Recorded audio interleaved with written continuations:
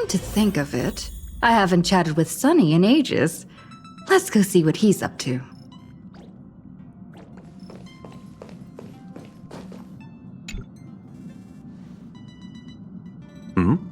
Miss March 7th is looking for you everywhere. I don't know the details either, but she told me that if I see you, I should remind you to check your messages. She also said that some things you missed are actually extremely important.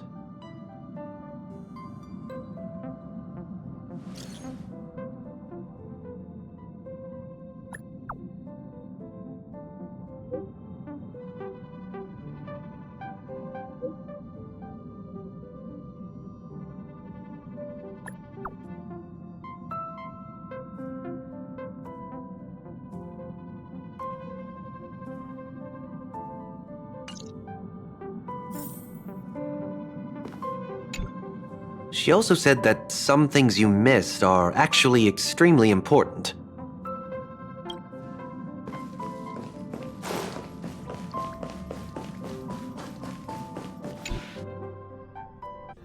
Of course I like it. Big Sis Dahlia always knows what's on my mind. So that means we'll be companions again on the next Trailblaze mission? Of course. I deliberately picked up my pace for that. Though, sadly, I still missed out on some things. Indeed. Had you joined the Amphorian expedition, it would have made a lot of things easier. Oh, you're finally here! Big Sis Dahlia has been asking about you non-stop!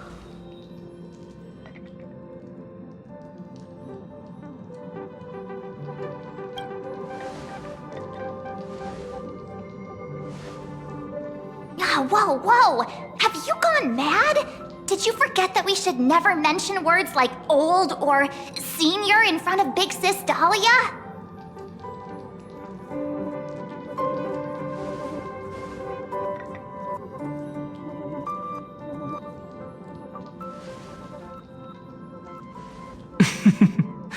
She's just been on a roll with these kinds of jokes lately. No worries. It's okay if she forgot. She's always preferred the latest new thing. Maybe she picked up that bad habit from me.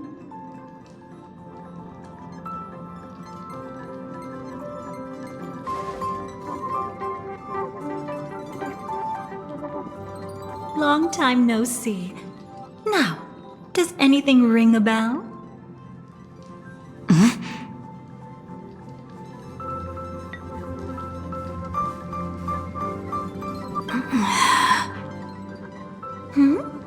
What's wrong?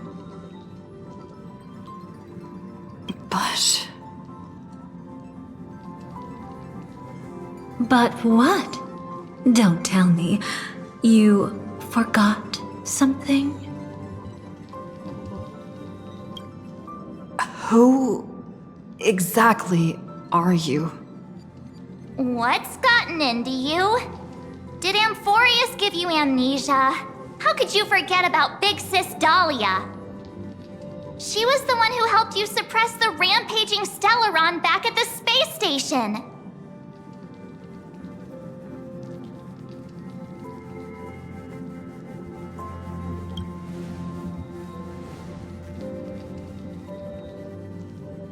Exactly! What's wrong with you? Totally! It was Big Sis Dahlia who dealt the final blow to that Lord Ravager the first time we went to the Cienjo. You haven't forgotten something that big, have you? That was why Big Sis Dahlia had to go back to the garden to recover and couldn't join us in Penacony.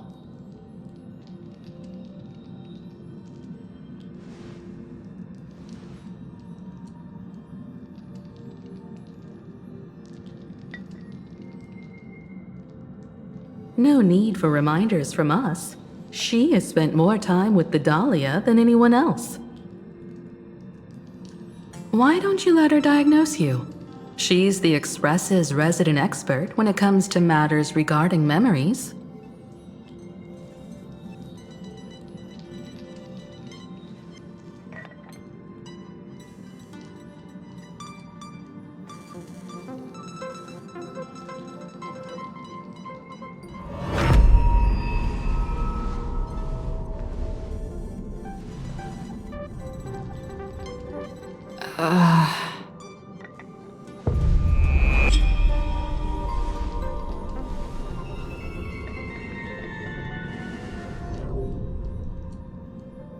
Oh, come on. Don't just stand there. Hurry up and get over here. It's not like this hasn't happened before. Leave it to Big Sis Dahlia. It'll be fine. I concur. If there's an issue with memories, then we'd better not waste any time. Why are you all...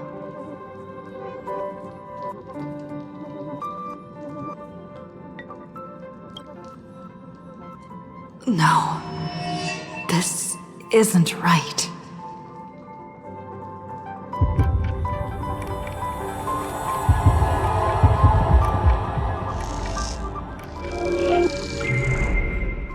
Listen.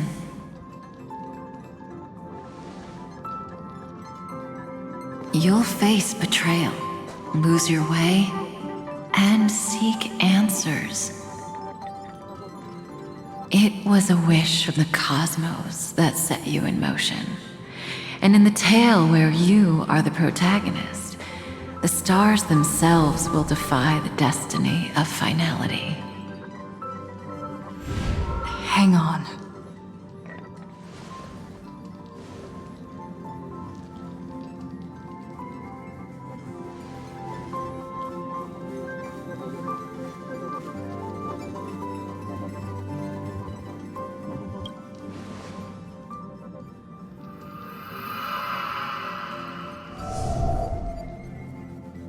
Well, this is quite unusual.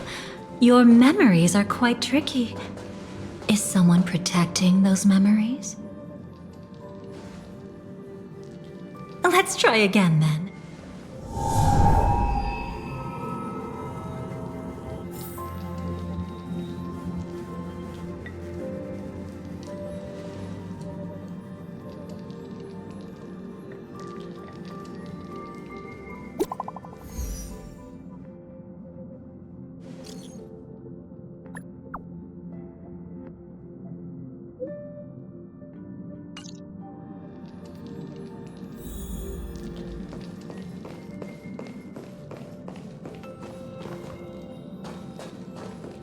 Destiny is much like memory. Since it twists and turns like a maze, even the vastness of the cosmos isn't too great for those fated to meet. Perhaps we'll meet again soon. You're finally here! Lady Black Swan has something urgent, and you almost missed her.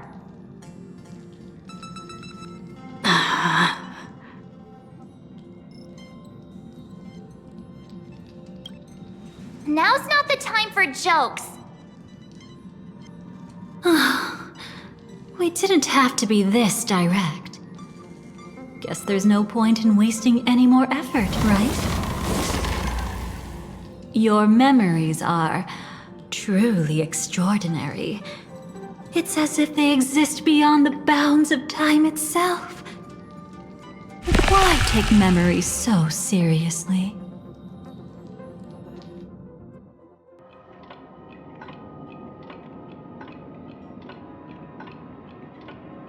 Welcome. Would you like me to dim the lights more? Don't worry, I haven't harmed your companions. What you've seen stays between us.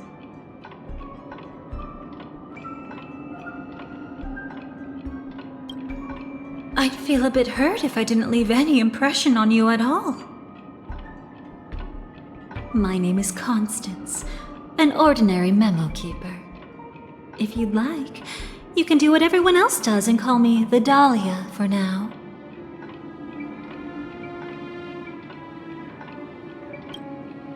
It's a bit complicated to explain. Through certain methods, I've brought you into my own heart. We could be watched if we met anywhere else. This is the only place where I can feel safe sharing secrets that should stay between us. Let me apologize. I thought that becoming someone you are familiar with would make things easier, or simpler. Take it easy. That's exactly why I came to find you. All your questions will be answered. Let's start with the first question. Now, slowly turn around.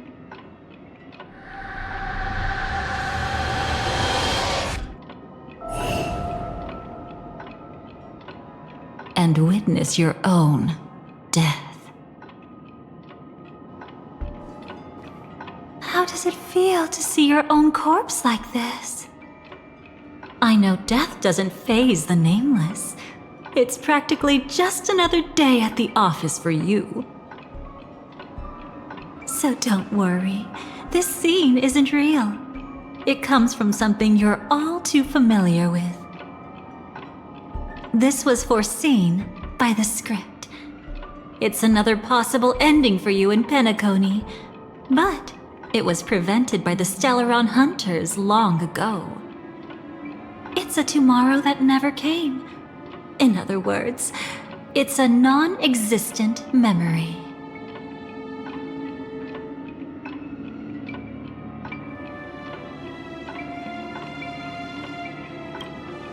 Actually, I'm one of them. That's quite the incredulous look. Like the others, I can't reveal too much. Even if we are hidden in this place, we can't escape from omnipresent destiny. But I trust you won't be surprised by a Stellaron Hunter's sudden visit. After all, that's what our two groups are. The Astral Express travels in pursuit of the light, casting long shadows in its wake. I'm here to tell you only one thing. Your memory of Penacony is incomplete.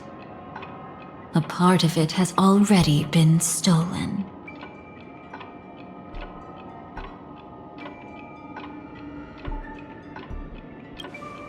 It's not surprising. Have you ever kept a gentle pet? They can always guess what's on your mind, always actively trying to please you. Memories work the same way, if you ask me.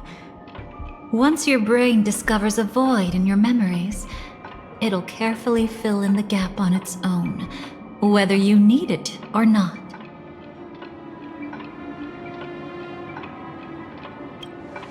That's hard to say for now, but the gravity of the situation is clear.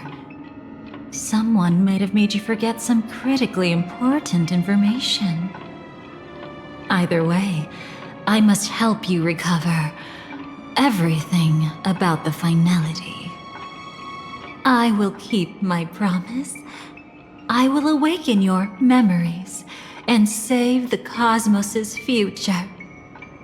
Perhaps I can also take this chance to peek into your past, which, if you ask me, should be quite interesting. Don't worry, I won't do anything inappropriate. It's just strictly business. Please, let me touch you a little bit. It's the only way I can probe through memories. You'll need some gentle stimulation to recover your forgotten memories, so brace yourself. Let us now go back to where it all began and see what exactly went wrong. Take it slow. Don't let the memories overwhelm you, and don't worry about getting lost. Remember my voice. Remember the touch you feel at this moment. It will guide you back to me. So, what did you see?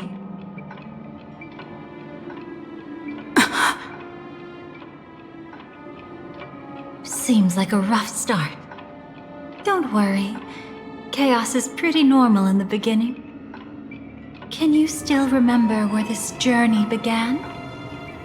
Penacony, the land of the dreams, located in the Memoria-rich Asdana star system. At that time, a grand celebration of the harmony was about to begin, and as fate would have it, an invitation found its way into your hands. The family's esteemed guests are cordially invited to Penacony to participate in our grand celebration. Witness the impossible in the realm of dreams.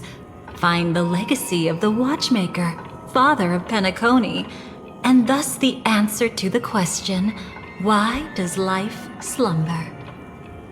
There, you encountered Adventurine, an IPC executive who appeared to be answering the invitation alone, but was actually there to reclaim lost territory.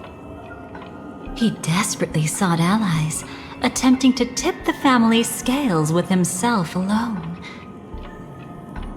And then, there was Sunday, the former head of the Oak family, a Pathstrider of the Order who would soon usurp the power of the Harmonious Choir and become your enemy. There was also his sister, the renowned Robin. She was meant to perform on stage, but got caught up in a series of unfortunate events, and in the end, found herself as lost as any bystander. Oh my, have there been gaps in your memories from the very beginning? This is quite troublesome. Where should we begin? Right.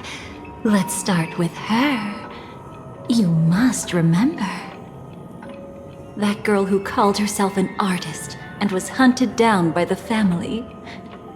Of course, her true identity is no longer a secret. What you see as a first encounter is actually a long-awaited reunion for her. Let's begin our story here. Think of that girl who could neither enter dreams nor wished to wake. Why did she slumber with you? Is this what dreams are? I can't see anything. Can't hear anything. Nothing exists except darkness. I don't understand. Why do people long for this darkness? Don't move yet. It's going to hurt real bad. Is the surgery over? Yeah. As expected, you can't recover the ability to dream. Even after paying such a heavy price, we only get one shot at this. It's fine.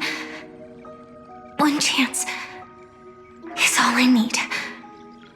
Is there anything else I need to do?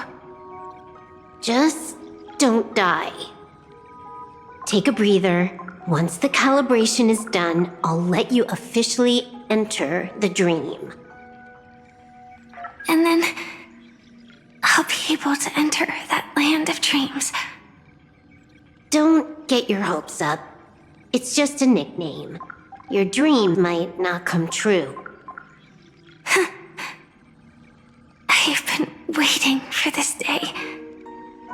People always describe it this way.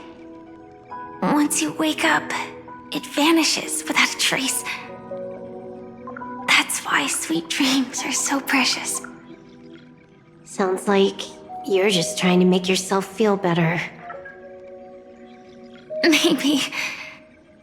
But when the day we cross paths again arrives, I think I'll pretend we've never met and get to know you anew, as if starting all over.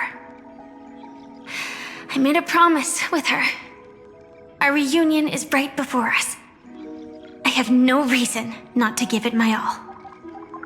even if she's already forgotten it. But I won't forget. No matter how this story ends, I want it to begin with a smile. In the future that Elio foresaw, we never had an ending. But I still have the chance to wrestle back from fate the right to have a beginning.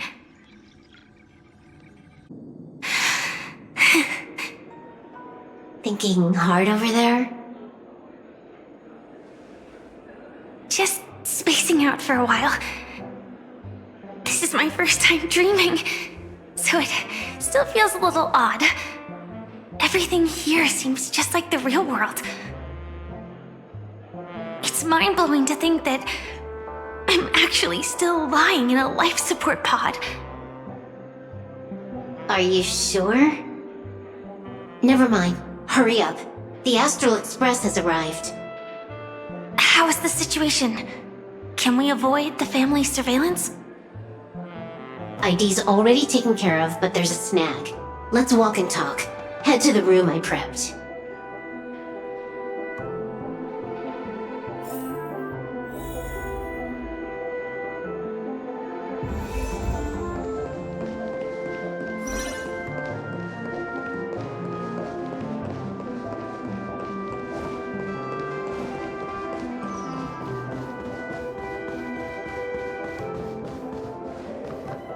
This time, I should be on the right path. Uh-huh.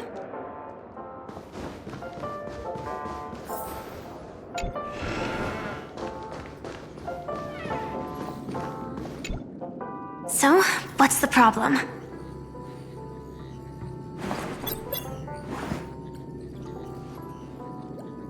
I hired a helper to slip into Penacony ahead of time to snoop around. She just sent me some intel. There's bad news. The family is borderline all-knowing and all-powerful in the Sweet Dream. Is there an emanator of the harmony here? It's not necessarily because of a person. It could be a phenomenon. Can't say for certain. Anyway, just like the script says, no matter how you sneak in, you'll be found out. There's not even a single gap? Even just for a couple of seconds? It's not that we can't create one. The problem is that you're too powerful. You're no small fry. Here in Penacony, you're a colossal threat. They'll be onto you even if you just try to enter the dream. That means, even if I manage to sneak in, I won't be able to escape the family's pursuit. Exactly. And a brawl won't change a thing. This is their turf. You'd be throwing your life away. It might be risky, but I have a plan. The family still hasn't figured out who Stellaron Hunter Sam really is, right? At least not this branch family. Then, let's use that to our advantage. I'll activate Firefly Type 4 and attack the Reverie Hotel. I studied their defenses on the way here. Their basic security won't be able to keep me in check. Create a commotion to force Sam in the spotlight. Then, I'll rush back here at top speed, and while the chaos is still fresh, dive into the dream as Firefly.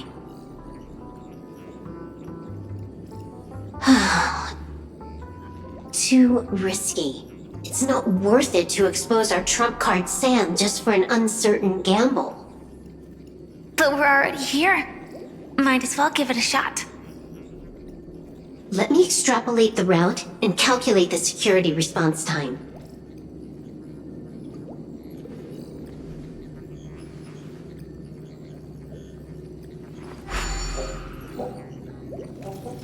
Hold on. What is it? Weird. My readings show security is practically non-existent. That doesn't match what you told me. Describe to me what you see, just to be safe. describe? It's just your standard hotel setup. Sofa, dream pool, and... Who's there? Relax. There's no one here. I knew it. What you're seeing isn't quite the same as the surveillance I see. That is weird. How does that work? Let me fix it.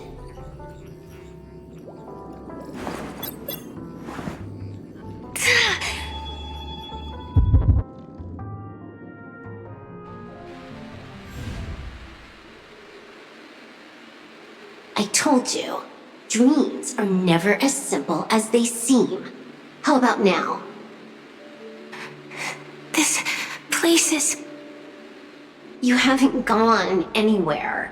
You've been here the whole time, saying weird stuff.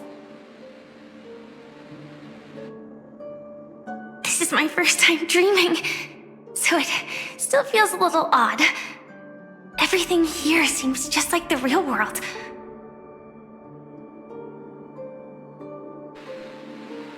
And here I thought you were just being stubborn. Sorry. Could you jog my memory again? It's a little fuzzy. Following the script, we secured a discarded dream pool. Wasn't easy.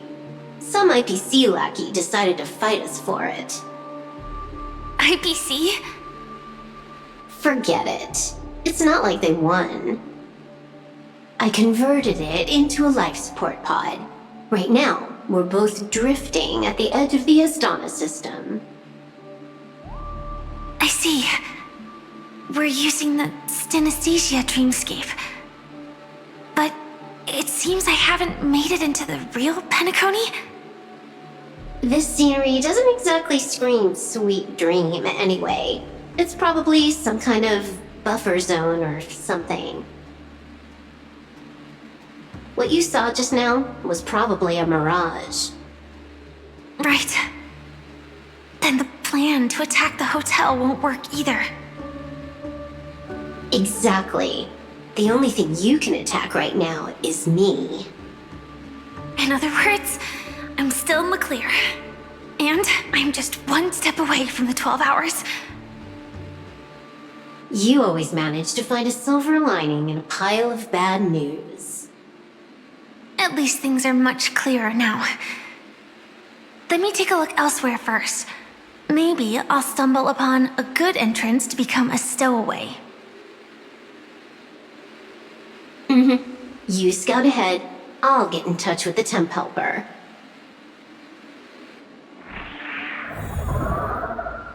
Silverwolf, did you hear something? I didn't notice anything.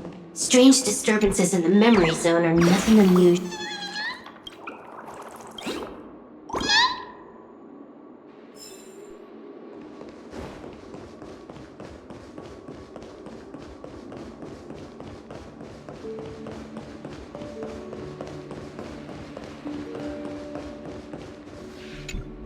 You entering the dream will definitely cause a ripple or two. Honestly, if all it did was knock down a light, I'd say that's a win. That's how fragile Memoria is. Relax, I'll take care of it. No one's going to find out.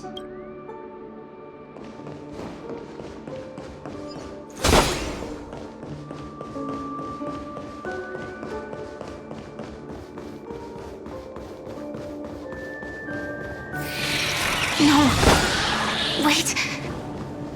I'd recognize that sound anywhere.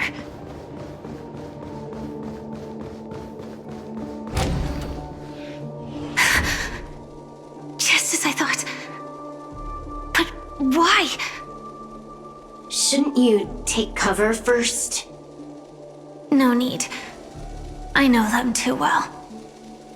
It's not necessarily the real propagation. This star system went through the swarm disaster long ago, remember? And it was anything but small. Are you saying this is just an echo from the past? Ideally, yes. But it might also be more like a meme.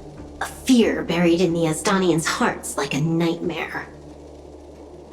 So this dreamscape really isn't under the family's control. Maybe you're right. Let's keep searching down this path. As for what they really are...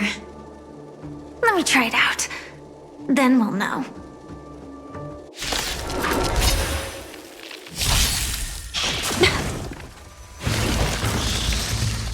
Until everything burns to ashes! You want to betray me? Unite our goals. Immolate in my dance. Be of your body and mind. Set the seas ablaze!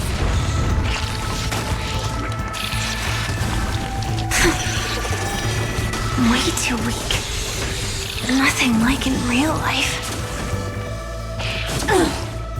Dream vanished. Let us dance once more.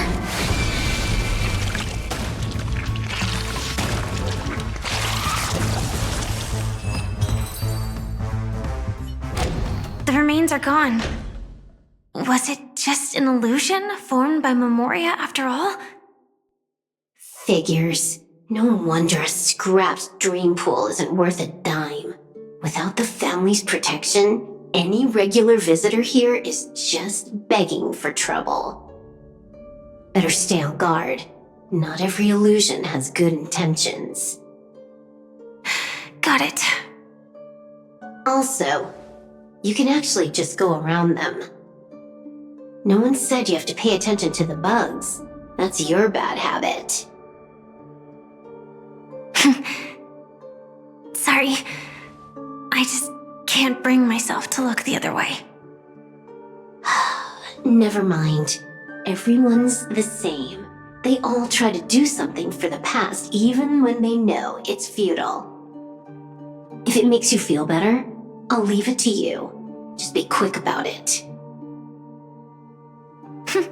Thank you.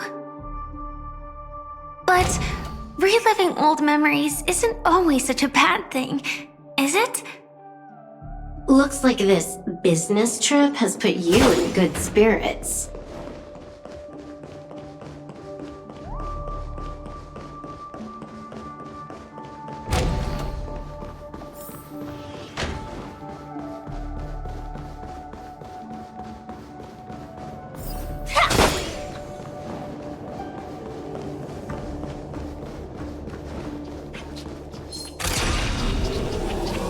Firefly Type 4, activate! You want to betray me?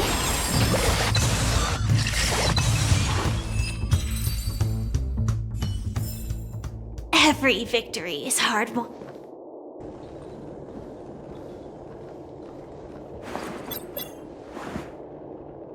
Oh, got a response from our helper. Head to the main lobby. She'll send someone to meet you. But watch your back. That one's a masked fool. Who knows what they might... Hello?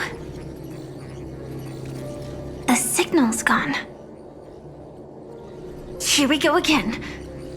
Huh? The mech won't start. Why? Huh? They didn't attack me. Are they running away?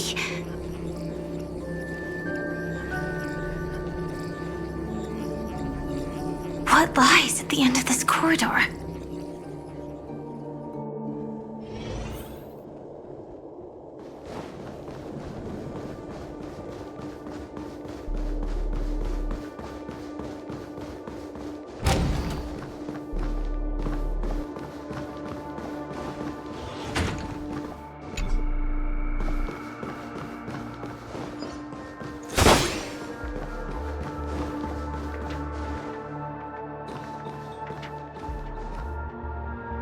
Debris everywhere.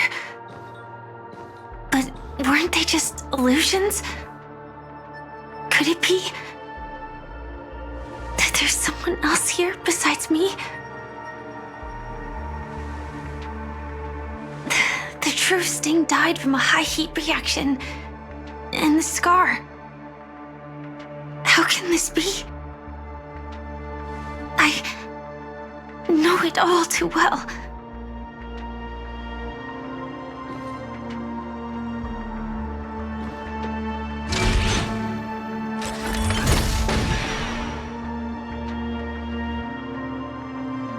The swarm is one thing, but even for Memoria, why would Glamoth's Iron Cavalry appear in Penacony?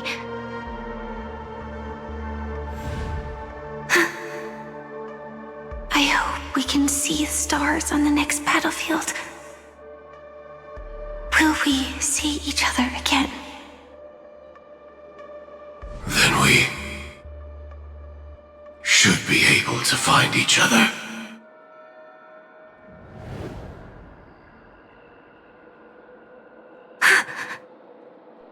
AR-214. Is this what dreams are? Is this nightmare your memory?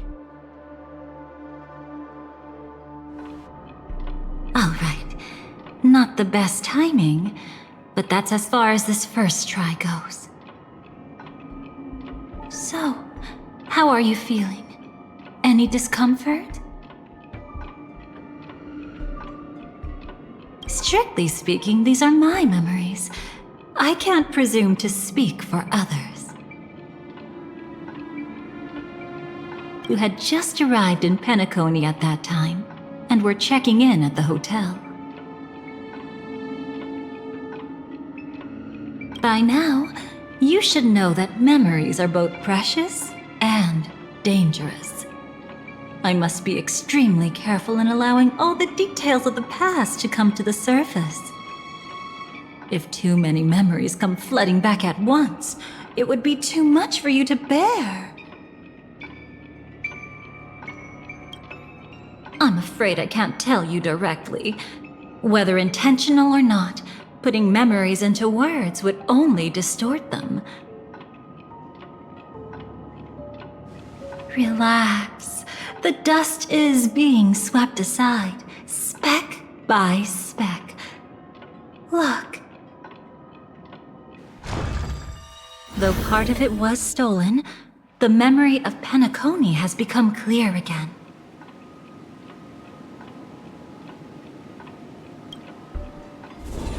What you just witnessed was her beginning. This dream diverges into two parallel paths. Yours, named the Trailblaze, and hers, named the Finality.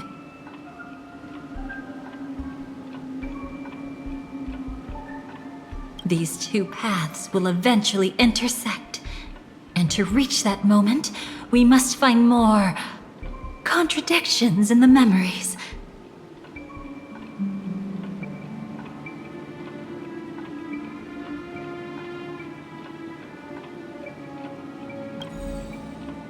You still remember her, don't you?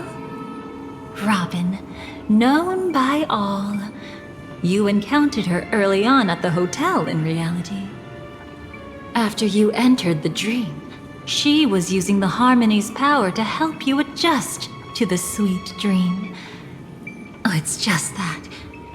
After your farewell, she had already become a victim of a sinister plot when you saw her again. What did she discover during that time that would make her suffer such a terrible fate? Be careful. This time, we're going to dig deeper. Into a past utterly at odds with the memories you hold.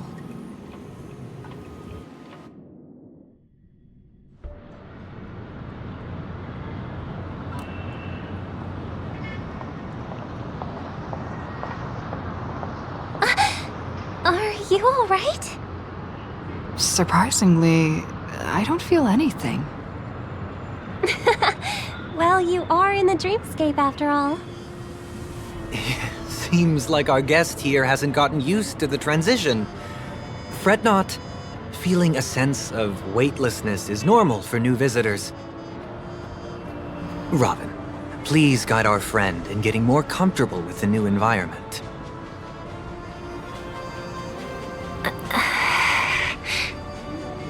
Robin? Leave it to me. Don't worry, just relax. You'll be feeling like your normal self in no time. Even so,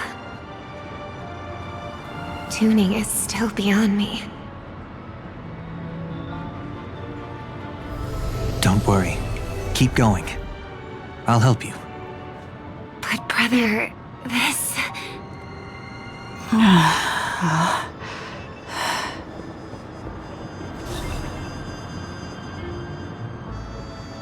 What did you do to me?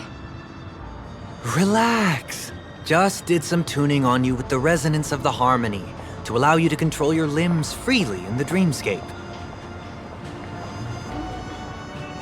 Essentially, the dream of Penacony is a world formed by memoria. Only by fully understanding its nature can you move freely within it. Unless you're one of the memo keepers of the Garden of Recollection, it can be difficult at first to manipulate the memoria as you wish. But once you've been tuned by the harmony, you can use the same laws of physics from the real world to understand how the dream world works. Oh, oops. I've fallen into my professional habits again. I just can't seem to shake off this urge to be a know-it-all. Don't mind him. He's always like that. Please, enjoy the beautiful dreamscape the family has built for everyone. We shall take our leave. Have a blast!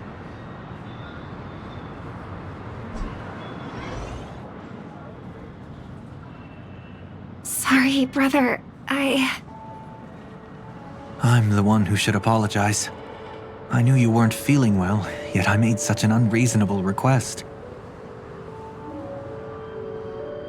I should have known. Losing your voice was just the tip of the iceberg. The real problem lies with the harmony, doesn't it? Just as I thought. You figured it out too. Your letter. I've kept it with me all this time.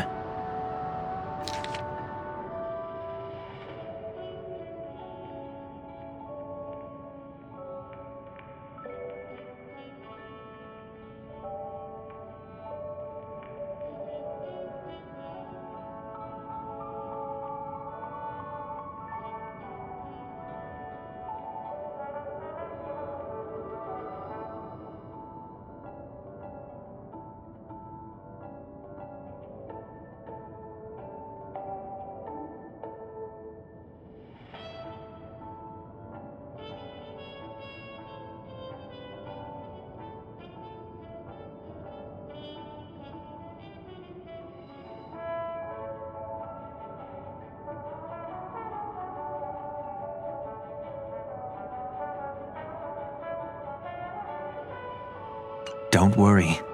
This is crucial. I'll uncover the truth before the festival begins. Let me help you shoulder some of the burden. Did something happen in Penacony?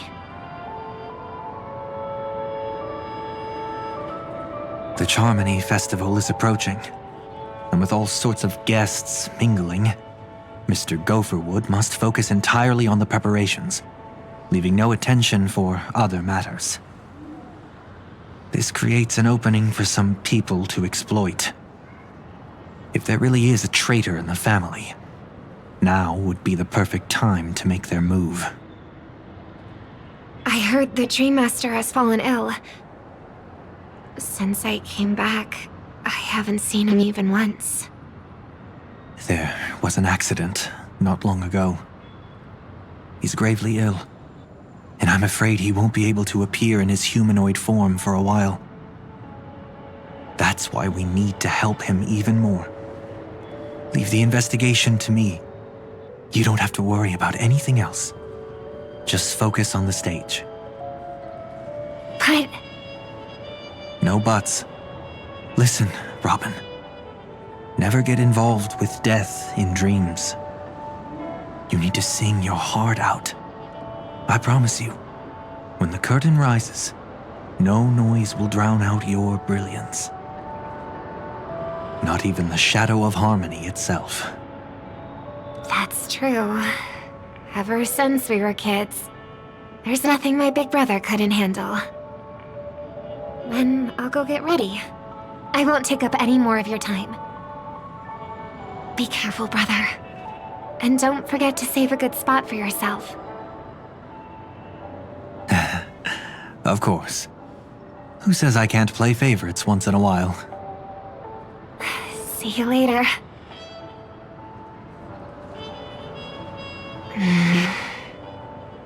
Big brother, you're always hiding your true feelings like this. You're acting like everything's fine. But I saw you at Daylight Pavilion. You were clearly at your wit's end. When I wrote that letter, I could still barely manage to tune. Later, things just kept getting worse. My intuition tells me that something must be wrong with the dreamscape.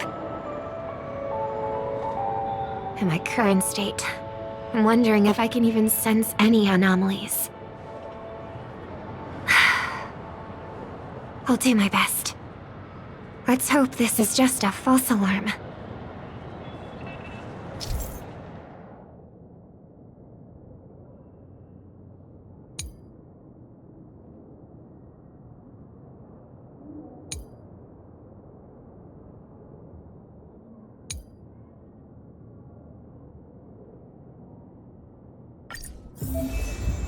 I've been wondering about something from just now.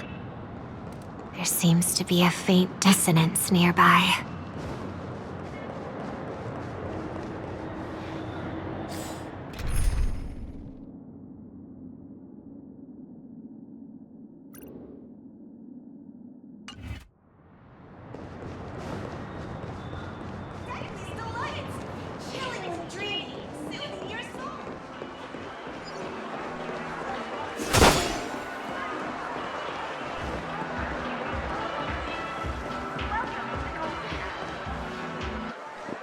Is that her?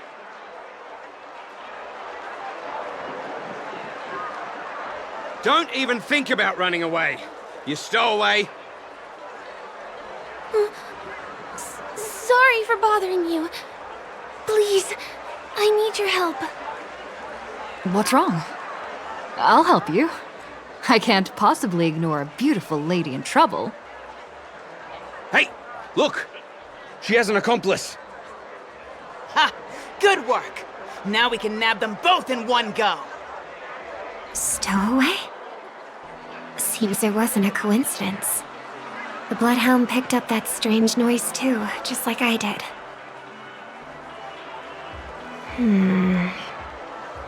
Better to stay out of sight for now. If that girl really is an outsider, this could be my chance. That's enough, boys.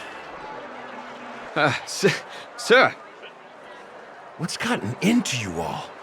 Open your eyes and take a good look. Is this lady the stowaway we're looking for? Huh? Who's this? Don't you know him? Look at his brown hair and grey vest. He's the officer, sent here by the family to maintain order at the Charmony Festival. I see. Sir, the thing is, we're trying to apprehend a stowaway. And that young lady there looks very suspicious. We're sure she's the one. That's nonsense. Take another look, will ya?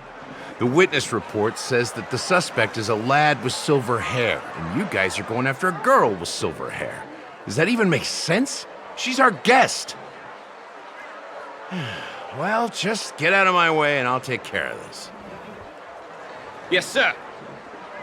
Something's off.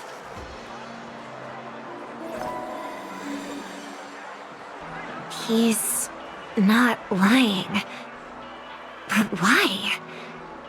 And An officer from the Bloodhound family shouldn't fail to sense something is amiss. Don't worry. I believe this is just a misunderstanding.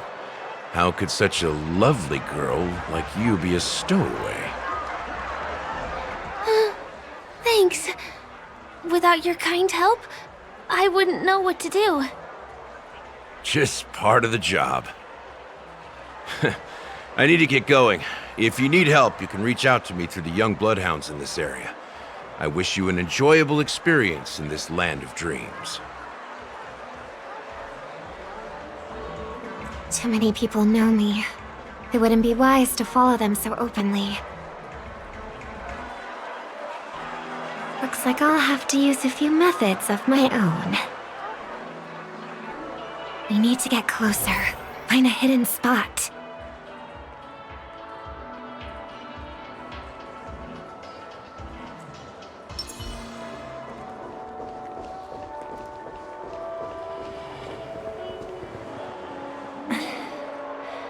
I hope I still have the strength to do this.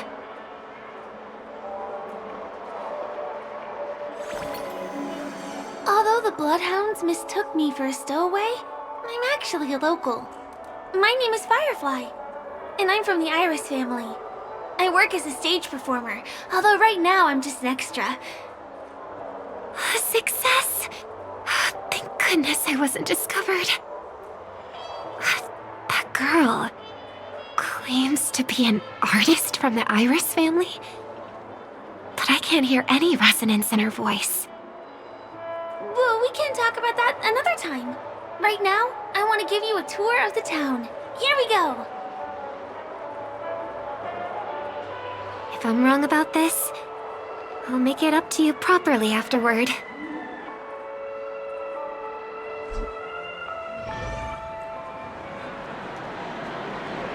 Since this is your first time here, I say we start with the easiest games. The Dreamy Rose and Lucky Wheel are pretty straightforward. Just here to play games? I guess I was worried for nothing. Sorry, Trailblazer and Miss Firefly. Maybe this was just a beautiful encounter. Nothing more. I should leave the dreamscape and see the sights beyond it. Maybe things will be better in the real world. Running out of time? Huh? They split up? Everyone who needs to be here is here. Not to be a buzzkill, but just a reminder. Don't forget about your first death. Who's she talking to? And what's this about death? Shh. Let's not talk about this right now. I think someone's following me. Did you have fun? No. My intuition was right. That girl is definitely not what she seems. Now I need to be extra careful.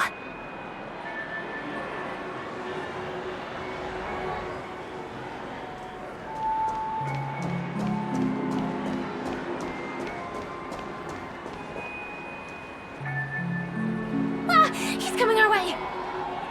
Hey, well, if it isn't my most loyal customer, the Trailblazer girl. It's been such a long time, old friend. And who's this? A companion? I feel like things are getting more and more chaotic. Long time no see, superstar. There's someone else. Oh! Lady Siobhan? Still radiant as ever. I could spot you from a mile away. I came over to say hi. What brings you here? Drawing too much attention is never a good thing. Oh, reminds me of that old saying, from afar, anyone under the spotlight seems endlessly charming. But only when you get close do you realize how restless that heart truly is. Sorry you had to see that. I just came out to clear my head. The Charmony Festival is coming up soon, and I'm a bit nervous. I heard about your voice issue. Drop by the Dream Jolt hostelry when you're free, and I'll take a look at what's going on.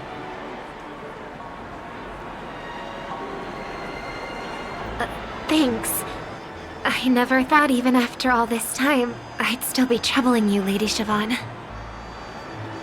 You must be pretty nervous if you're being this formal with me.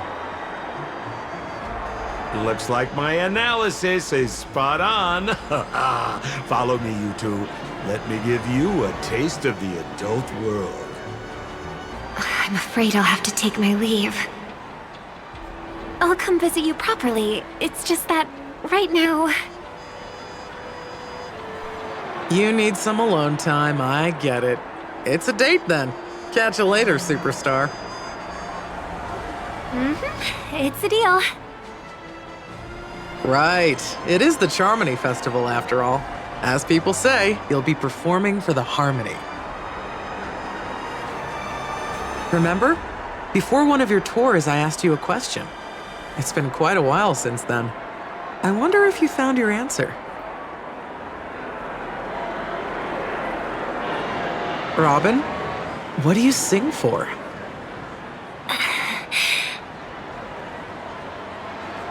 I think I've got my answer now. But instead of words, I'd rather answer with a song. That would be more convincing, no? That's actually more convincing than a straight answer. Looking forward to your performance.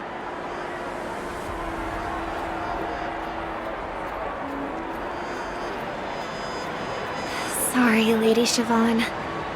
If there was more time, we could have had a proper chat. Now, let's get down to business.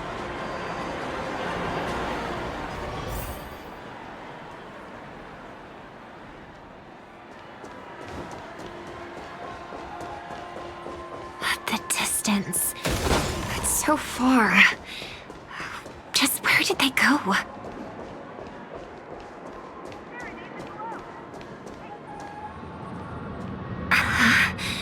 The static's gone.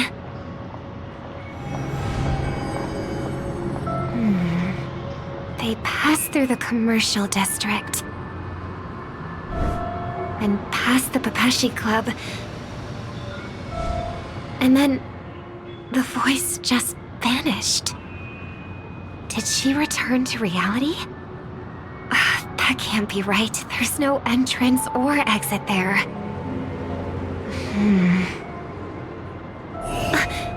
Again? Further away than before. This time in... Dream's Edge. Oh, I get it now. It's the underground tunnel. Right. Makes sense. I should have known. That place is a hotspot for smuggling cases. I should have pressed those two bloodhounds for answers back then. Anyway, I'll check it out.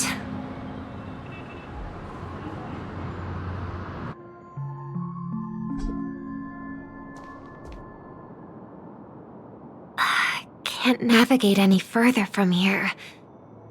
Is it because the dreamscape construction isn't complete yet? The family never stops weaving their sweet dreams. And Penacony has always maintained good relationships with the outside world. Why would someone choose this moment, of all times, to plot something sinister?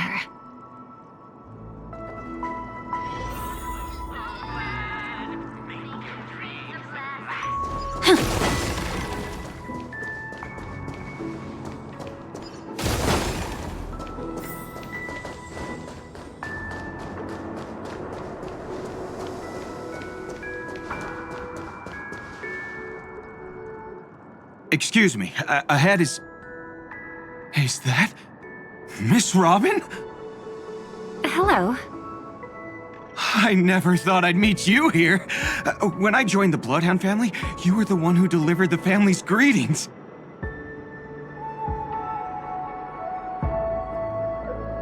You probably don't remember me. No, that's too rude of me to say. I'm not worthy.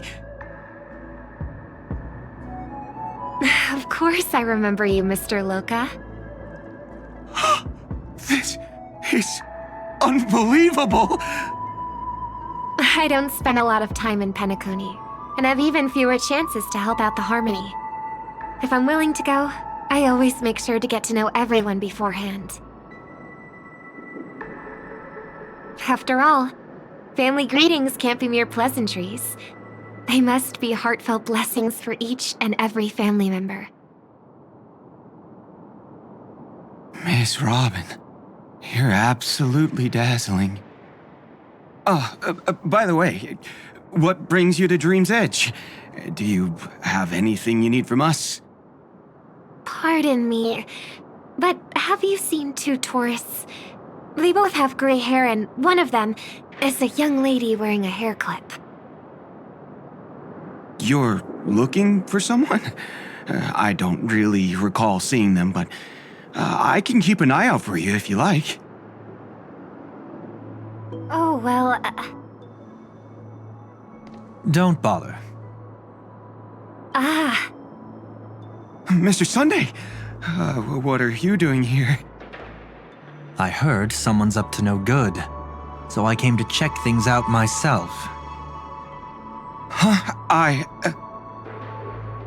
Just kidding. Don't be so tense. Robin hasn't been home for a while, so I brought her here specifically to look around and reminisce about her childhood days. As for those two mentioned earlier, they were guests we met. They left some items behind, which I've already returned. There's no need to ask anyone else about it. Understood. There's a construction site ahead, so we won't go any further. Goodbye.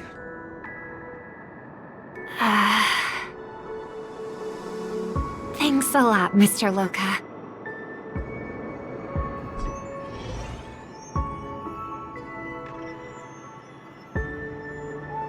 I couldn't speak freely earlier. Robin, why did you come here? Like you said, I'm here to reminisce about old times.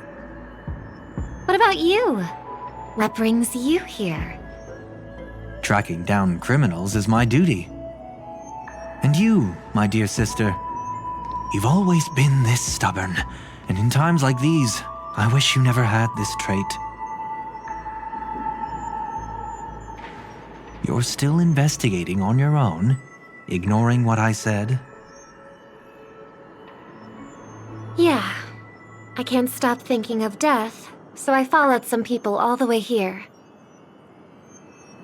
After all, I witnessed that horrific scene at the Dewlight Pavilion with my own eyes. I can't let you bear this burden alone.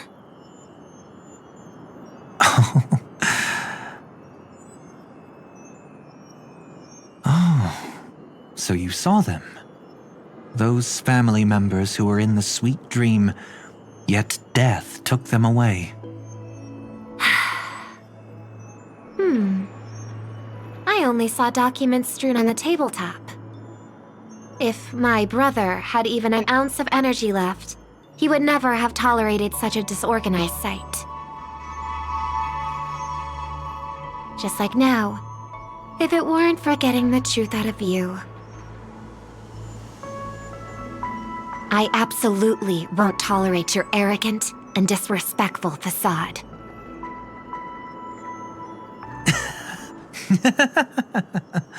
What are you talking about, dear sister? Just kidding. Don't be so tense. But my brother never jokes around with strangers. I watched as he smoothed away the sharp corners of himself, bit by bit, hiding them in the deepest corners of his heart. Stop insulting my elder brother. Otherwise, you won't just be dealing with the family. You'll be dealing with me too.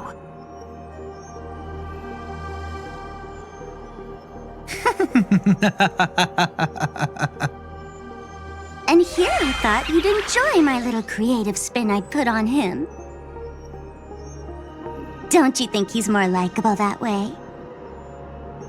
I trust you're mentally prepared to face the consequences of posing as a family head on Penacony.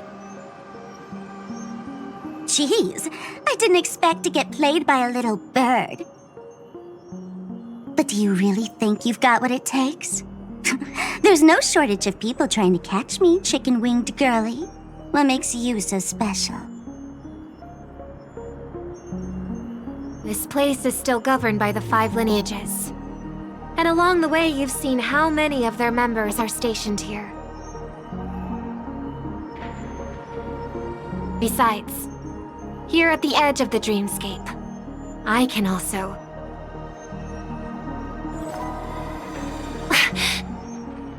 What do you mean, can? You think you can get your lost power back? I'll give credit where it's due. You must be quite talented to have been chosen as a chord master for the Charmony Festival. You're also quite clever. You almost got everything right, except for one thing.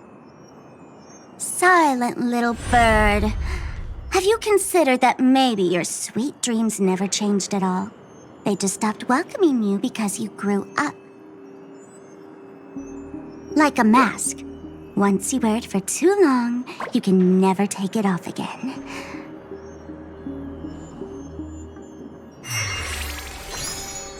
As for that mask of yours, is it really called the Harmony?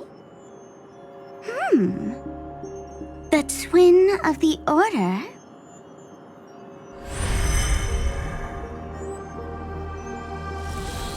Oh.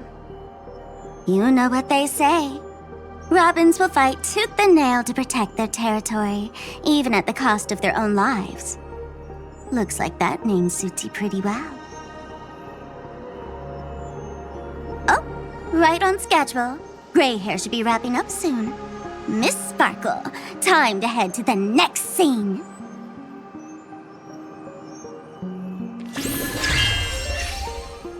Let's roll! Oh my! I thought I could fool your eyes at the edge of the dreamscape. But I guess there's no hiding from you on your home turf. What? You want to settle the score with me for messing with your people? Why don't we sit down and have a chat? You seem like a patient one to me. So tell me, what exactly do you want to take from me? How are you feeling? Need to take a break?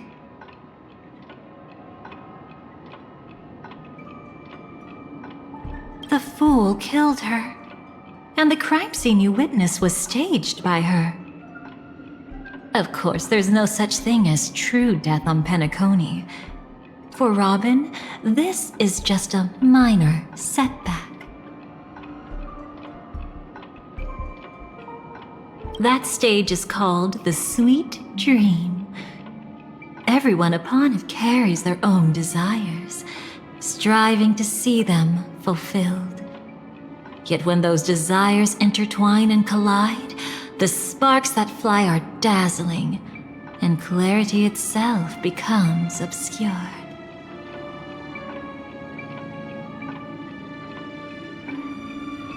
Before we continue, I have one more question. We've spent some time together, so at this moment, how do you feel about me?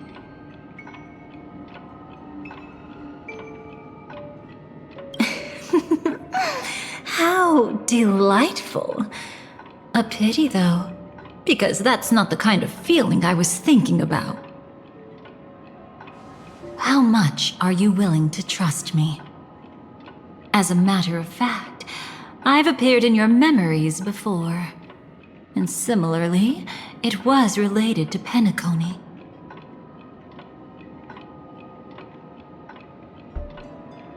That's exactly what I like to hear. Let's continue then. Let's follow that train of thought and delve deeper. Even I don't know about your experiences in Dream's Edge. When I asked Firefly about it, she declined to give an answer. But judging from her expression, I believe it must have been a beautiful and unforgettable time that belonged to just the two of you. And Sparkle wasn't just here for fun. She's in cahoots with the Stellaron Hunters. She disguised herself as someone from your past, using every means possible to hint at the truth of the dreamscape. In the end, she simply sent you both deep into the dreamscape. What a kind-hearted fool she was. Thanks to her, you and Firefly managed to uncover a piece of Watchmaker Mikhail's past. And the dangers that lurk within. A memory zone meme, something unto death. At least back then, you mistakenly thought it was dangerous. With the help of a, let's say, graceful memo keeper lady, you managed to escape from there. But in the rush, you and Firefly got separated. And her experiences afterward might differ from what you remember. I was there at that time, too. See you next time. Hurry.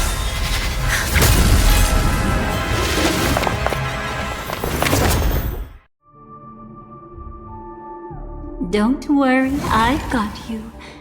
How are you feeling? Passing through Memoria so suddenly always leaves you in a daze. That memo keeper had ulterior motives. She could have sent all of you away, but deliberately kept you behind. What happened just now? It's a memory zone meme. Some Penaconian legends mentioned it and called it death. I caught something unusual, but couldn't get a clear look at it. But I saw it.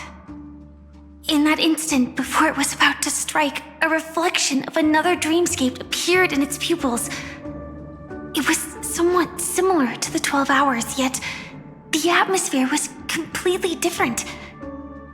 What if death doesn't exist in sweet dreams? Or so they say. But what if that's not a lie? Perhaps death is just sinking into a deeper dreamscape. Too bad. A nosy memo keeper had to show up. Next time we meet, leave it to me. I'll give her an experience she won't soon forget. Every time you say that, it's always you who seems to be having fun. This time, try not to go overboard. It's not necessarily a bad thing. If I really do meet my end, I won't have a chance to tell them the truth anyway. Are they still around? I can't sense them anymore. I'm afraid they must have gone back to reality. Hold on. Still no good. I can't get in touch with Silverwolf in the primordial dreamscape. I left her a message. If she gets it, she'll help guide her back here. Or we could head back to reality first and get in touch with Silverwolf. Hold on. Recklessly crossing through the dreamscape now would be far more dangerous than before. What's the matter? Death caused such a huge commotion that the omnipotent being within the sweet dream has turned its gaze upon this place. Then aren't we? We should be fine for now. Death has his attention. As long as we are careful, we won't be exposed. In fact, within this dreamscape, we might find a way to strike back against him. before you arrived, I did some digging around. From what I've learned, he buried his darkest crimes right here. Whatever it is, I believe it'll be of some use. Let's go look for it before they come back.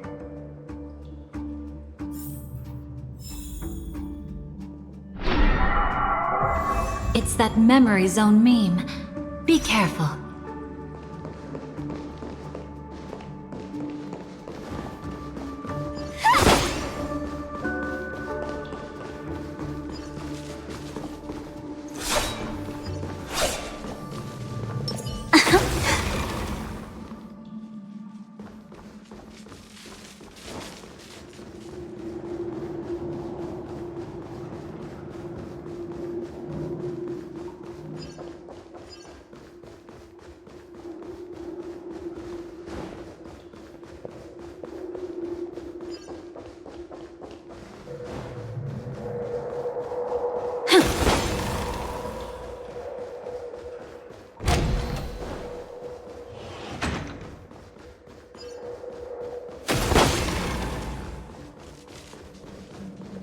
What's that? Firefly, let's go and check it out.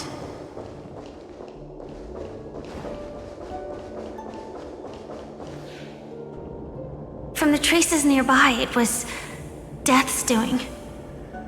But did they really die? No, your conjecture is right. It's just that these birds weren't welcome in another dreamscape. You've seen them before? Yes, but that's what makes this so intriguing. The outcome of the battle was the complete opposite of what I expected. That reminds me, there's something important I still haven't asked you yet. Would you like to die together with me? Today? Not really. I just love catching you off guard like that. It's adorable. Then, take a few steps back. I have a few conjectures. There might be some risk. If anything happens, don't worry about me.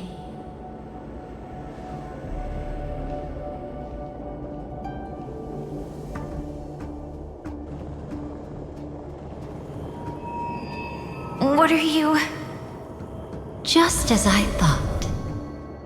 So, what happened? These ravens are the incarnation of the Dream Master Gopher Wood, that omnipotent being in the sweet dream. In front of him, even death has no strength to resist. The power I just released should have been enough for him to notice and deliver a fatal blow. Yet here we are, completely unharmed. You know, you're quite similar to Blade sometimes.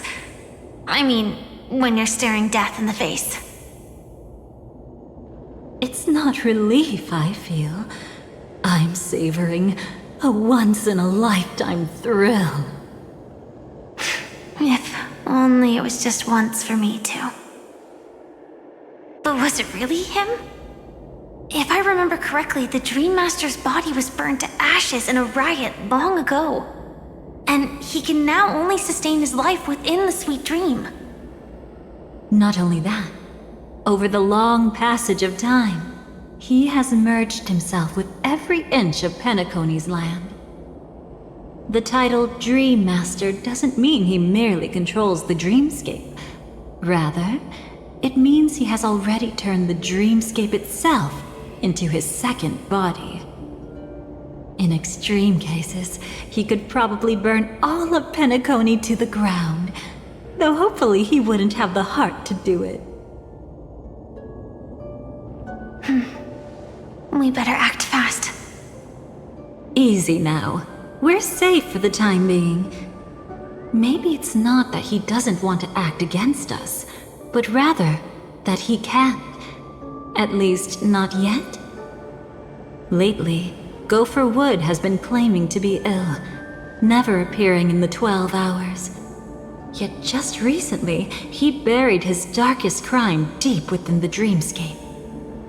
So, you're saying that burying this crime took a heavy toll on him, leaving a flaw in his supposed omniscience and omnipotence?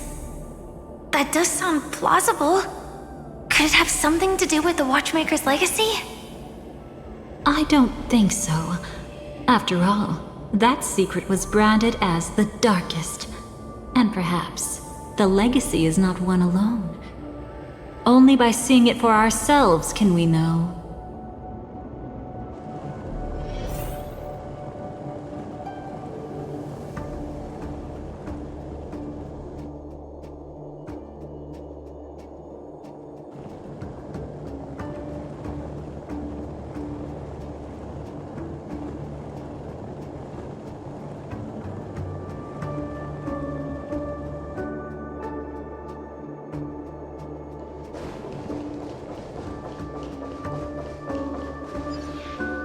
A mistake anyone could make.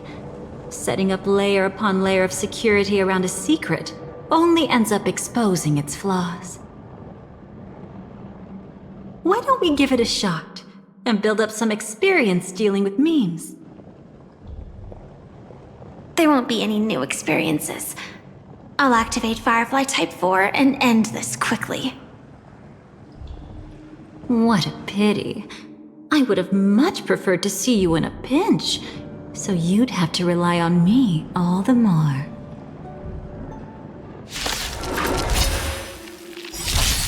Have we met?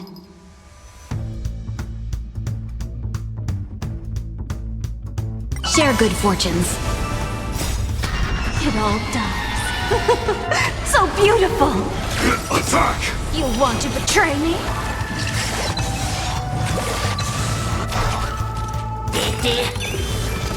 Until everything burns to ashes! Fight to live! Etched in your bones! Cloud scattered. Time to cleanse the filth.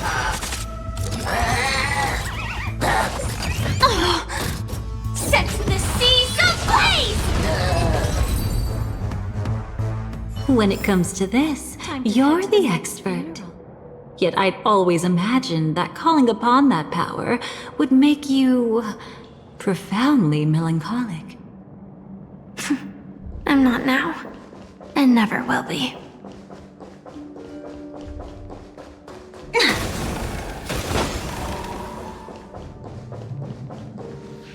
Is this it?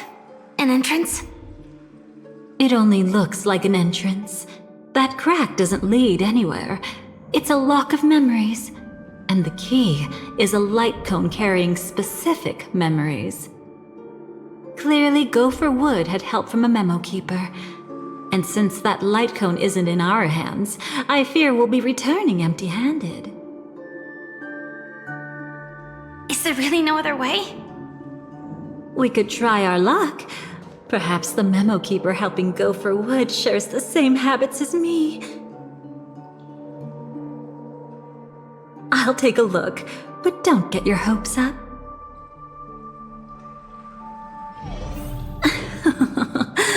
Pretty careless indeed. Just like an old friend of mine.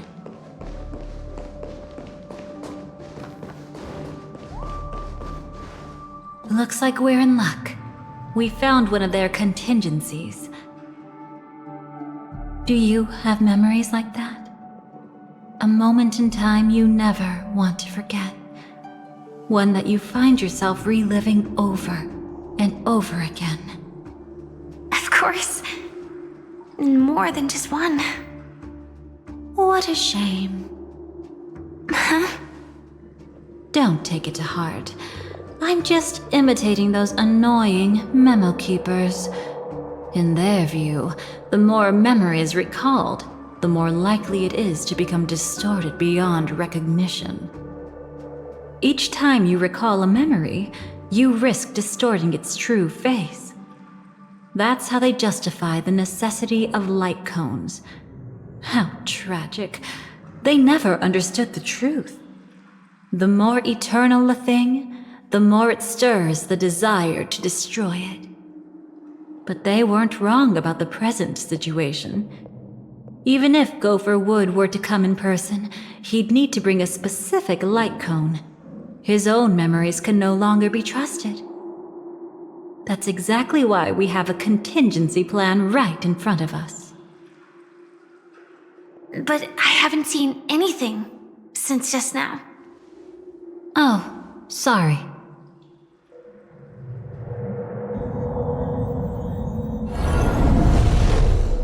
Inside here, there must be some kind of gentle trigger that would help him recover his memories before they are subjected to distortion.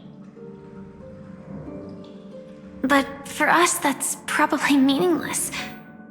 Whatever triggers his memories would just seem bizarre and random to us.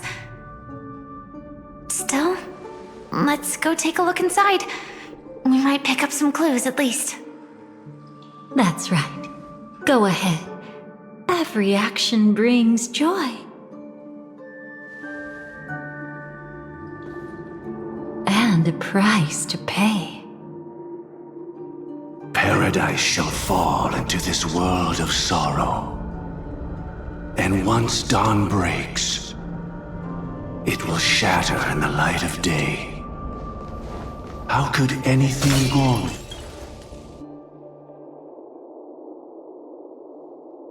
How can this be?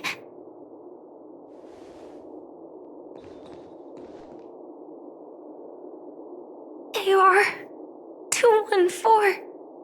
Is that really you? You don't have to force yourself. I can take care of it. No, it's okay. Was it her that you saw when infiltrating Penacony? Yes, I saw her fighting off the swarm. But it was just Memoria, and it vanished quickly. Silverwolf mentioned that Penacony had also faced a swarm invasion before. I kept telling myself that she was just passing by and lending a helping hand. And after everything was over, she had already left, safe and sound. So this time, do you still want to know the answer? Would it be any different? I really want you to tell me that this is not real. It's just Memoria. But thinking about it calmly, nothing can change it. A memory is ultimately something that's already happened. You're more composed than I expected. I wish I wasn't like this. She and I, we could be called friends. I wish I could just break down and cry for her, like any normal person would, to mourn her loss. But what surfaced in my mind was that one sentence. This is our predestined fate, and one day, I too shall meet the same end. One day. Not today. Though it's already too late, there are still other things I can do for her. Maybe you should calm down first. Unfortunately, this isn't Memoria, but a real Glamoth Knight. Clearly, Penacony was her final destination. I'm surprised she made it to Penacony at all. Oh, the Glamoth regulations. She broke those prohibitions? Worse than that. She was the first and only deserter of the Glamoth Iron Cavalry. The Empire hadn't fallen yet, but she didn't want to accept a fate of dying in battle. So she left on her own. She said she wanted to choose how she would die. We had a brief farewell, but I didn't stop her. I couldn't. Leaving the Glamoth Empire itself would quickly drain her life away. If we can't change the outcome. Why should I stop her from making her own choice? Quickly drain her life away. Oh, entropy loss syndrome. Yes, just like me. Leaving the cockpit without permission is strictly prohibited. Surviving knights must actively return to formation. These aren't just military regulations, they're the terms of our survival. When not piloting the Firefly Type 4, I must stay in the cryosleep pod. Otherwise, my entropy loss syndrome will only get worse. So, have you figured out the reason yet?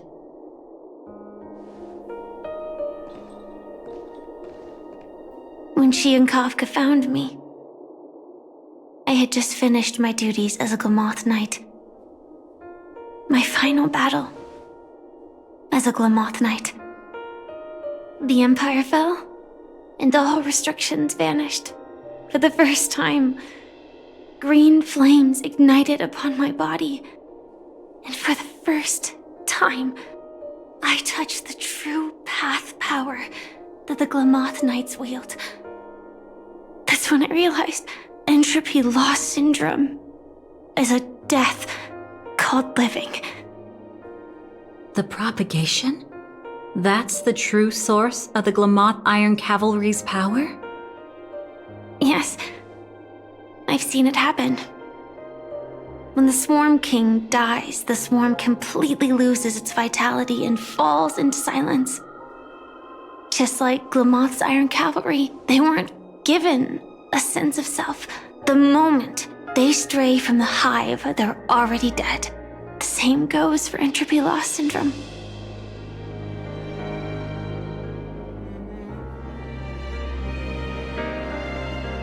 Could you help me take her away? I don't want to leave her here alone. After all this is over, I want to give her a proper burial, just like any normal person. I'm happy to help. She wanted to escape her fate, but in the end, she died fighting against the Swarm in Penacony. The detestable thing about destiny is that it brooks no defiance. Do you know her name? When we parted, she had no name, just like me. But I hope by the time she leaves this world, she will have found both a name and a purpose for her life. Why did Gopher Wood leave her here? No matter how much I think about it, everything he's scheming couldn't possibly be connected to the propagation. How deeply is your past intertwined with this place? It's not clear yet, but obviously she had multiple fatal wounds on her body. She didn't die from entropy loss. Before we left, Kafka told me, in her view, dreams are inherently a convergence of the past. It's the same for everyone, no matter how much you want to avoid it. No matter what you're seeking, you can't avoid it. Perhaps she was right. However, the Dream Master's weakness has also given us an opportunity. Good. Now then... Oh? Good news. It seems like we've got a few intruders in this dreamscape. Looks like Silver Wolf can still pick up signals from here after all. That was fast. Must be that Memo Keeper's guidance. Either she's lost her sense of restraint or got something nasty up her sleeve. Let's go check it out.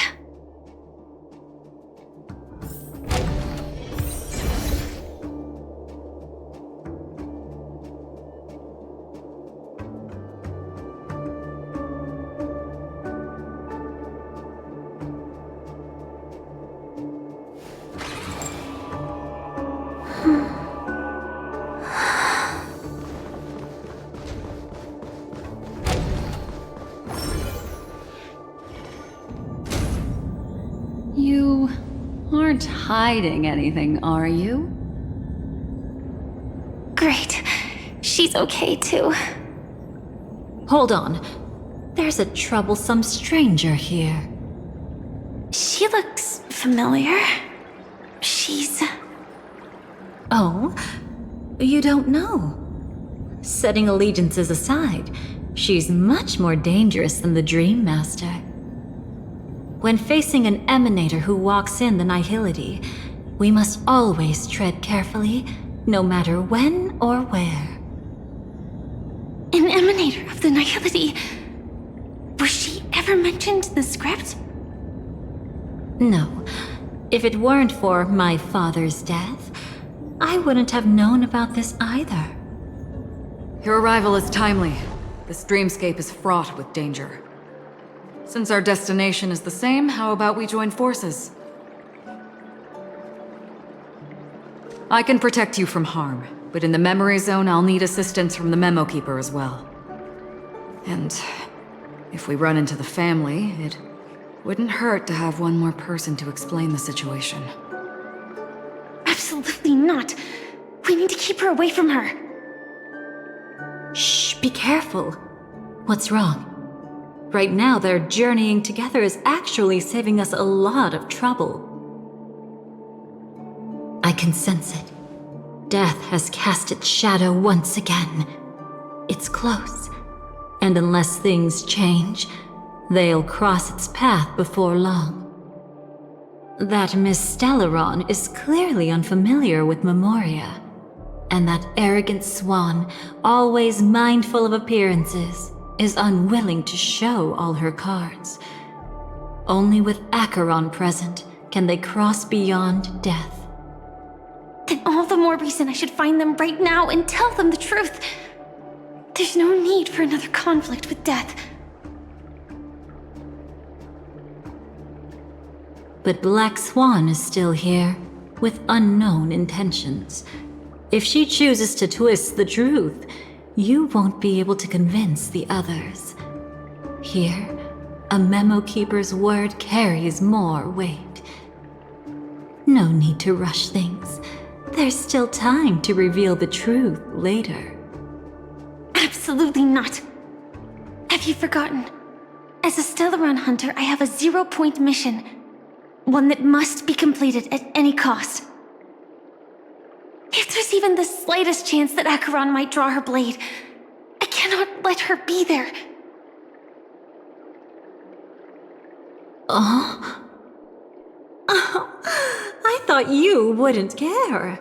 Haven't you had enough of sacrificing yourself for duty? My dream was destined to shatter from the start. But for them, it's still not time to wake up. Can I ask you for one more thing? There might be a way to have the best of both worlds, but I need to find death before them. That's not hard. It's still lingering in this domain, but... a win-win solution? I don't know for sure, but it's worth a shot. Maybe it's not always hostile. And even if it is, once I activate Firefly Type 4, I can quickly subdue it. But if we're dealing with the worst-case scenario, Elio once said that I would face death 3 times in Penacony, and for this first death, I want to decide how it comes. I just hope that reunion a moment ago didn't rattle you. Go on ahead. I've burned a hole through the Memoria that'll take you straight to the meme. Better hurry, though. It might not stick around in one place for long. Got it. Thank you.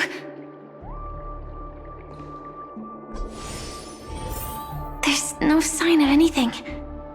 Could it have already left?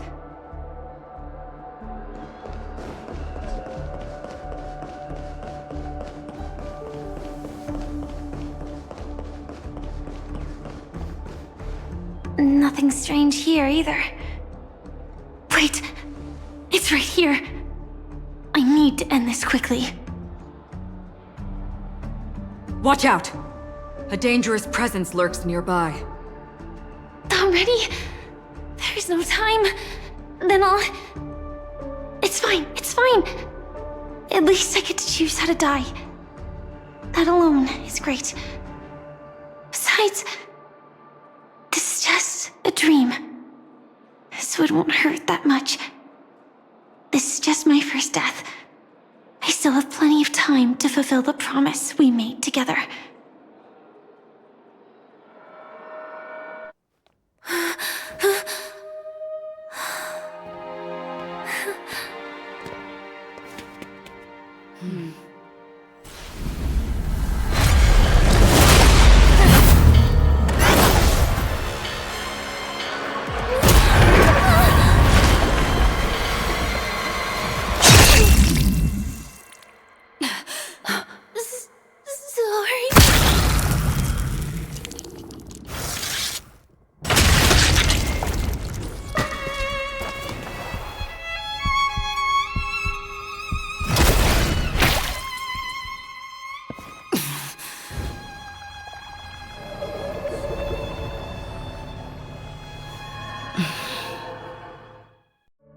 You should be able to recall at least some of what comes next. She hoped to reveal the truth of the dreamscape to you through her own death. At the moment she was impaled, even the emanator of the nihility would falter, blade wavering in hesitation. That was her way of securing the best of both worlds. Unfortunately, fate still played a cruel trick on her. The Memoria transformed so quickly that she didn't even have a chance to explain. After that, she arrived at Dreamflux Reef, land of the exiles, the true Penacony. The family went to great lengths to conceal its existence, using death as their justification. However, at that time she still couldn't venture deeper with peace of mind. Unable to reveal the truth, the situation that had worried her before continued to persist. She was burning with anxiety to return and get you away from the battlefield. Fortunately, a kind and caring lady was still watching over her. I reached out to help once again. Her worst fears didn't materialize. Death retreated on its own, allowing you all to escape unscathed. After that, guided by Black Swan, you tried to uncover the truth behind Firefly's death. However, as you must have noticed, be it losing contact with her companions, or the embarrassment of being unable to activate her mech, those Memoria illusions were clearly left behind when she infiltrated Penacony from the memory zone. But that hardly matters. Because of Black Swan's blunder, Firefly gained the precious time she needed. When she appeared before you again, she was already using a different identity. That encounter stirred the whirlpool of destiny, causing many paths to converge. And after you left... Do you still dream, Hunter? Of those slain by your hand? I still see them in my dreams. Hold it. Your time hasn't come yet. My time? I've seen many clever disguises that can conceal appearances, but they can never cover up who a person really is. And you're no different. You had no desire to kill the Trailblazer. You only did what you did to drive me and the Memo Keeper away, but... why? Did Destiny's slave make you do it? You know, Elio. I thought this is just the kind of thing that'd get written into your script. My script has always been brief. Other than that, anything beyond that is unnecessary. Now it's my turn to ask. Who exactly are you?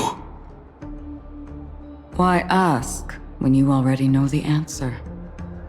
I tend to forget things. Which is why, rather than memories, I'm accustomed to using my emotions to capture what I normally wouldn't otherwise. So, I know who is inside that cold armor. Therefore, I can sense it. You know who I am. You know this blade, and the meaning that lies behind it. How about it? Ready to take off that armor and sit down for a talk? It's not yet time. You shouldn't know so much, lost self-annihilator. Like I said, my memory isn't great, so you needn't worry. What's next then? The Trailblazer's been taken by Black Swan. Will you go look for her? No need for that. No harm in telling you. On Penacony, Elio only gave me one instruction. Allow the Astral Express to pursue the Grand Legacy. The Astral Express is not your enemy. If your goal is the Watchmaker's legacy, then go look into the family. Not only are they covering up the existence of death, but they're burying the past and the truth about the dreamscape. Already on it. Before we part ways, let me give you a piece of advice. No matter which path you and I walk, death is the inevitable finale. Even if we say farewell in the mortal realm, we shall have one final reunion when Terminus ascends to godhood once more. And the same holds true on Penacony.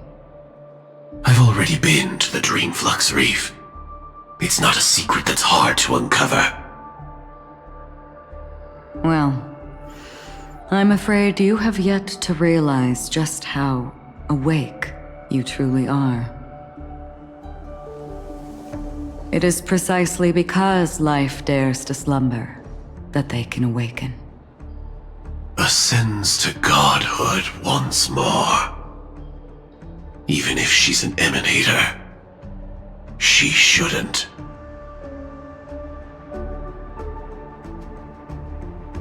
After today, Japella's name will disappear from cosmic history, and the Everflame Mansion will take its place. In the not-too-distant future, you'll receive an invitation. That's your next stop. Land of the Dreams, Penacony. I hope you find whatever you seek there. Be it answers or salvation.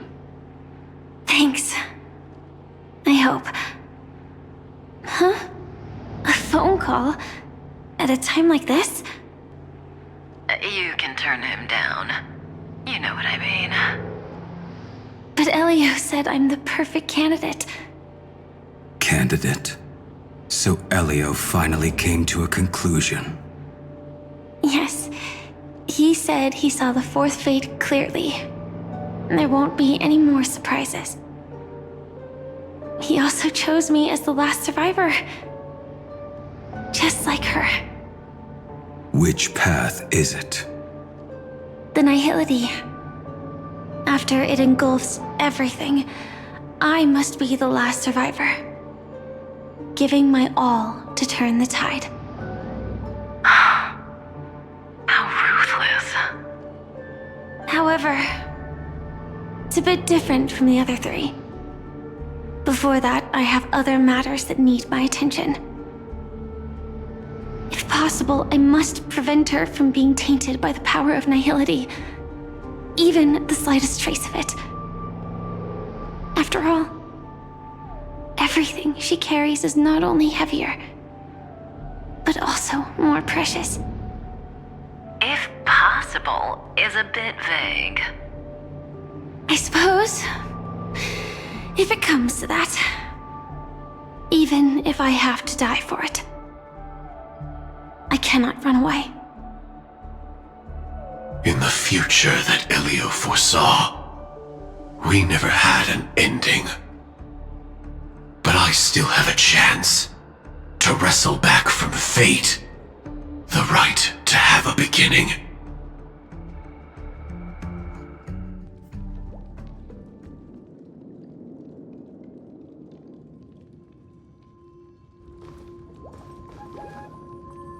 Your guest room in reality is surprisingly modest. An aesthetic you share, Miss Acheron. It's a cinch. This music box. The invitation received by the Annihilation Gang. There are latent memories that linger on it yet. You see, memories of you are not yours alone. They travel in other people, other things. I know much, and I can predict even more. With some help, the dead can be made to speak. The Annihilation Gang, that band of desperados who all disappeared after meeting you. What exactly happened to them? Well, let me reveal all.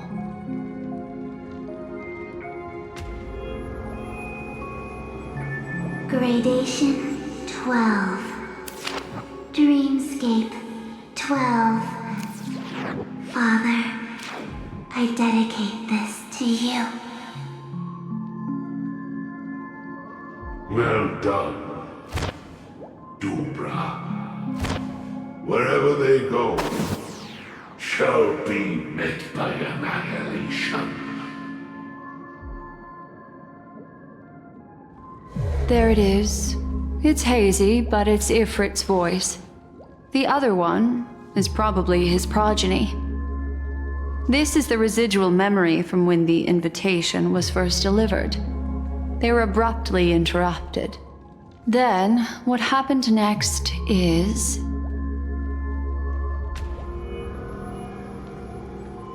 They sought refuge in a land of sleep, merely wishing for undisturbed rest, away from the storms. Children of the flame, this marks your rite of passage. She won't be necessary. I alone am enough.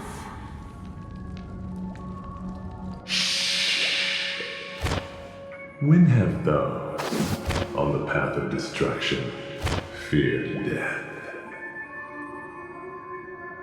The Everflame Mansion has set out on a journey. Those poor people, they have no idea what lies in wait ahead of them. Memory recovery is going well, but slowly. She'll be here soon, and time is short. There's nobody else here, so there's no need to be delicate. In fact, I think I'd better go all out.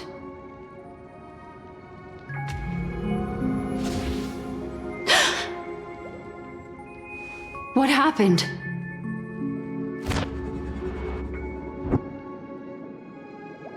The memory after that is blank.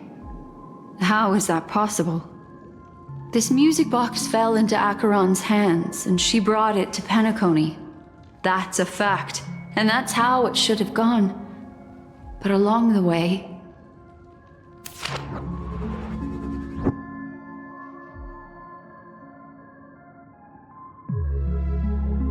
it's like it's been erased. Who's done this?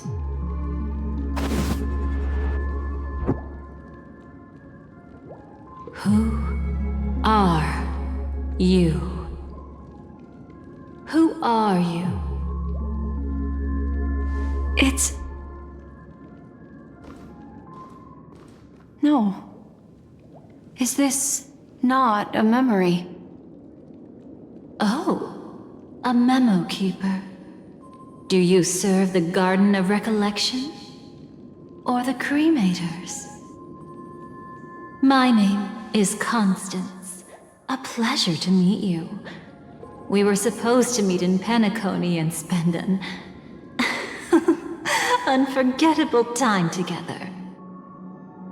But that seems unrealistic. Dolly is not welcome on the banquet star, and I don't need a coming-of-age ceremony. And you, I know what you're looking for. Want her secret?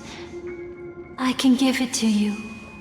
And then, you can enjoy the banquet for me. I wish you unforgettable memories. Cut the mystical act. I'm absolutely certain you're not thousands of miles away. In that primordial memory zone, my acuity was blocked at every turn. I thought it was because of the family, but it turns out there was a colleague present. What brings you here? My, how aggressive. Are you backed into a corner? Or have you figured something out? What could bring Constance of the Everflame Mansion here? That's your fatal flaw, mysterious cremator. The Annihilation Gang has always operated in plain sight, with no secrets among its members. And Duke Inferno has never had an offspring named Constance. Oh? Are you so sure? What if I'm just too capricious and can't help but betray anyone? That's impossible. The Antimatter Legion has been after her this whole time. Aren't you the same? The Garden of Recollection launched 14 pursuits trying to erase me. And in that final one, I died right in front of you, didn't I? It really is you.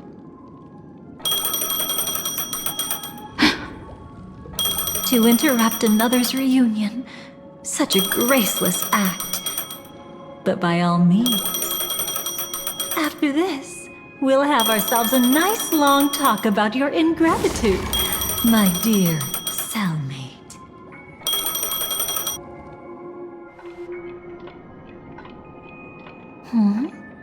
That's a peculiar look on your face. Before this, I was always anxious about this moment, always afraid you might find me frightening.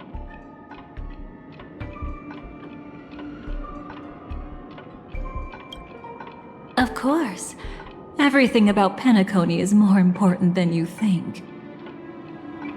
To prevent other terrible outcomes, the Stellaron hunters were forced to use great power.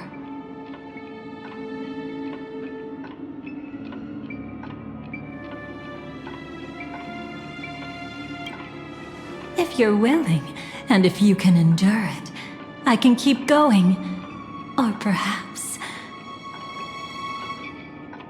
would you prefer to indulge in my double standards?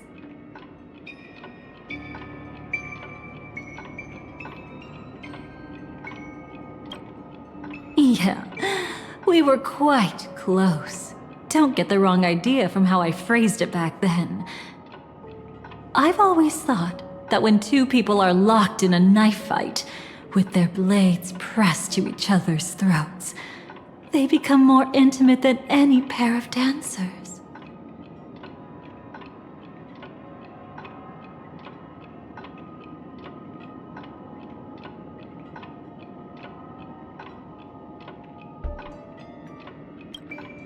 Now, let's turn our gaze to where the threads of destiny intertwine. Soon after, you finally learn Black Swan's intentions. She made a deal with the IPC to bring you before Aventurine. In order to reclaim Penacony, the IPC had been seeking temporary allies. As a show of initial sincerity, he revealed his discovery to you. The crime scene of Robin's death that was staged by the Fool. From that moment on, Aventurine embarked upon his great gamble. Willing to shatter the cornerstone as precious as life itself, he deceived Sunday with his schemes, earning himself a chance to risk it all. With such a high-stakes gamble, he succeeded in provoking the Emanator's strike. The family's carefully guarded secret was exposed, and you, caught in the eye of the storm, were pulled into the chaos. But that's all about the living. In the same moment, what became of those within the world of the dead? Miss Robin arrived at Dreamflux Reef ahead of you. But what awaited her wasn't the uncertainty of a gamble, but rather a destined life and a destined death. Brother, I don't understand.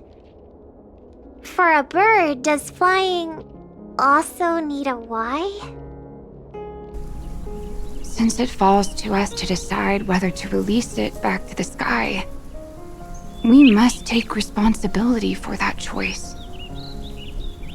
That really sounds like Mr. Gopher would. But I've made up my mind. Let it soar free and wild. If I had feathers and wings like it does, I definitely want to fly. Even if just to try it once. Besides, Big Brother will help it, right? But It's truly reassuring to hear such words before parting. Come, Sunday.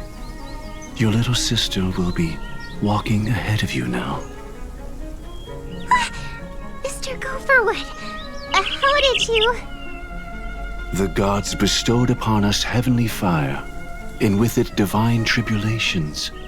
Let them be, for we are all mortals, born to love and to suffer. Today, more than one little bird will embark on their long journey. How could I miss the moment of your departure? Come here, child. I've prepared a farewell gift for you. What did she give you? Miss Robin? Sorry, where was I? In Dream's Edge, a masked fool attacked you and left behind a parting gift. Though it's hard to call it a gift. When the fool killed me, they put a mask on my face. But when I woke up in Dreamflux Reef, it was gone, and I couldn't feel any effects from it. As for that mask of yours, is it really called the Harmony? The twin of the Order? She might be hinting at something, but I still can't figure out what she means. Speaking of which, how is that anomaly of yours doing now? I'm gradually getting better. There's no denying that Dreamflux Reef also spreads the Harmony, and it hasn't been affected by the family's traitor.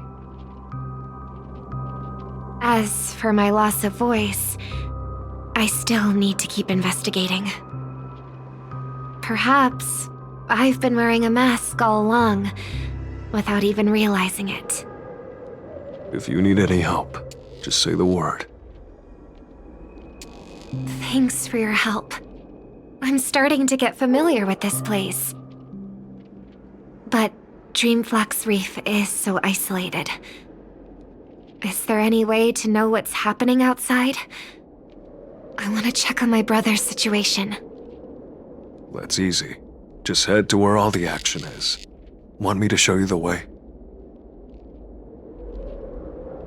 I'll take a walk around by myself. Thanks, Mr. Micah.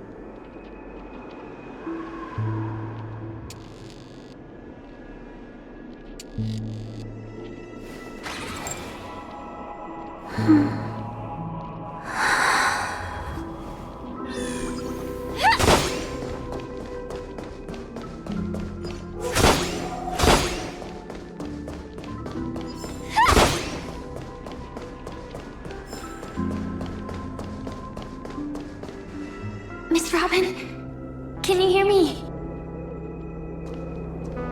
That voice. Over here.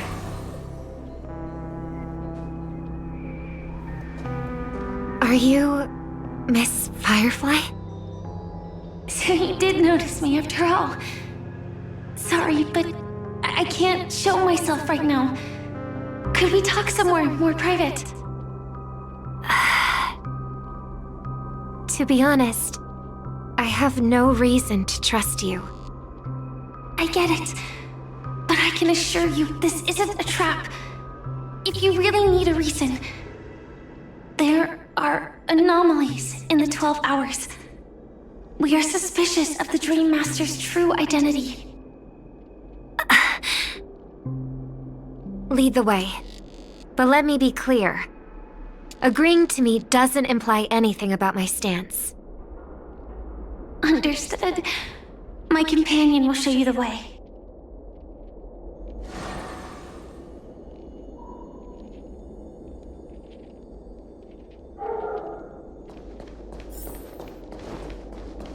Blue flames. Is there a cremator among Miss Firefly's companions?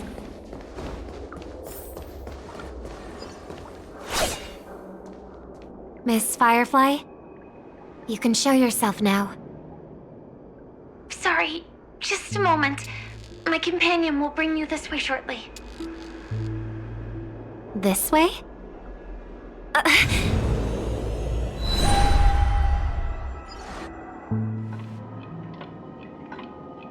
Where is this?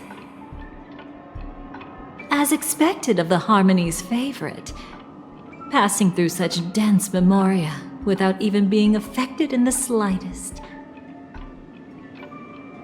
Hello. You may call me the Dahlia for now. This is our cozy new home in the sweet dream, where words may flow more freely. A new home burned out of the sweet dream? If you really wish to have a proper conversation, you shouldn't resort to provocation like this. I apologize. But she's different from other cremators. She has no intention of stealing memories.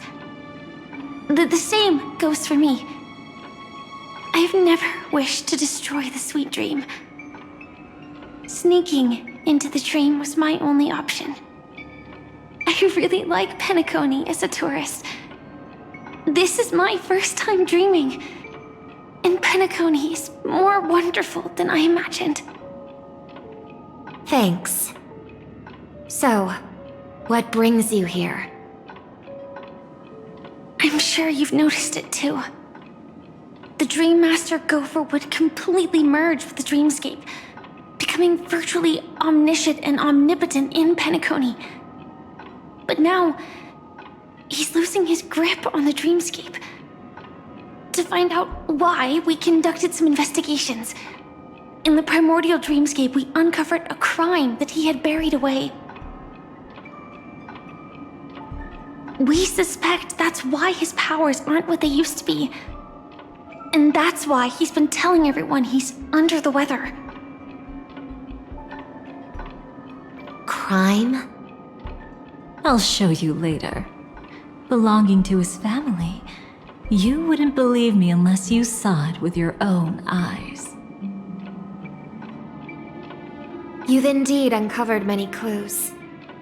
But before we proceed, I must confirm your true intentions. My purpose is about a reunion, a rescue, and a farewell. Will you believe me? Miss Firefly, that expression and tone of yours just now, I've seen it many times in my audience. Expression? That's the look one has when describing what they hold most dear in their heart. So I'll trust you this time. When I first left Penacony, the Dream Master gave me a parting gift. A divine law, so to speak. For a leader of the 5 lineages, that's pretty cheap, isn't it? Since then, I've walked the path of harmony as a Pathstrider, wielding its power. Until I returned once again for the Charmony Festival. In the 12 hours converged by the Dream Master, I developed symptoms of losing my voice, and the strength of the harmony began to wane. Yet in Dreamflux Reef, I wasn't affected at all. I believe that the path he once pointed to might not have been named the Harmony. That's why I gradually became incompatible with the sweet dream. In the past, the Dream Master would harmonize for me. But when he was too busy to tend to me, I finally noticed something was wrong. So, which path did he choose to walk? It's not clear yet. There aren't many clues about this, but I suspect it's the Order. Thank you, Miss Robin. You've helped us clear up many of our doubts. However, regarding the Dream Master's path, we have different conjectures. What is it? Come with me. It's time to see it with your own eyes.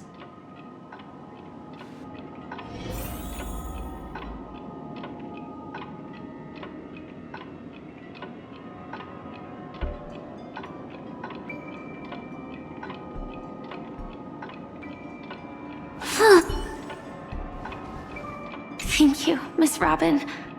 You've helped us clear up many of our doubts. However, regarding the Dream Master's path, we have different conjectures.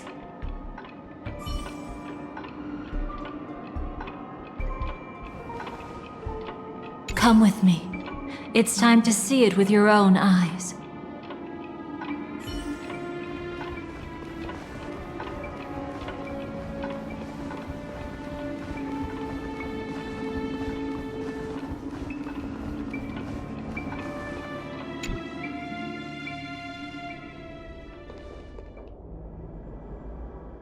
Here lie secrets that the family tried to conceal, and a long, romantic tale. Sadly, most of it has nothing to do with us. Brooklyn Tiernan. I remember that name. A Galaxy Ranger, worthy of admiration. When Penacony was plagued by the swarm disaster in the past, he was the one who fearlessly protected our sweet dream. That's why we had to come here. We suspect that after turning away from the family, the Dream Master sided with the propagation. How could that be? History as we know it may be long gone, but people's memories remain preserved in the memory zone. If we can master the technique, we'll be able to pierce through time itself and salvage the past from chaos.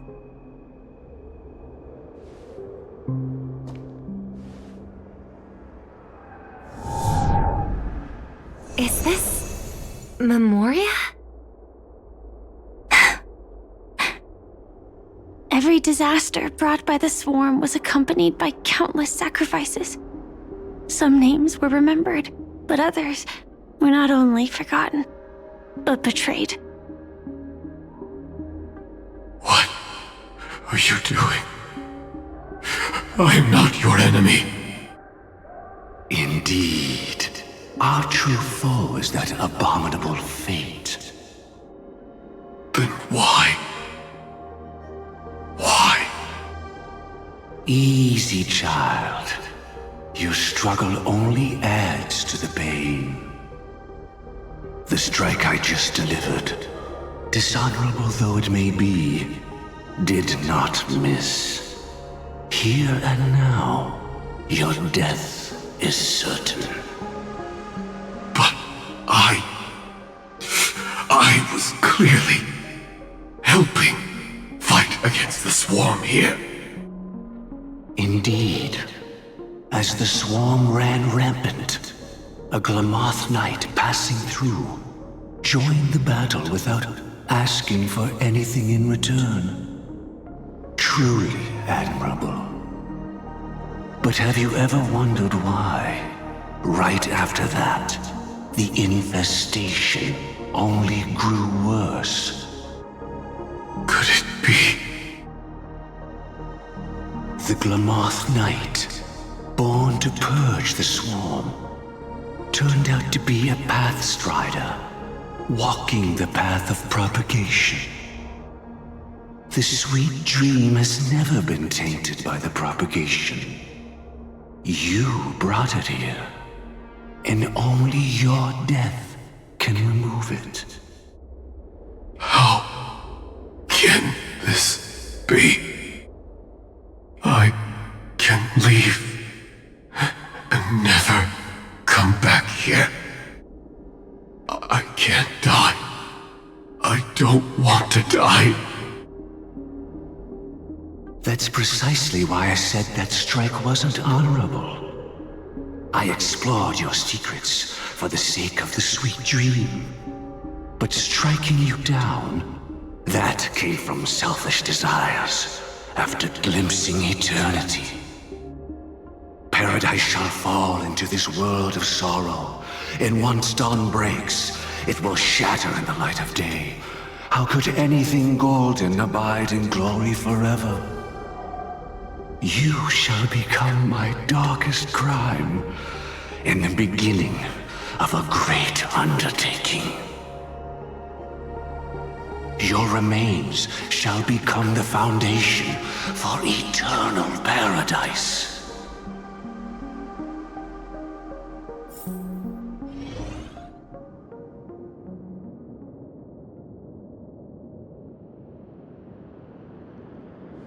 You're quite familiar with the Memoria, so you should be able to tell whether this memory is fabricated or not. Laying the foundation for eternal paradise? This... At that time, she was trying to escape her own destiny. But when the swarm was discovered on Penacony, she didn't just stand idly by. Even though she died while fighting against the swarm, it wasn't destiny catching up with her again. It was her own choice. Because, like any ordinary person, she had a conscience and knew compassion. Is she your friend? Yes. And in many moments, looking at her is like seeing myself. I know it won't undo what's been done, but I'm sorry. No matter what purpose the Dream Master has, it doesn't give him the right to sacrifice anyone. I promise you, when all of this is over, regardless of the outcome, I'll tell everyone about her deeds. She deserves to be remembered by the sweet dream. Thank you. But there's one thing I don't understand. Even if the Dream Master is after the power of the propagation, there are plenty of swarms left in the cosmos. Why resort to killing? That's exactly why we came to find you.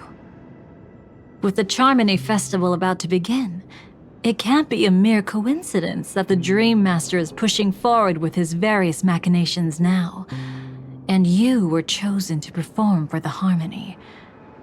Whether you're aware of it or not, you must be absolutely crucial to his plans. I see.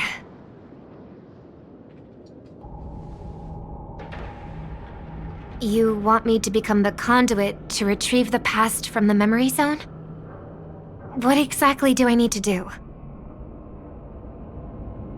I'll need to temporarily take a piece of your memory. By letting it stir up the memory zone, I can follow the flow of memoria and burn a path through, retrieving scenes from the past once again. Whether I succeed or not, I'll return your memories to you safe and sound. Let a cremator access my memories? I also think it's too much to ask. If you deem it necessary, you can use tuning to leave a safeguard in our minds, preventing any ulterior motives.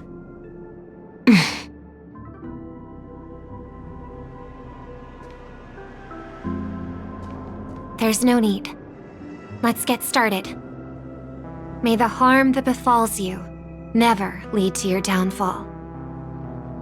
This is a blessing that has been passed down through the family for generations. I don't want all trust to be built upon mutual threats. So this is what star power looks like. You've even made me a little starstruck. All right. Looks like we got lucky. Oh? What's this? A piece of worm-eaten oak? Found something new? This time, I'm afraid we've uncovered quite a disaster. Let's go see it with our own eyes.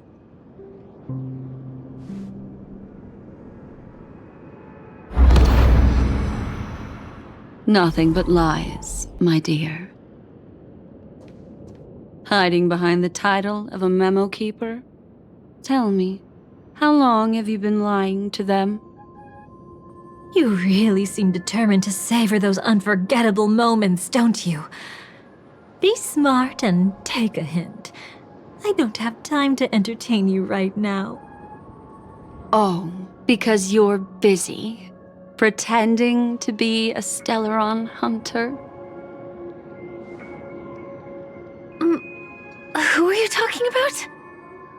Quite the clever move there. Miss Firefly, if you're willing to take my advice, why not make a trip back to reality? Ask that Silver Wolf lady carefully who your true companions really are. How did you... All right, you. Still can't help sticking your nose into everything, huh?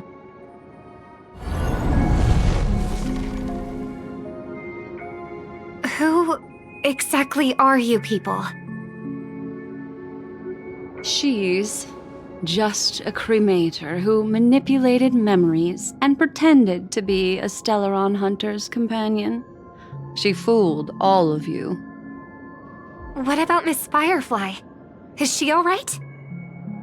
She might get lost in the memory zone's turbulence, but don't worry. She's quite something. She'll only be stuck there temporarily. I'm here to bring you back to the Oak family. Mr. Sunday is worried about your safety. He tasked me with finding you in the dreamscape. As for this Dahlia, she cannot be trusted. To extract specific history from the memory zone through just one memory? While there might be memo keepers capable of such feats, they certainly wouldn't be mere pathstriders. Seems you've been watching for quite a while. Yet you only show up fashionably late when we're about to make progress. Who's the untrustworthy one here, I wonder? Save your excuses. I bring a message from Mr. Sunday that will prove my identity. Just a message? Don't you find that a bit ridiculous? Let's give it a try. It's only 2 words. Charmony, Dove. I don't know the details, but Mr. Sunday said you would understand. Indeed. Unless it's an extreme situation, This is enough to earn my trust.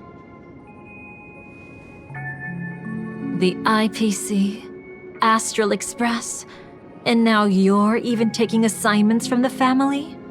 My, aren't you popular? But you just had to choose the path of your own demise? Back then, I not only kept Lady Acheron's secret, but also left you with your life intact. What? You're that eager to rekindle our past? Well, you are the Dahlia, after all. I have to keep an eye on what kind of trouble you're going to stir up next. I've been questioning this for a long time. How could Destiny's slave possibly accept someone like you, whose very nature is betrayal? And what's the deal with the Stellaron Hunter? Let's get somewhere safe first. Then we can talk. She's too dangerous for us to let our guard down. Many thanks.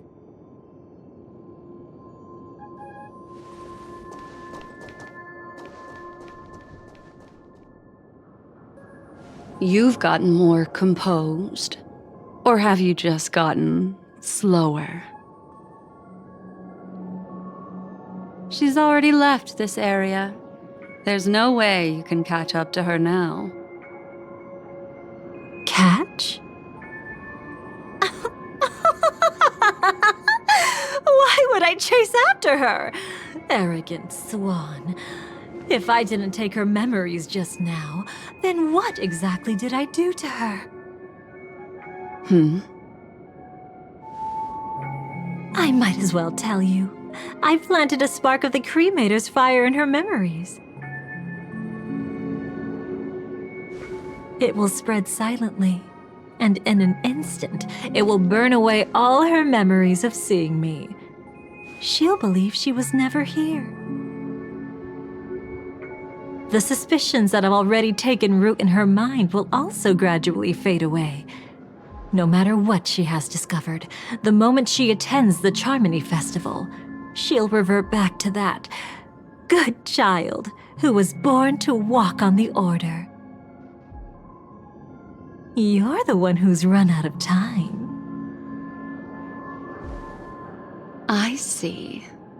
Not a member of the Everflame Mansion, and definitely not a Stellaron Hunter.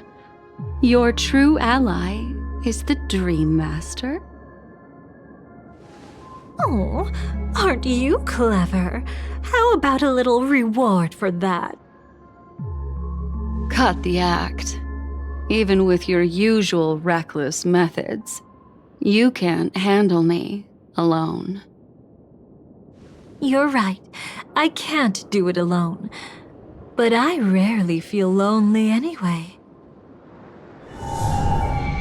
Repent and return to righteousness. Though you soar like an eagle and make your nest among the stars, I will bring you down from there. Now, can you still keep your cool? He actually gave you strength through the divine law. The Dream Master would go this far for an ally? What can I say? I'm just that trustworthy. If he hadn't done that, how could my control over Memoria far exceed that of ordinary memo keepers? Let alone allow me to tamper with the Stellaron Hunter's memories. Unfortunately, you lost your composure in your euphoria. In the dreamscape, I might not be your match. But if I want to leave, you can't keep me here. Harsh words. Want to test that theory? It's easy to throw away a flower, but the fragrance lingering on your hands won't fade so easily. I can be quite persistent, you know. Even if we rekindle what once was, I remain unchanged.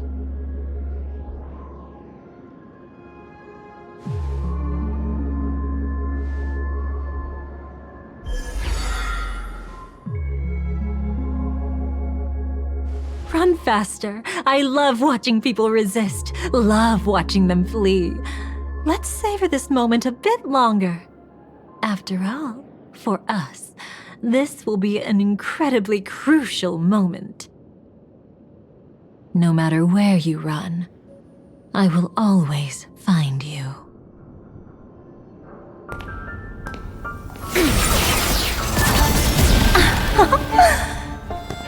I have the numbers advantage.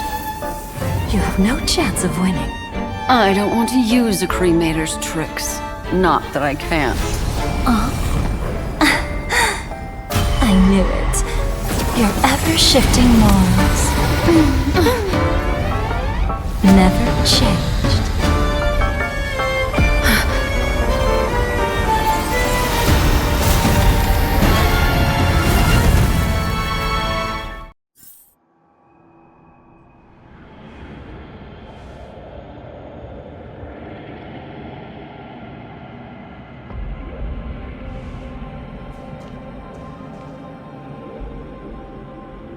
Where do you think you're going? After putting on such an elaborate show, won't you stay for a little chat?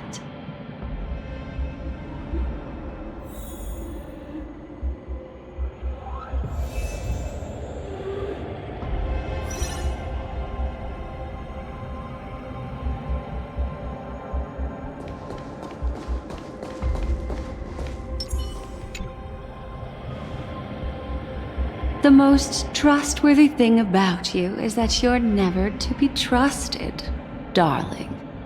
And that's one thing that's never changed about you. When did you figure it out? That the divine law used to share power with me was also the shackles he placed upon me.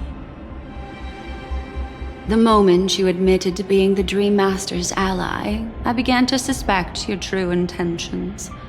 Until now, you've betrayed every single faction you've joined, without exception. Besides, after not seeing each other for so long, and now having such an overwhelming advantage over me, you'd do everything in your power to stop me, even if I had the slightest chance to escape. The openings you deliberately left during our clash weren't exactly subtle. Rather than toying with me, you were leaving gaps everywhere for me to cremate Memoria. Oh, really? I'd love to drop the act and give you a proper taste of torment. But alas, as long as the constraints on me remain, I'm not my own master. I can't do anything that would harm Gopher Wood, nor can I reveal his secrets. Good thing we've always had this kind of tacit understanding, always trusting in each other's capriciousness. I wish that wasn't the case. I'd rather not draw the garden's attention because of my association with you. Aw? Back to your old tricks again? It's an epiphany, dear. Something you'll never understand. Let's talk about what's really important here. What are you hoping to get from the Dream Master that made you willing to submit to his control? After putting on such an elaborate show, using me to regain your freedom, which kind of memories are you trying to steal from the sweet dream? Why, of course. The destructions. Stop joking around. You abandoned that path long ago. You're still as charming as ever. So, let me show you a glimpse of the past. Just this once, weren't you really interested in the Everflame Mansion? So you were the one who erased the memories from that music box after all. That's right. I kept only this scene as a memento. I wanted to remember how I felt at that moment. And look closer. It's not just the memories. The Everflame Mansion itself has ceased to exist. Those claw marks. You've long since strayed from that path, yet you can still wield the power of the destruction. Isn't it the same right now? I've betrayed the Garden of Recollection, yet I can still show you the memories. If you have time, I can help you savor the memory of our first encounter. Go ahead and savor it on your own. I want to put it behind me. The sooner, the better. But can't you tell me something I don't already know? You betrayed the Everflame Mansion. Is that really supposed to be surprising? Destruction is a glorious moment. As Duke Inferno's daughter, I will see his last wishes carried out to perfection, even if my role as such is only temporary. And besides, who said I betrayed them back then? I came here to fulfill Duke Inferno's last wishes. This was his command to me. Make the Knights of Penacony crumble and wither. Leave naught but a tomb of remembrance. In other words, everything on Penacony related to the remembrance was my target for destruction. But this was already a world of Memoria. How could I possibly accomplish this without any help? Working with the Dream Master may be like dancing with the devil, but I have no better choice. Oh yes, everything tied to the remembrance includes you, of course. Grateful? You should be. My whim is the only reason you're still alive. I won't be grateful for that. You couldn't have done it anyway. Filial piety has never been one of your strong suits, so drop the act. That's exactly why I'm saying, you only think you understand me. Think about it carefully. As a Stellaron hunter, didn't I work my hardest to help Firefly get closer to the truth? As an ally of the Dream Master, I also helped monitor the dreamscape. And when a hunter infiltrated Penacony, I seized the chance to pose as her companion and trapped her in the memory zone. As for Robin, whom he chose as his songstress, I burned away her doubts too, leaving nothing to chance. Like the destruction, betrayal is but a fleeting moment. And before it came, whether with Duke Inferno, Gopher Wood, or Firefly, I wasn't pretending. I truly, wholeheartedly became their companion. What about Robin? Those sparks that burn through memories. Don't you think that was a bit too much?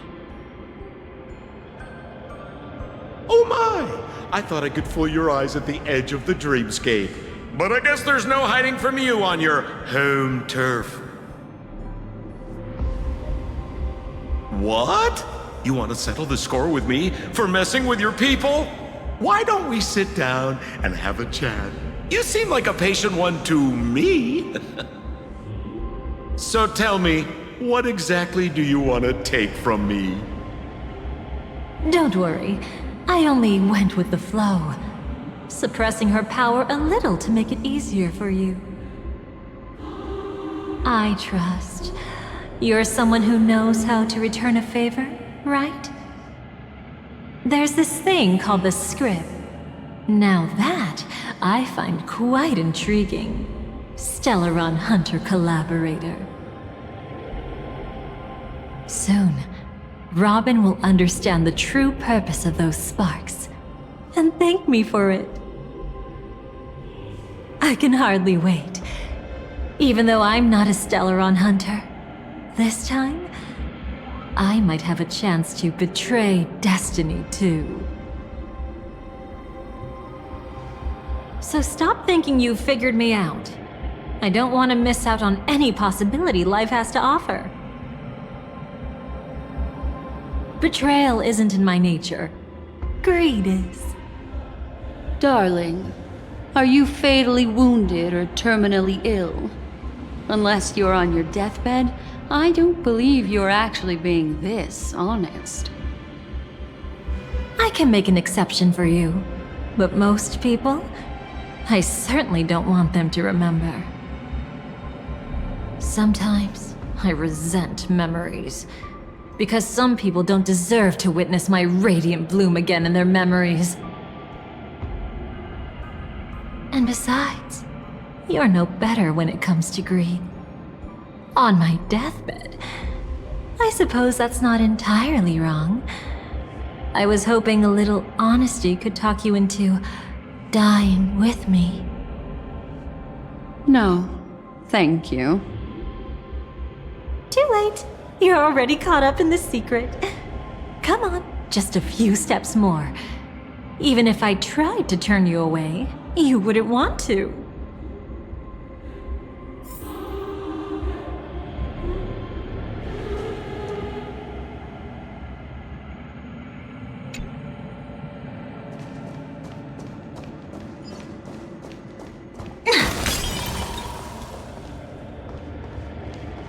I see now.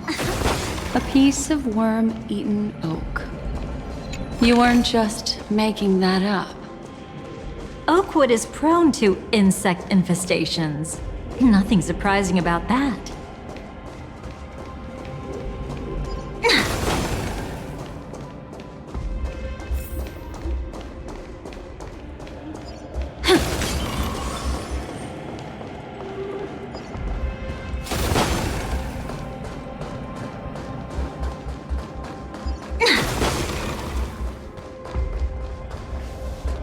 It's him.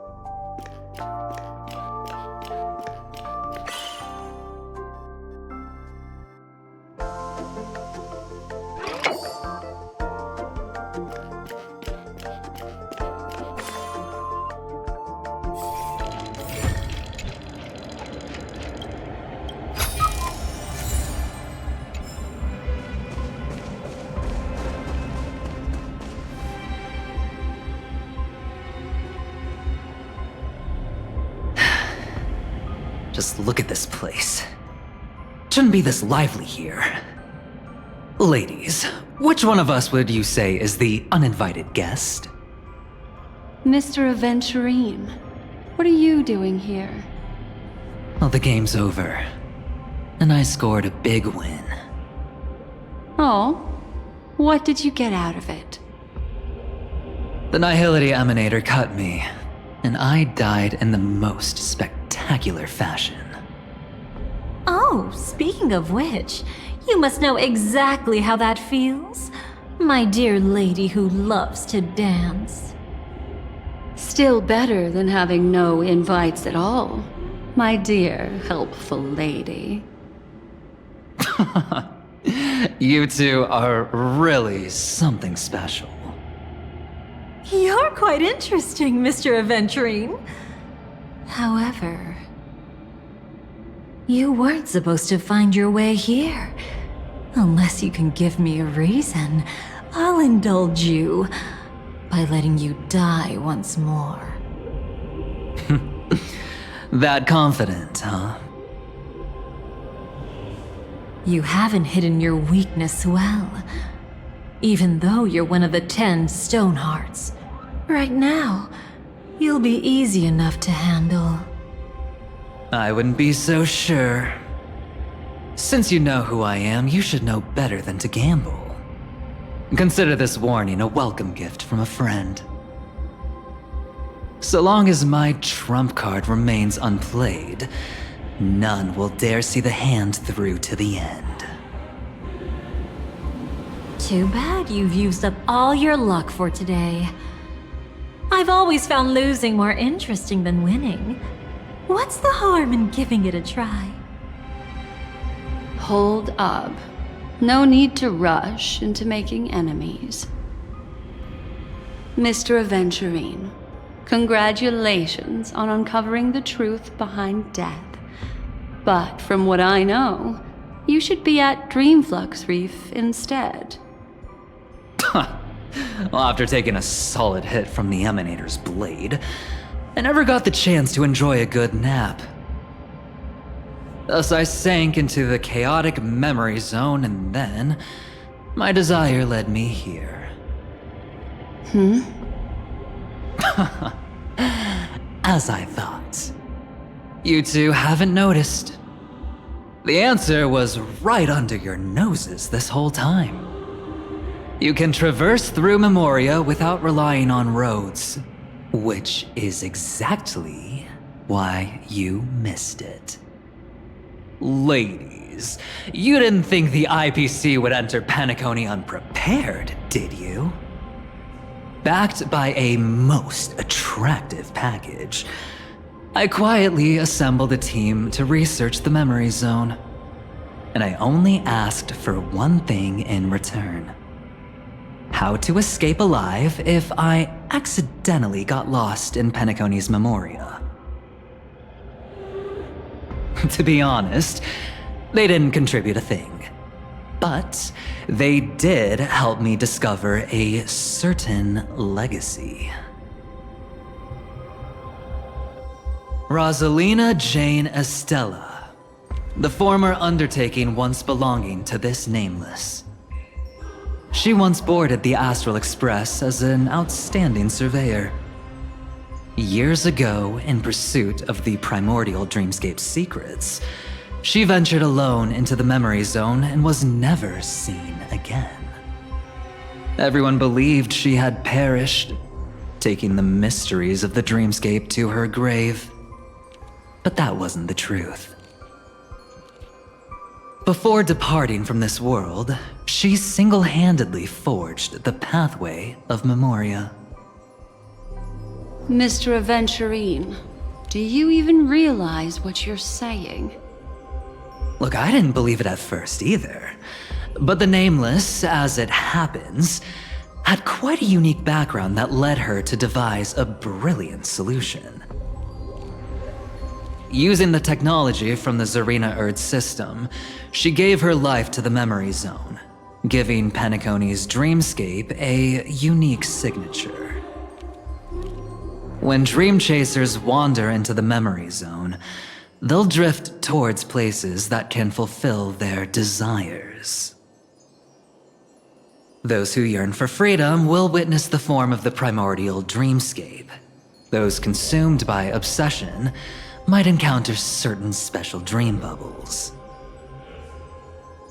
And those who are lost and directionless will return to the 12 hours, seeking their path within their own past. The family discovered this trait and cleverly utilized it, allowing guests to be sent to different hours upon their first dream entry. In other words, this Nameless is the true founder of the planet of festivities. As for me, maybe I ran into a good doctor. From the look of this place, he's the one who let me blunder my way in. The impossible in dreams is not death, but dormancy. Do stay alive. I wish you the best of luck. Looks like I'm pretty lucky.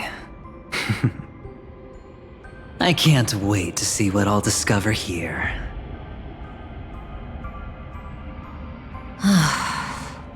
It would seem luck favors you still, Mr. Aventurine. Fate is truly fascinating, yet cruel. Remember Miss Robin's question?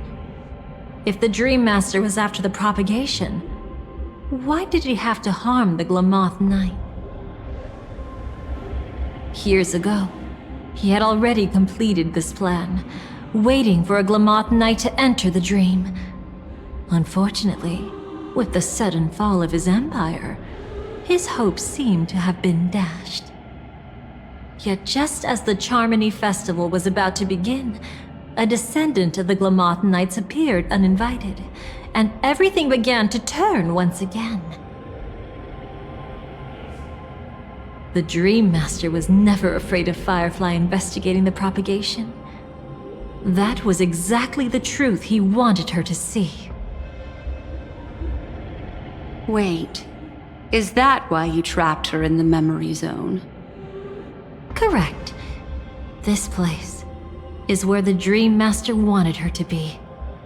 And he wanted her to think she'd figured something out, only to make the wrong decision at the most critical moment. So, what exactly is the Dream Master plotting?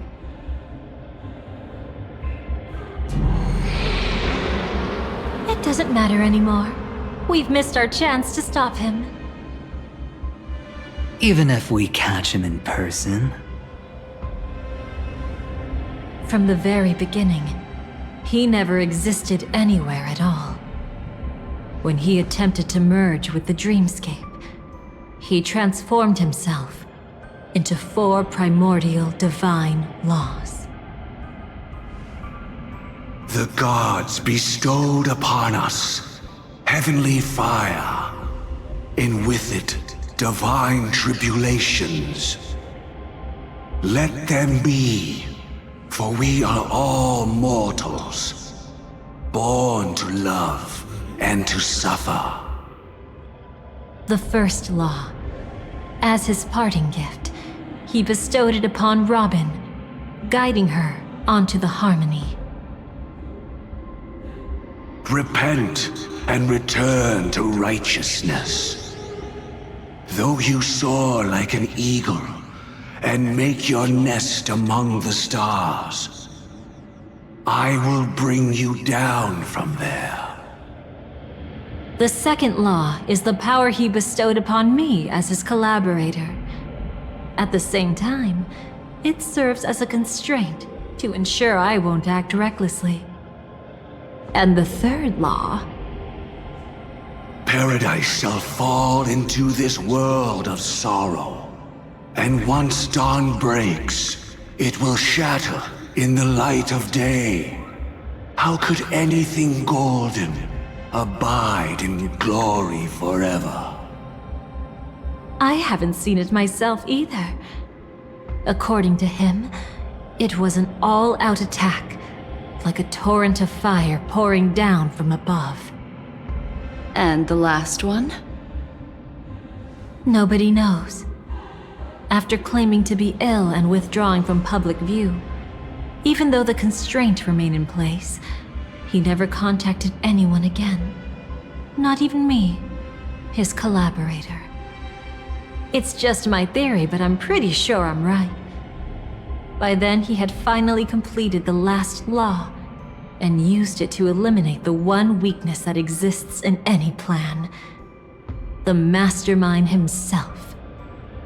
The moment the plan was set in motion, Gopher Wood died a martyr's death for the just cause he believed in.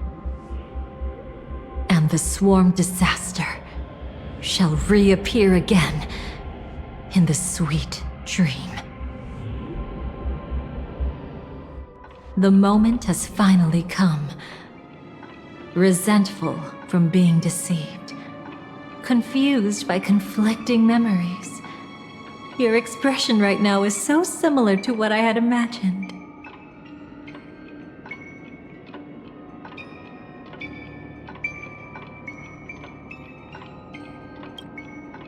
every side. I'll try to fulfill Duke Inferno's last wishes, advance Gopher Wood's plans, and yes, indeed, I've helped the Stellaron Hunters uncover the truth. Don't be too mad. I wasn't a Stellaron Hunter back then, but wasn't everything that happened in Penacony the perfect opportunity to join?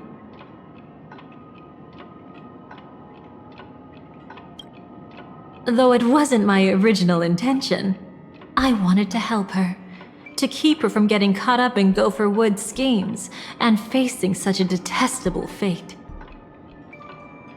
Alas, I couldn't make it happen.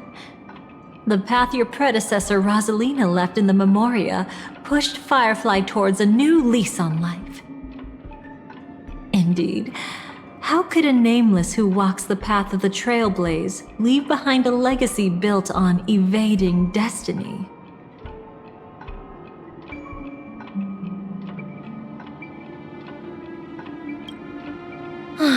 As you can see, he became a martyr, leaving all his power in the 12 hours, like a self-turning hand of time, driving his plans forward. The Order truly is a harsh path. Enna, Gopher Wood, and Sunday, the one you know even better, they all chose to sacrifice themselves for it. But then, something interesting happened. You turned out to be that variable. As Aventurine said, Rosalina's legacy would send dreamers to where they truly yearn to be. For Firefly, that place turned out to be by your side. She revealed her true self to you, reuniting with you as a Stellaron Hunter. Then, guided by a history fictionologist, you witnessed the life of the Watchmaker Mikhail. It was truly a life worth remembering, worth giving everything for. I would have loved to raise a glass of hello and goodbye to him, just like the one who saw things through to the end, Mr. Gallagher. What a shame I can't do it properly here. Sunday also came here, feigning cooperation, to reveal to you the truth about Penacony. The foundation of the sweet dream, hidden behind the Grand Theater's curtain, was actually a Stellaron. And the true mastermind behind everything was none other than the Dream Master Gopher Wood. But you know now that his words weren't entirely true. What followed was one of the few beautiful memories that Firefly has held onto to this day. In order to win tickets to the Grand Theater, you and Firefly participated in the Moment of Scorched Sand auditions. Your coordination was so perfect, like you were companions who'd long shared the same rhythm. See? Even though you've forgotten everything from before, some traces remain etched in this moment, becoming part of your instincts. Until, following the script, Firefly sent you all to the final stage before departing on her own. In those beautiful moments before that, she experienced the joy of living, yet she still had to face the terror of death. However, you may have noticed that during this period there was a small gap. She and you weren't together the whole time. You returned to a child's dream through a dream bubble left by Mikhail and witnessed his legacy. However, Firefly was not a trailblazer, so she couldn't enter it. While waiting alone, she met her true collaborator, and thus learned that there was more than one legacy in Penacony, and more than one watchmaker.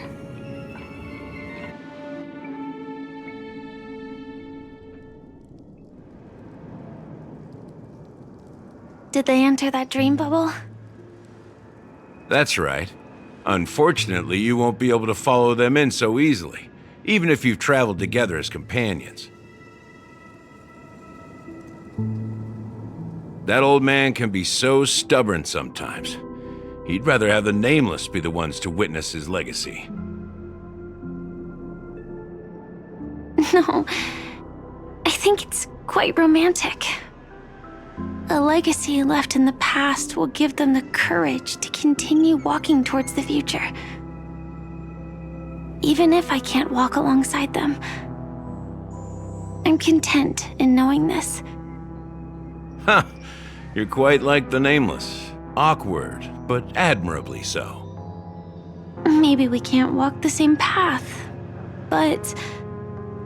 Passphrase, respond at once. Why does life slumber? Huh? Ignore that. Must be some meme. How did it end up here? Sorry, I want to go check that out real quick. Be right back. Oh, so you're into fluffies too. You've got taste. Better not wander too far though.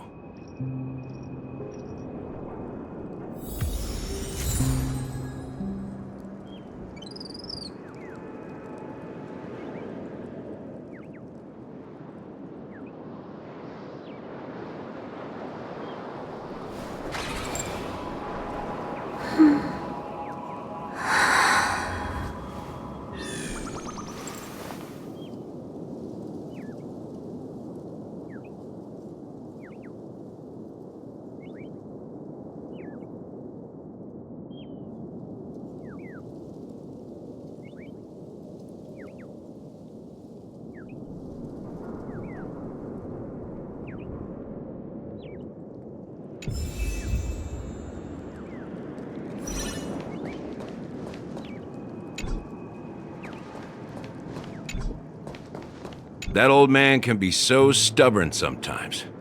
He'd rather have the Nameless be the ones to witness his legacy.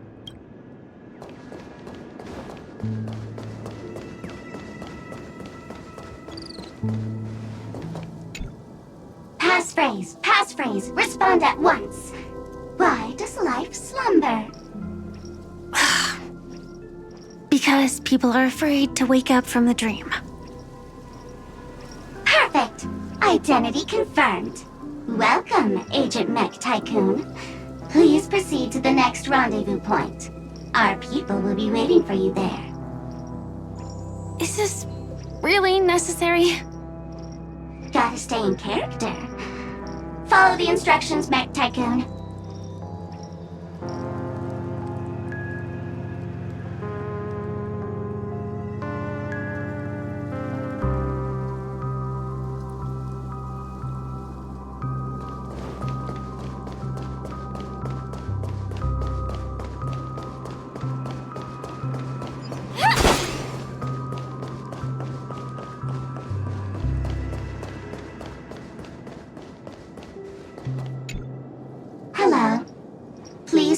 Identity verification for Agent Ultra Firepower Instant Star Traveler.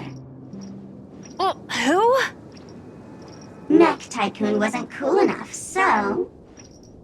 So, Miss Sparkle went ahead and changed it.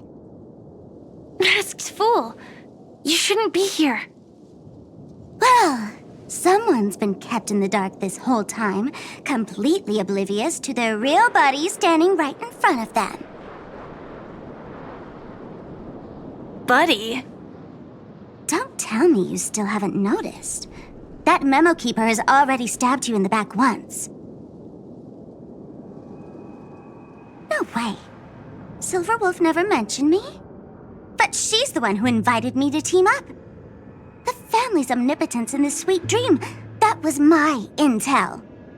Now you all are going back on your word? Your intel? With Kafka's spirit whisper, my cognition shouldn't be susceptible to distortion.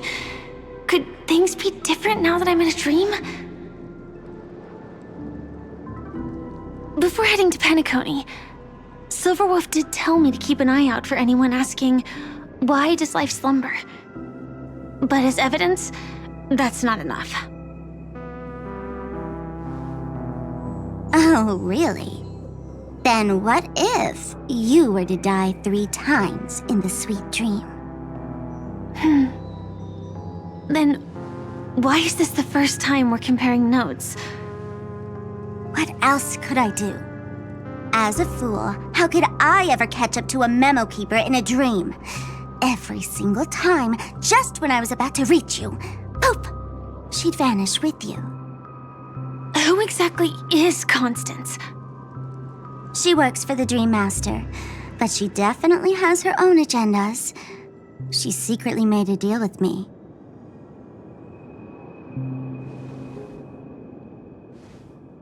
She pointed to a nightmare in which all the Dream Master's schemes would be carried out. I've been looking everywhere for you just to give you this spoiler. A nightmare? What exactly is in it? Tell you straight up? No way. I went through hell and back for this. Here's the short version. After you've lived through the best of times, soar toward the sky with all your might. You'll hear insects chirping at the oak's crown. That's way too cryptic. I can't trust you. Please, we're working together. I'm not some lackey. Just because someone else fooled you doesn't mean you get to pin it on me. You're back sooner than I thought. Any results? Yes. And now, it's up to us to forge ahead. Sorry, I'll catch you later. But thanks. At least you brought good news. Which part was good news? The best of times. And now, the Dream Master's plan begins to turn like clockwork, and so too does destiny. What does the Dream Master gain from recreating the swarm disaster? Oh, reminds me of the good old days during the War of Gods. Oh, silly me. I almost forgot. I need to retrieve a certain lost item. Otherwise, there's a lady who won't be too pleased. Sorry, but I need to get going. Sorry, but you're not going anywhere. This is the land chosen by Gopher Wood to meet disaster. But he doesn't want the swarm to truly surge forth and devour the world. The swarm disaster will be trapped here, and so will you in your weakened state. Unless a kind memo keeper lends a helping hand, right? But I can't find a reason. So far, there hasn't been a single case of one of the 10 Stonehearts being killed. It's driving me crazy with curiosity.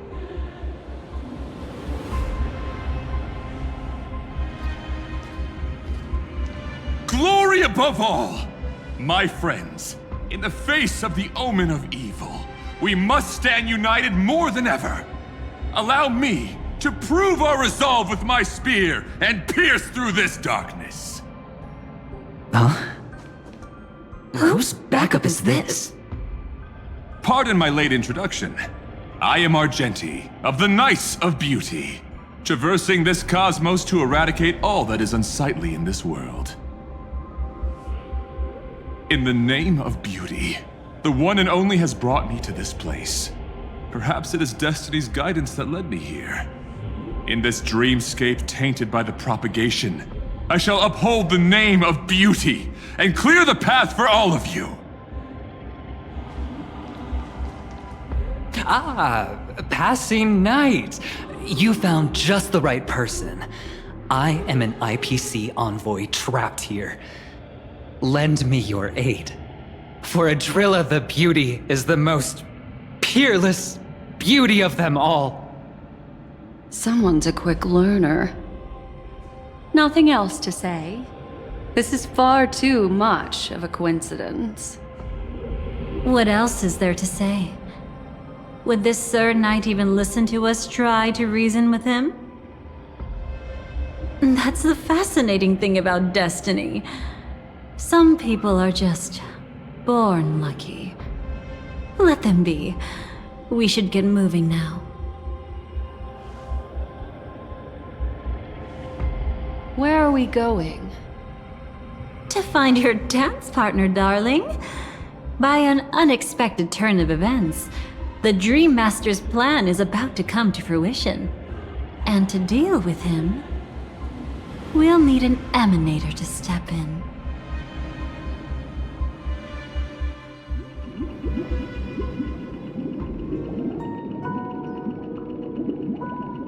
Since the future of the Stellaron, Penacony, and even the entire cosmos is at stake, let's draw a conclusion there, in all fairness. Does that mean he wants to fight us during the Charmony Festival? I'm afraid so. Anyway, we can't leave the Stellaron unchecked. This is about trailblazing a bright future for Penacony, and fulfilling the long-cherished wishes of Mikhail and our other predecessors. After you've lived through the best of times, soar toward the sky with all your might. You'll hear insects chirping at the oak's crown. It's all over now. So that's how it is. Well then, it's time for me to depart. They've harnessed the will of an entire planet to create an Eon. This confrontation is far more complicated than a simple power struggle. To secure Penacony's future, fighting on the stage alone is not enough. What do you mean? Are you not coming with us? I believe Firefly is trying to say that she's heading off to another battle.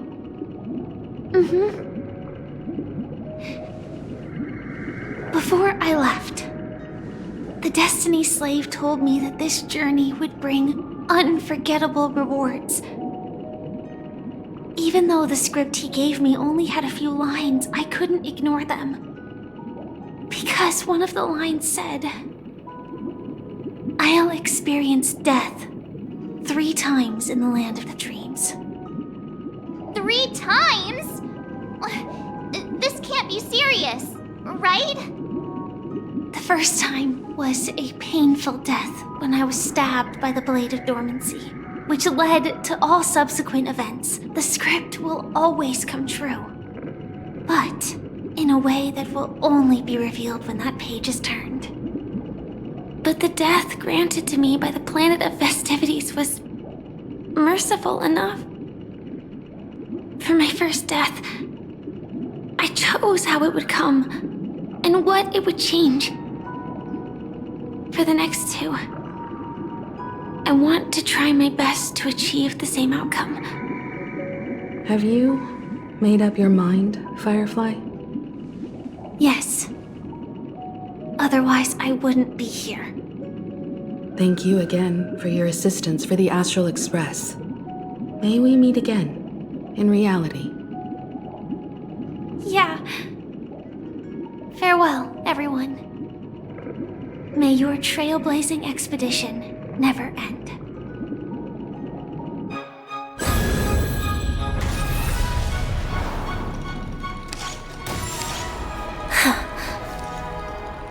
I dreamed of a scorched earth. Everyone, are you ready?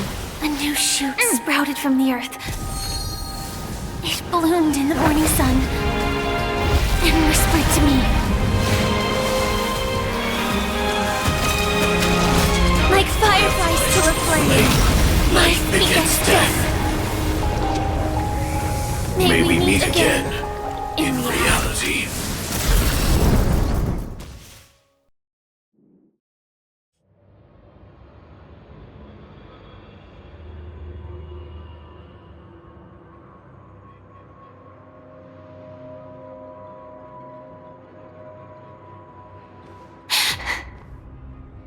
Is this the place where the Dream Master executes all his schemes?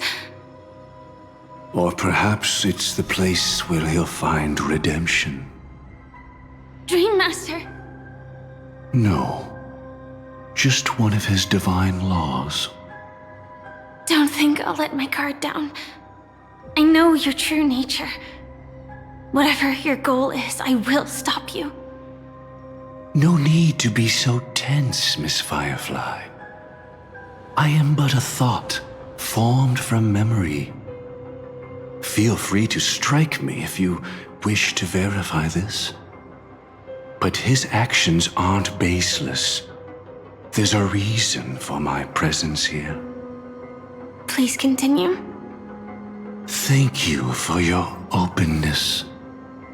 I'm equally unaware of the Dream Master's malicious plans. But he's been waiting for your arrival. That Glamoth Knight he killed with his own hands, through me. He hopes to restore justice for her. And you, her friend, are meant to witness it. Justice? Indeed. I'm quite familiar with this place and can guide you. This has its own significance for you, too. Witnessing his confession is tantamount to unveiling his crimes. I don't need your guidance to get this done. But you need someone to decipher the truth. Force alone won't solve anything. It's not like you'll stop here if I refuse. Lead the way. But I'll be keeping my eye on you. What is this place? Oak Manor. Once part of the Dewlight Pavilion. Before becoming the Dream Master, he used to hold family councils here. But it's been abandoned for years now, sinking into the primordial memory zone.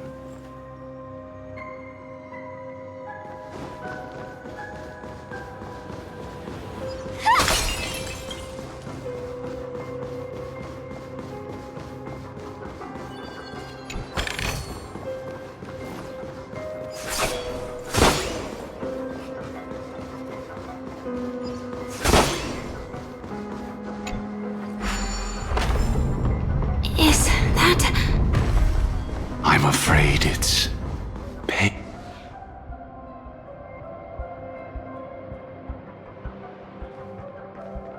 Did Oak Manor always have decor like this? After taking over the sweet dream, he never turned away any sincere dream seekers, even if they were shady characters. Walking along the harmony, he firmly believed that even villains could be transformed by Shippei's benevolence to show mercy, act with justice, and walk with humility.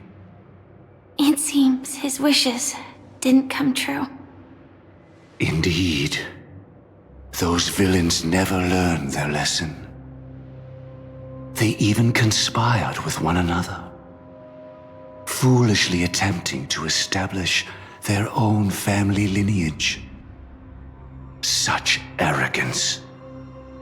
They went as far as sending a messenger across the vast cosmos to seek permission from the main family.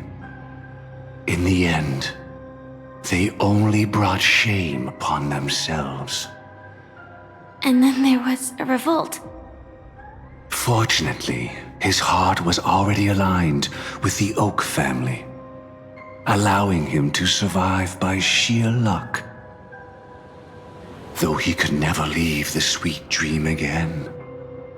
Soon after, the manor was decorated this way. Was he trying to warn himself? If your beliefs lead you down a path of plight, why stubbornly cling to them? That's exactly what I'm getting at.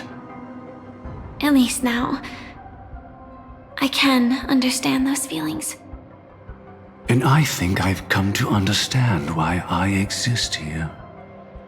At that moment, Gopher Wood stood at a crossroads. pondering whether the harmony was still the right path. But my fragmented memories have not yet revealed where this would ultimately lead. Since he was about to commit a great evil, perhaps the Dream Master who left behind these laws was hoping I would choose a different path. But it's too late to change anything now. Not necessarily. We might as well keep moving forward. Good intentions are always the final creation of evil deeds, for they know they must be stopped. And his past choices will reveal his schemes to us. In your opinion, which path would the Dream Master choose? Probably the path of force. But Miss Firefly, feel free to do as you please. I have no other thoughts today.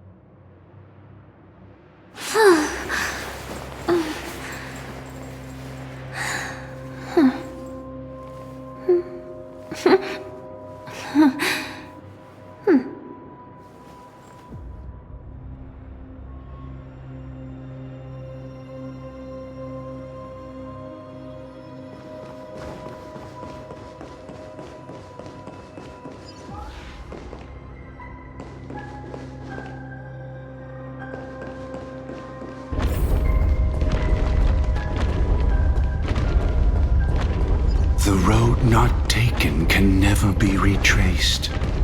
Even in dreams, this truth remains.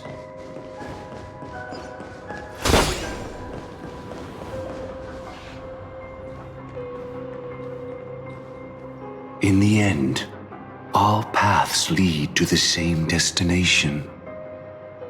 Human will, it seems, truly has very little impact. Is this?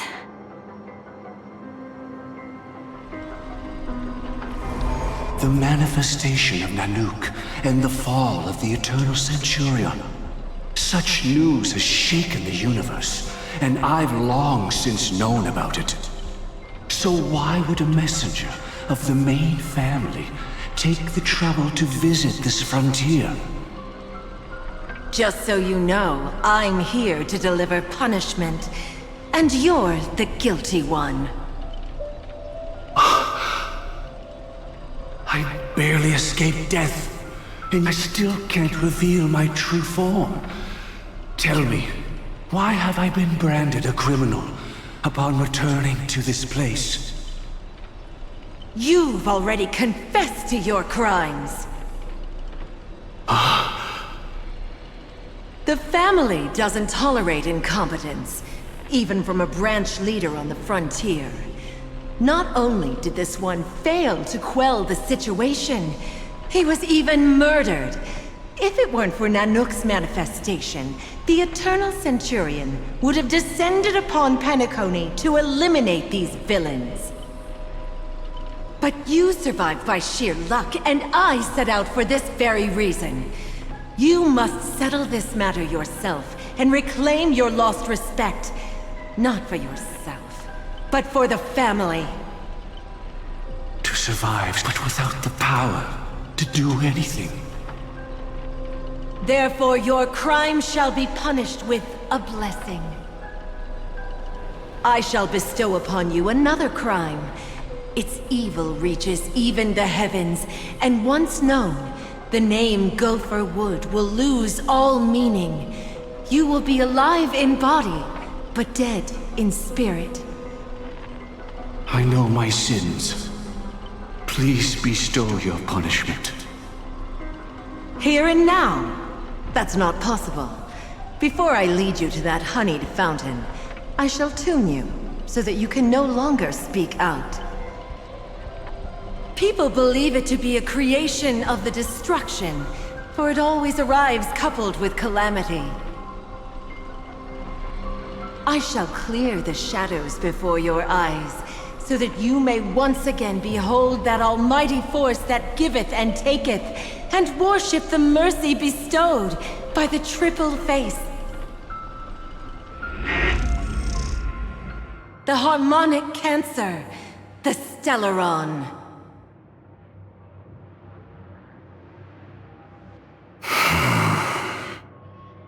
Did the Dream Master already know back then that the Stellaron was actually a creation of the Path of Harmony? Was he forced to manipulate the Stellaron under the family's orders? I'd like to defend him, but calling it forced would be self-deception. He claimed he was powerless, not that Shippei taught us we shouldn't do this. Whatever the family's true face may be, right now, Gopher Wood is no longer a follower of the Harmony.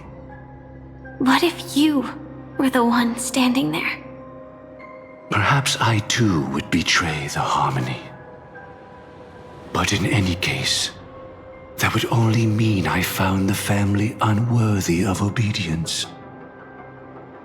It doesn't justify the Dream Master's heinous acts. Miss Firefly, have you ever pondered over destiny?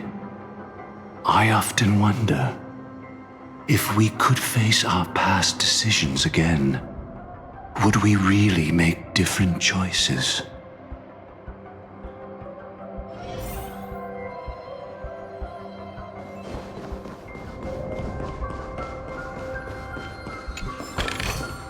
Inspection complete. Nothing suspicious.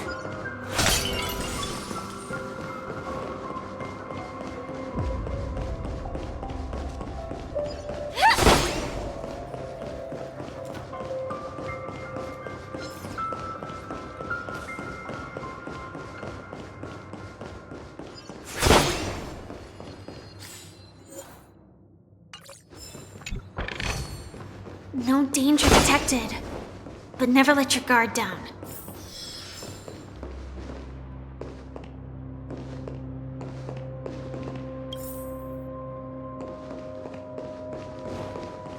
It's in that puppet's hand. Got it.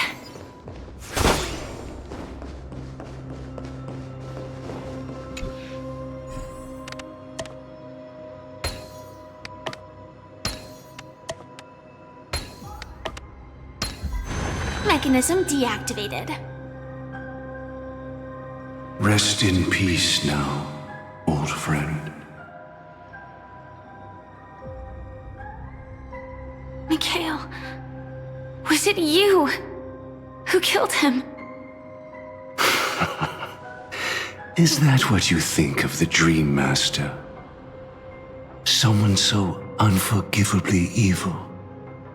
He was once the Dream Master's closest friend, but they ultimately parted ways due to their differences over the sweet dream. Mikhail once gave the Dream Master a wristwatch, and even though it's broken now, he still treasures it to this day.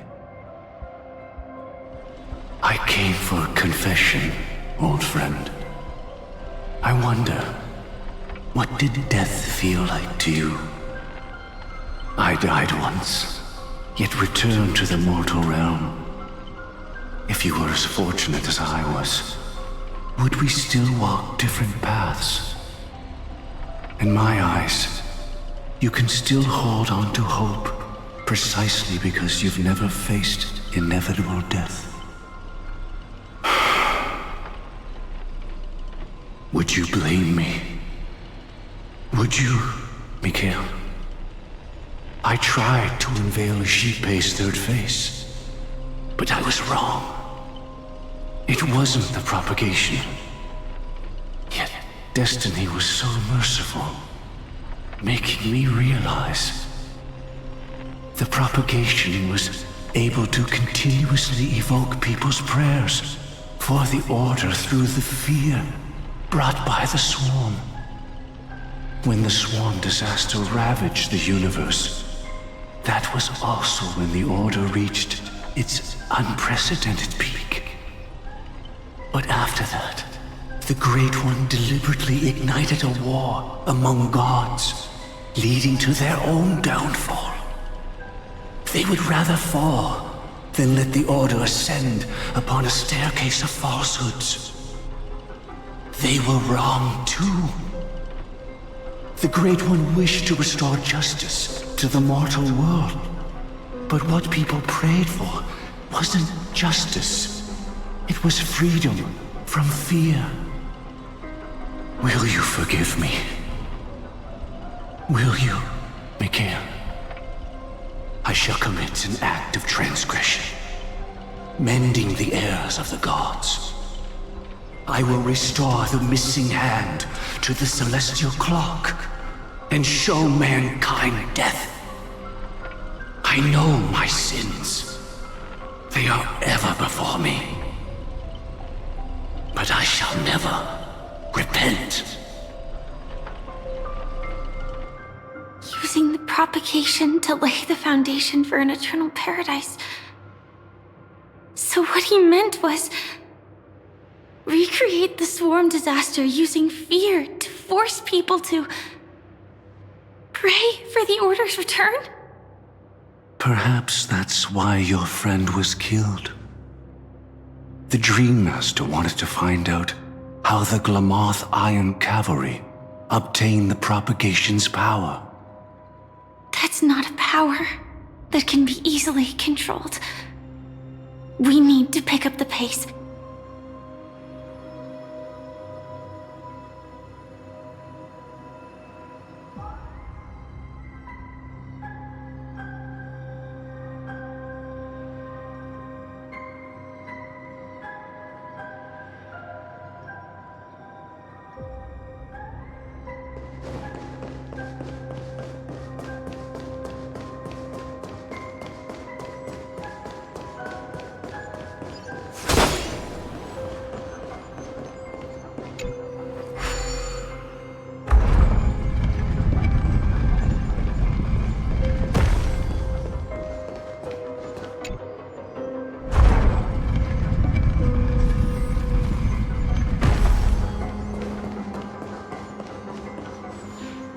Past this point lies the Grand Hall at the end of Oak Manor.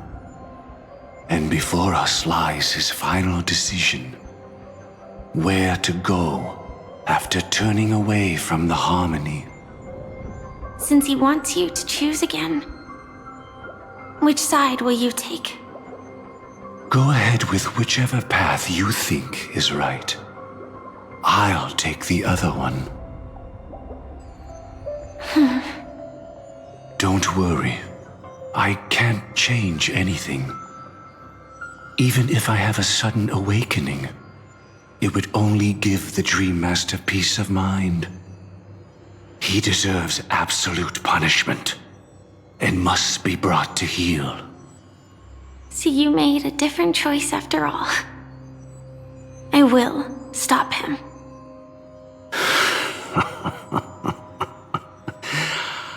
I hope everything goes well. This is goodbye, then.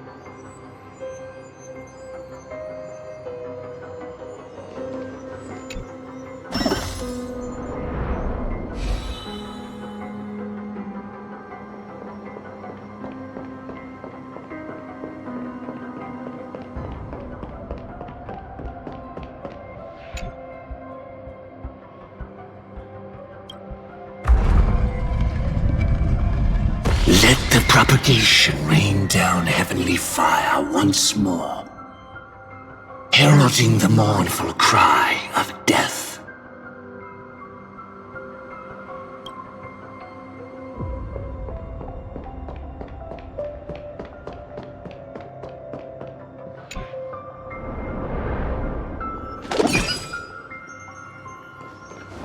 Well then, our paths diverge here.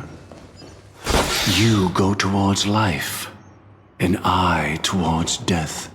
So many. Could Gofuwood's plan already be in motion? No. Impossible. No danger detected. But never let your guard down.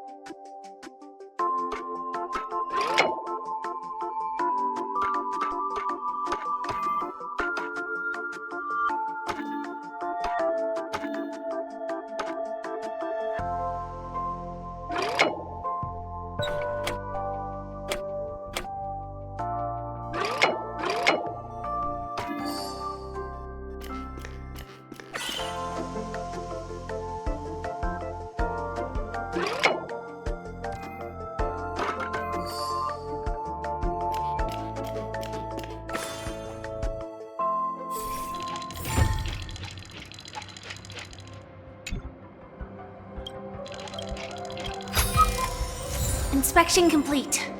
Nothing suspicious.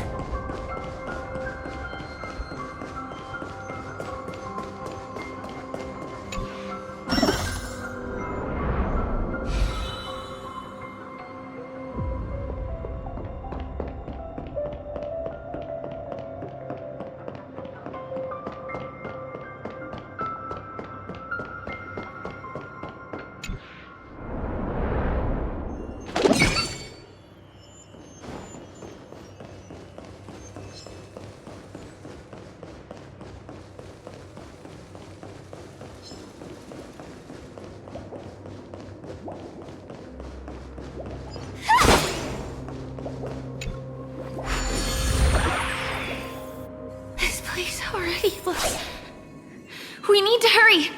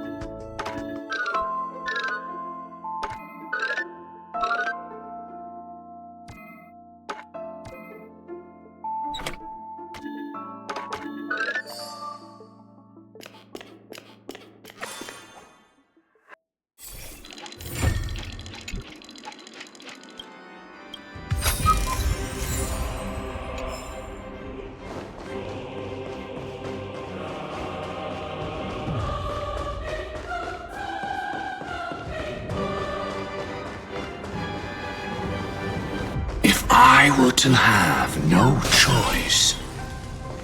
Nor shall you.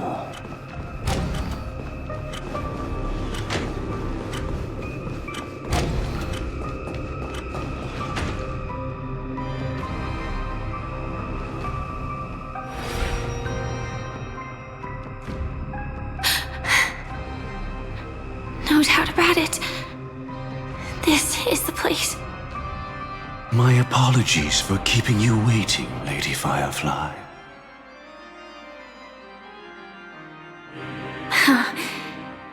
It's you. It seems the other path leads here too.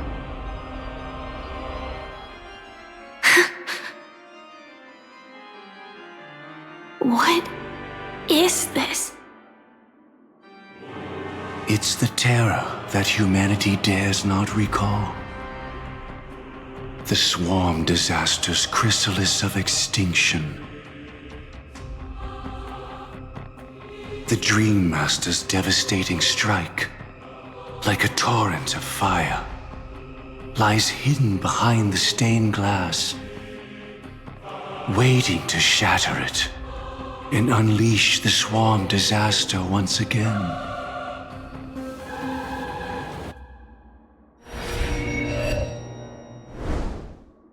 How did the Dream Master become this powerful? We need to stop him. Or maybe stop me. As expected. I shall end this matter on his behalf. This thought, together with the power beyond the window, completes a single, true, divine law. Divine law? Everything you saw along the way, none of that was meant for you. It was meant for me. So that I could bring you justice. I don't see any justice in any of this. Lady Firefly, I assume you've pondered over destiny too. I don't think it can be used as an excuse for anything. Even if the ending is predetermined, we can still decide how we get there. That's just self-deception. You've never been able to change the course of events. When we stand at the crossroads of choice, no matter how many times we start over, we'll always make the same decisions. By that moment in time, we've already been shaped by our past, believing that choice to be the only correct path. All the past you've left behind has already determined your future. Your friend tried to escape destiny, only to meet the same end. And now, here you are, no different.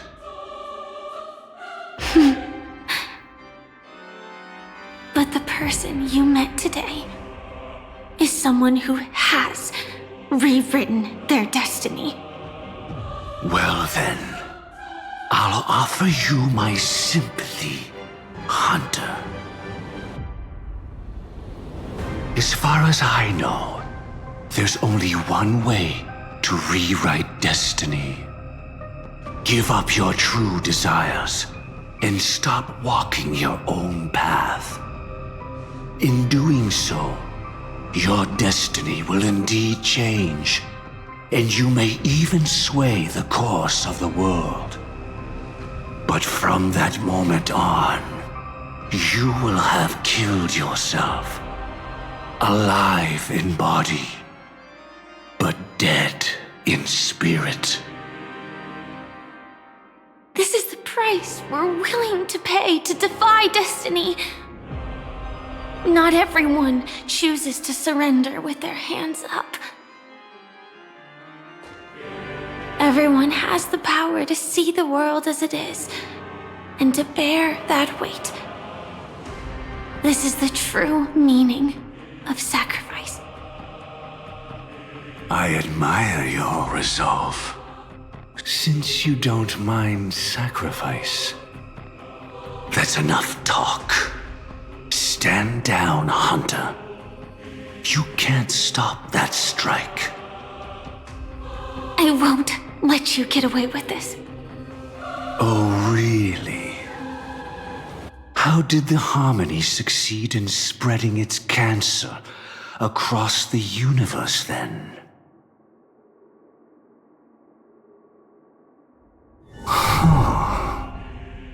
Though she wasn't my true companion, that cremator left me with a spark of her flame. I never trusted you. During our journey together, I planted it on you.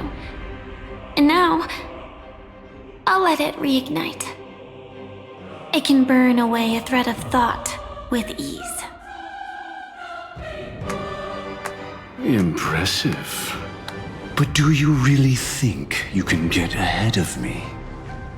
If I can't, I still won't run away. If that strike is inevitable, I'll be the only one who dies in this nightmare. Your courage shines like pure gold. Even so, paradise shall fall into this world of sorrow, and once dawn breaks, it will shatter in the light of day. How could anything golden abide in glory forever? Come forth and present yourself, last heir of the Empire. I permit you to unveil the true face of order. I permit you, with mortal hands, to bring forth the Great One. The swarm will again devour all things, and fill the hearts of the lost with terror.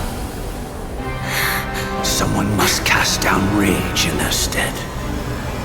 All that lives will one day die. Even so, I will still do as I've always done, and pray that I can stay alive. I can do it. Right?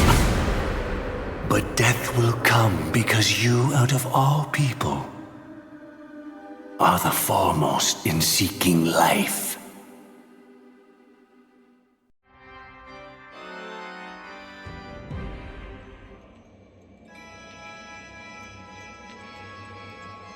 Your last confession took me by surprise.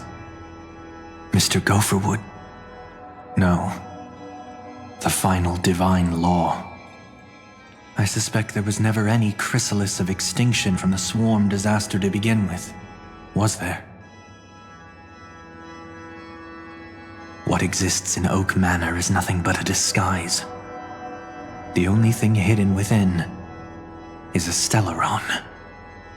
True. I never unraveled the secrets of the propagation. Now, split into 4 parts. A single strike of mine cannot harm that hunter. But if a Pathstrider of the same origin as the Swarm were to be deceived by tuning, mistaking what lies before them as certain death, if they were to make a wish to live before the Stellaron, the outcome would twist into a catastrophe that brings death. The Swarm disaster. Her life shall beget death, and that death shall beget life unto this world. But why are you so certain that nothing will go wrong? I've already glimpsed the secrets of the Stellaron, and I have no need for certainty here. Even if she never entered the game, that strike would still fall at the appointed time, causing the Stellaron to shatter The dreamers will learn that the power to destroy their own lives comes from the harmony, but that it is ultimately the worst option. You should know that I won't agree with this. Too late, child. The hands of time have struck midnight. Look up at the stars. Do you know why they are so cruel? That reason shall be the final divine law. And with this, we entrust everything into your hands. Because the stars belong to everyone, they have never belonged to anyone. If you love everyone, then you love no one. Well, that's where our conversation ends. Go ahead. The 107,336 souls of the Oak family have dreamed of this moment too many times.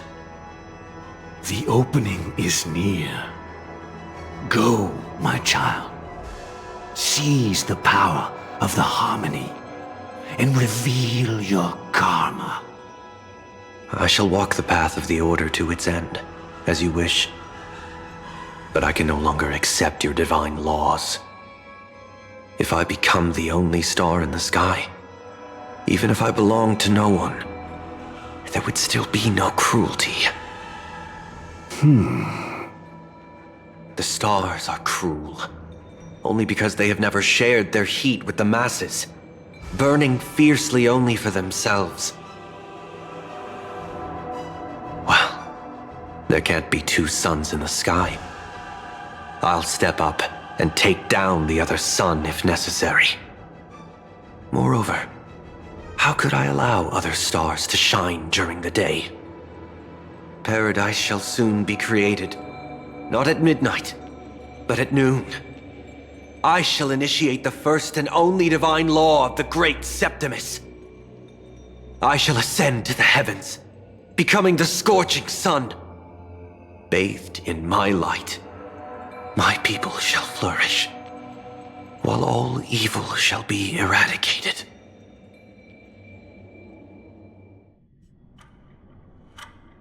Very well, child. Do what you must. Perhaps I was never without choice, merely too entangled with the fear of losing, never knowing what was possible if I chose to act. I should become a watchmaker too. The harmony I seek has but one note, repeating endlessly, never falling out of tune. Life, too, has its time. We did it. He faded first, causing that power to lose control.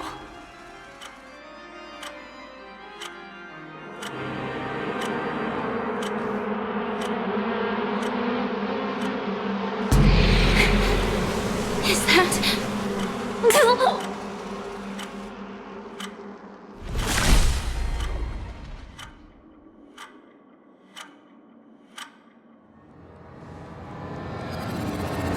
How... did you...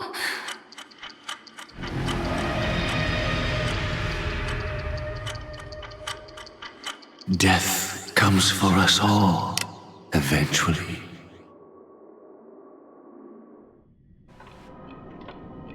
I'm starting to hate how powerless I am. How I wish that I had some way to comfort you right at this moment. Oh, don't worry. That was all in the past.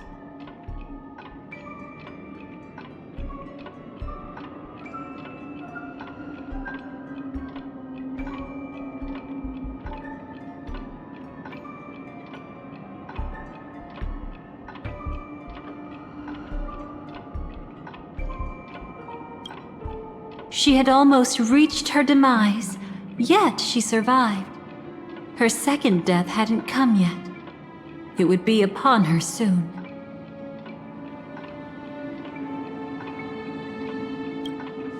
He lured a Glamoth Iron Cavalry to face a Stellaron after years of plotting. Though everything Firefly had learned since entering the dream was true, they were only truths that the Dream Master wanted her to see. And that is often regarded as the highest form of deception. The Stellaron answered Firefly's desire to keep living. In response, it recreated within the sweet dream the Swarm disaster and the Eon Enna.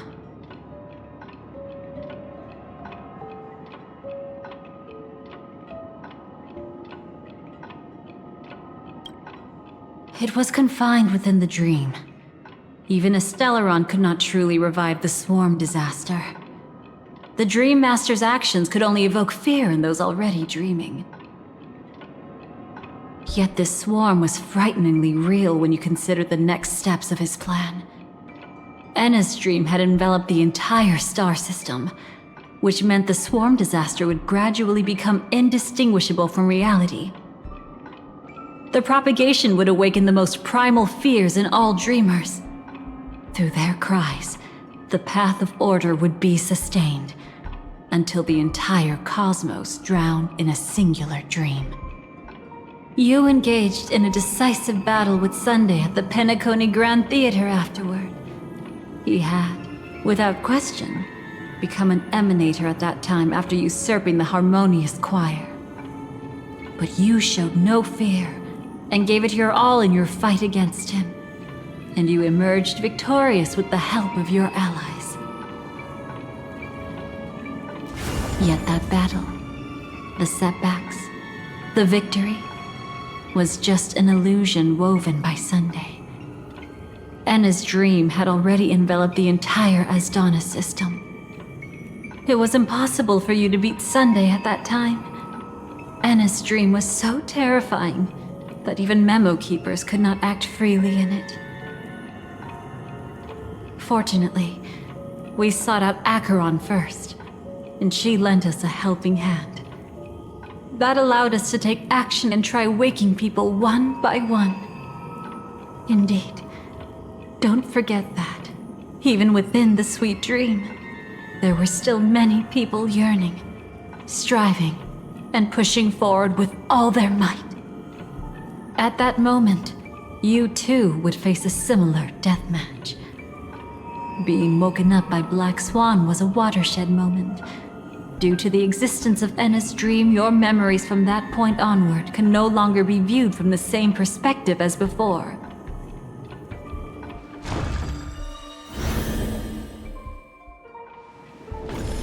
It's not that they're not real enough. Things always look different when viewed from different angles. Ever thought about whether we've truly seen our authentic selves in a mirror?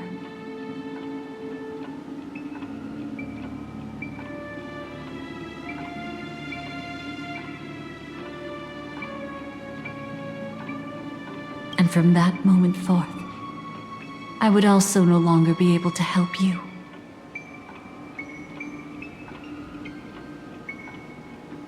Your memories belong to you alone at the end of the day. Destiny only allows me to intervene this far. However, you must remember this.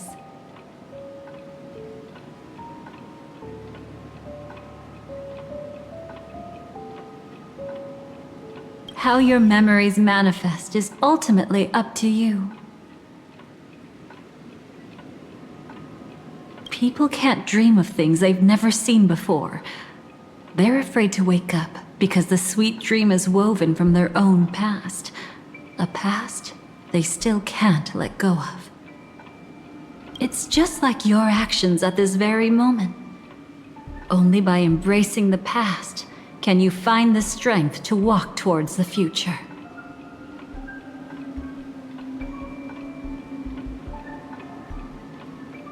Firefly, me, the Stellaron Hunters, this entire world, we're all waiting for you to reach that moment.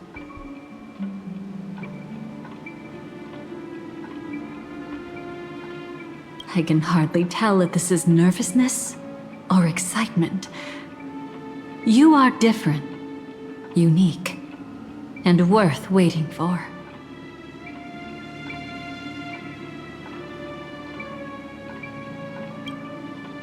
Go and write a prelude to memories once more.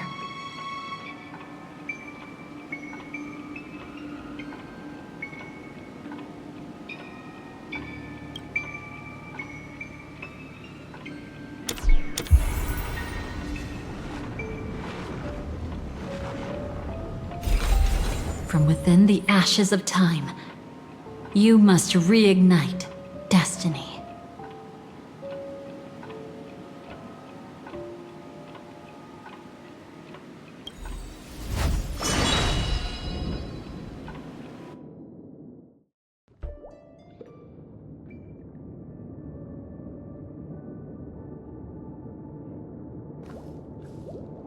This way, darling.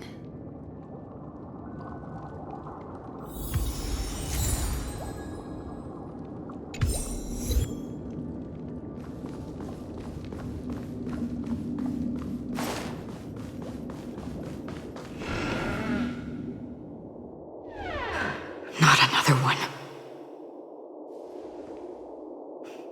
Thank you so much, Black Swan. Finally, I can breathe a sigh of relief.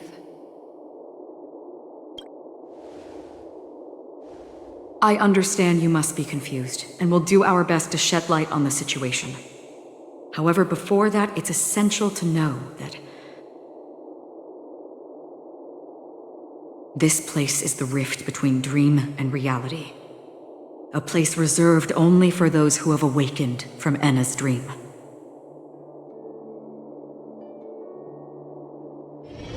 Do you remember Sunday's ambitious plan?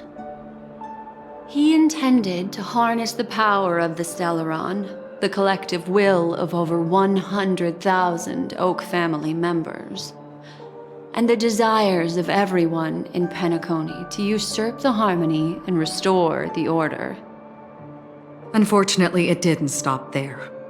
From the early days of our journey into Asdana, we were already affected by the Stellaron. That strange dreamscape where we met. Maybe it was a sign that your thoughts were beginning to drift away.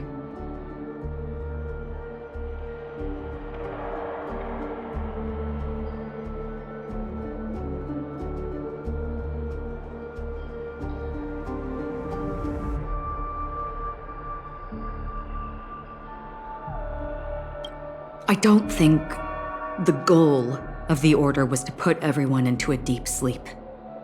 Quite the contrary. They used the Stellaron to catalyze the leakage of Asdana's memoria into the material world, allowing the dreamscape to blend with reality.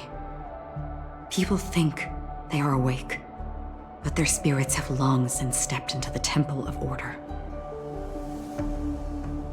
This is what makes Enna's dream so powerful. In this paradise governed by the Order, everyone indulges in their delightful dreams and lives happily ever after. I believe what you experienced in the sweet dream, except for that flaw, was real.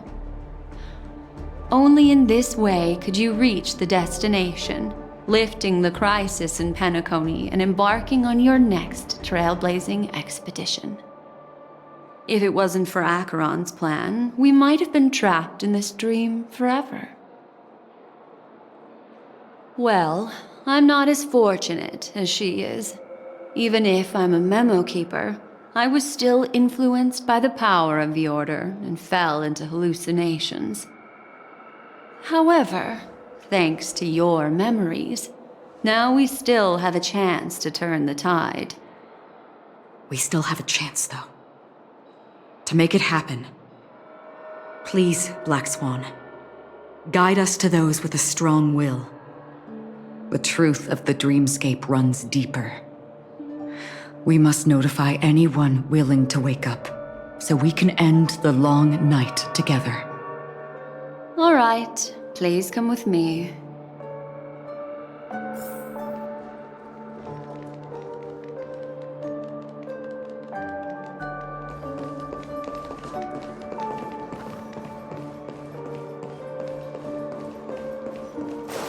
Stay calm.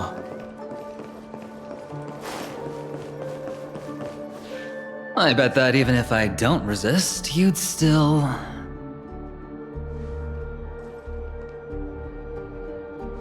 Time to get down to business, cowboy. Huh. You okay?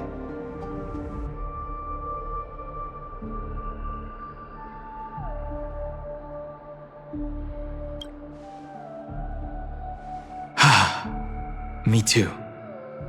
Quite the fateful encounter we have here, friend. Seems you're also a light sleeper. I'll send you some of the IPC's sleep aids one of these days. Unfortunately, we need to stay awake right now rather than sleep.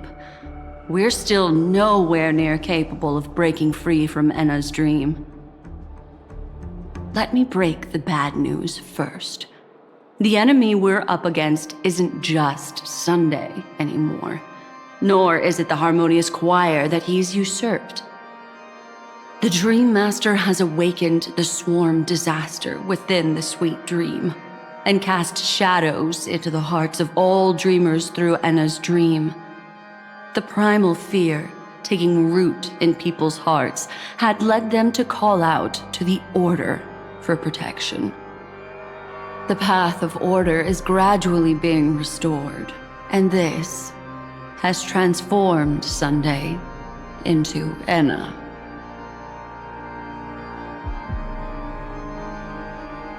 Specifically, he's just one step away from becoming an Eon. The IPC starships converged here at an opportune moment, and the power of the preservation seeped into the sweet dream to prevent him from completely ascending. However, that is only temporary. With the IPC around, the cosmos doesn't need a second order. But it doesn't make much of a difference for us. Sunday's true form has broken free from the dreamscape, becoming as vast as an Eon. The Asdana system is no more than a plaything in the palm of his hand. Indeed. Forget about stopping him. We can't even manage to face him again.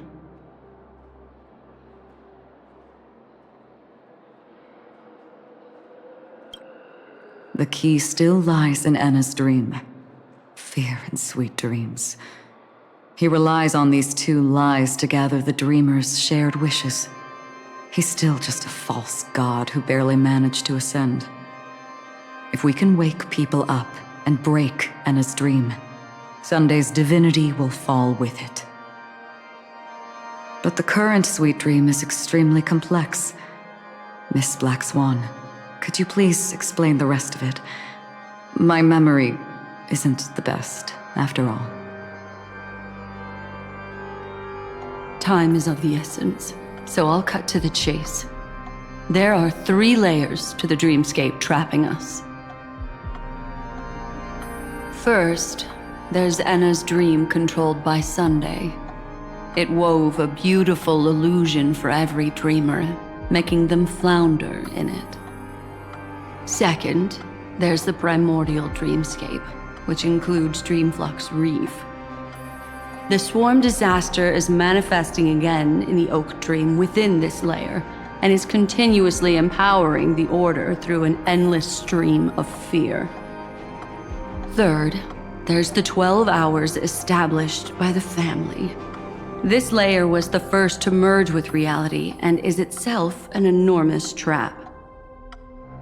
Forget about winning. We need to cross all 3 layers of the dreamscape before we can even face Sunday again.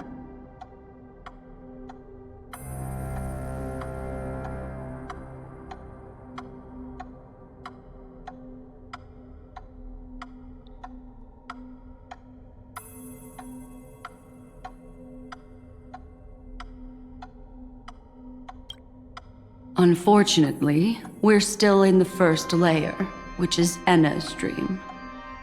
Although we've regained our sense of self, we're still dreaming. We've only managed to connect our individual dreamscapes, but have not escaped. To destroy it, we must make everyone in Penacony want to wake up from their dreams.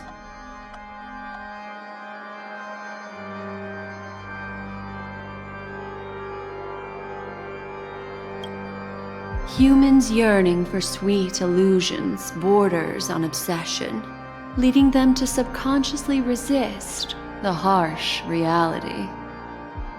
Therefore, I carefully selected a moment where she was completely unguarded, guiding her to uncover the truth herself to make her regain her consciousness.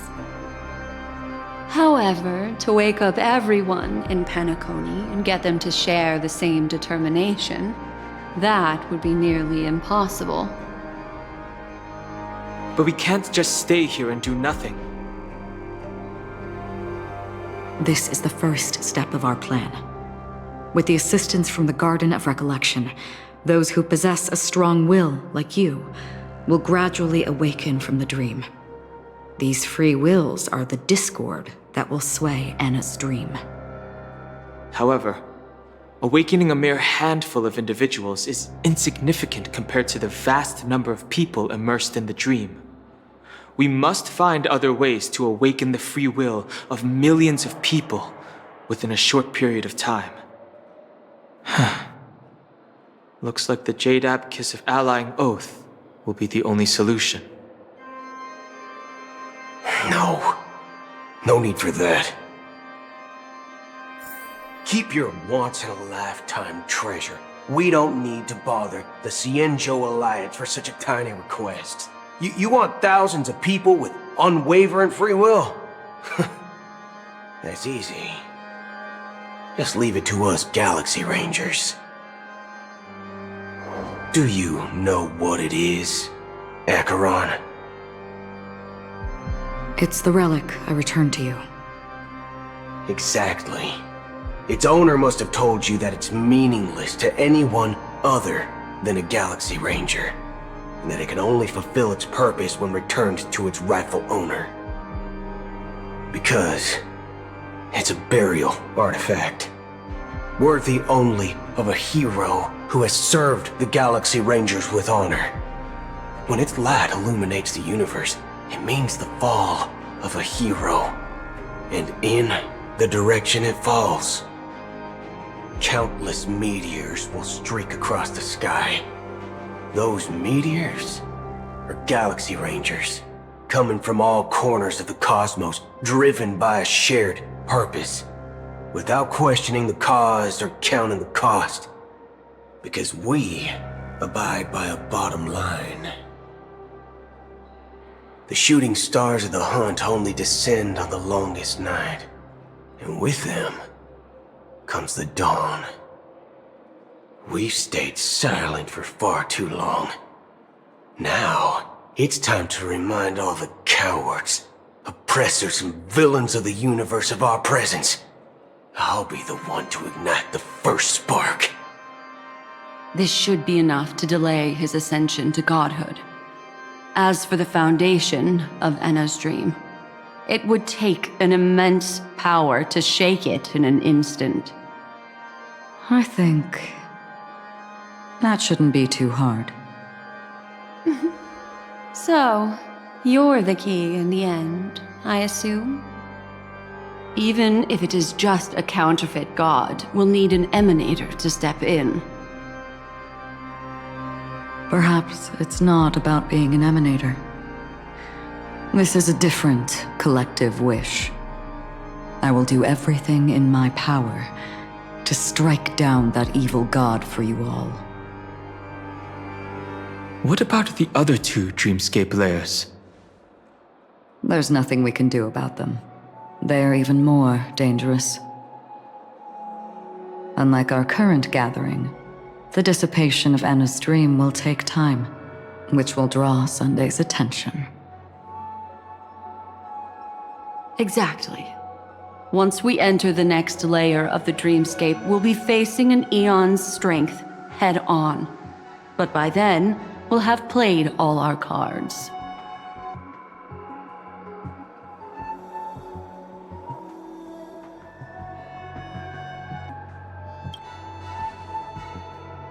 Enna's dream is no ordinary matter. Even with Constance and me giving it our all, we could only reach the few of you here. It's impossible to find more help. As for beyond the sweet dream, our only hope lies in intervention from other eons. But that would be tantamount to igniting a cosmic war among gods. The Order is one of Xipe's aspects, yet the Harmony stands idle at this moment as Enna is being reborn, without any further intervention. There must be some deeper reason behind this. But time is of the essence. We must take our fate into our own hands. In other words, those who only want to survive by playing it safe will die. All those who dare to face death head-on will live. I like that. Just these few people? Oh well, that'll do.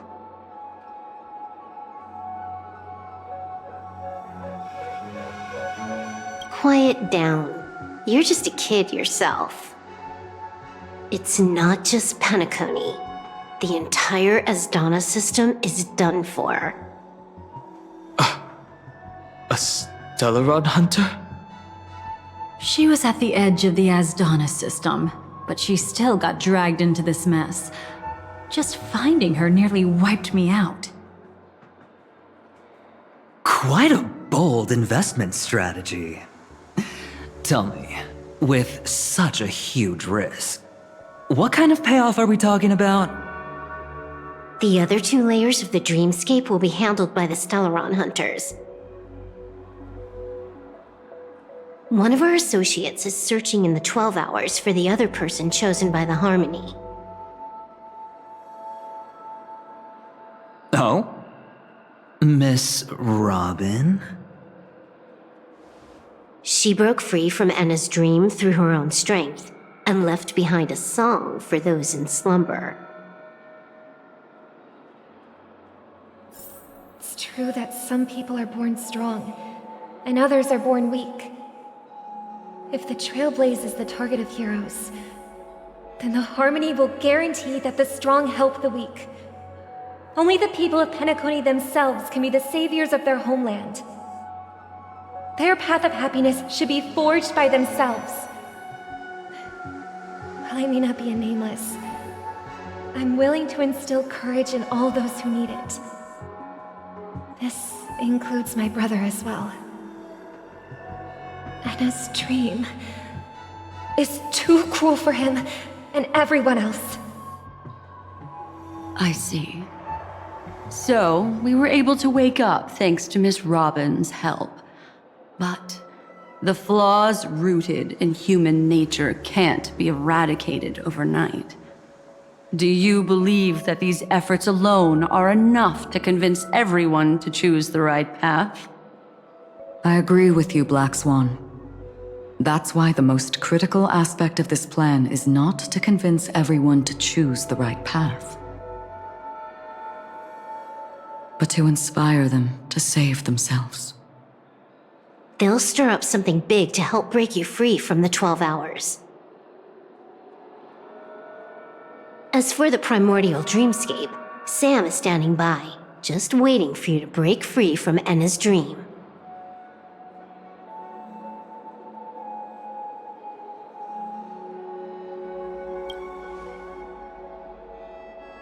Now, I'll tell you, but don't panic. She will die. She will die a second time, facing everything she wants to run away from. But her fate will be determined by you. She will help you break through the second layer of the dreamscape. Then, she'll fall into Enna's dream, which hasn't fully dissipated yet. If you defeat Sunday and wake her from that dream, then her second death, too, will become nothing but an illusion. But if you fail, the dreamscape will ultimately merge completely with reality, and her death will become a fact.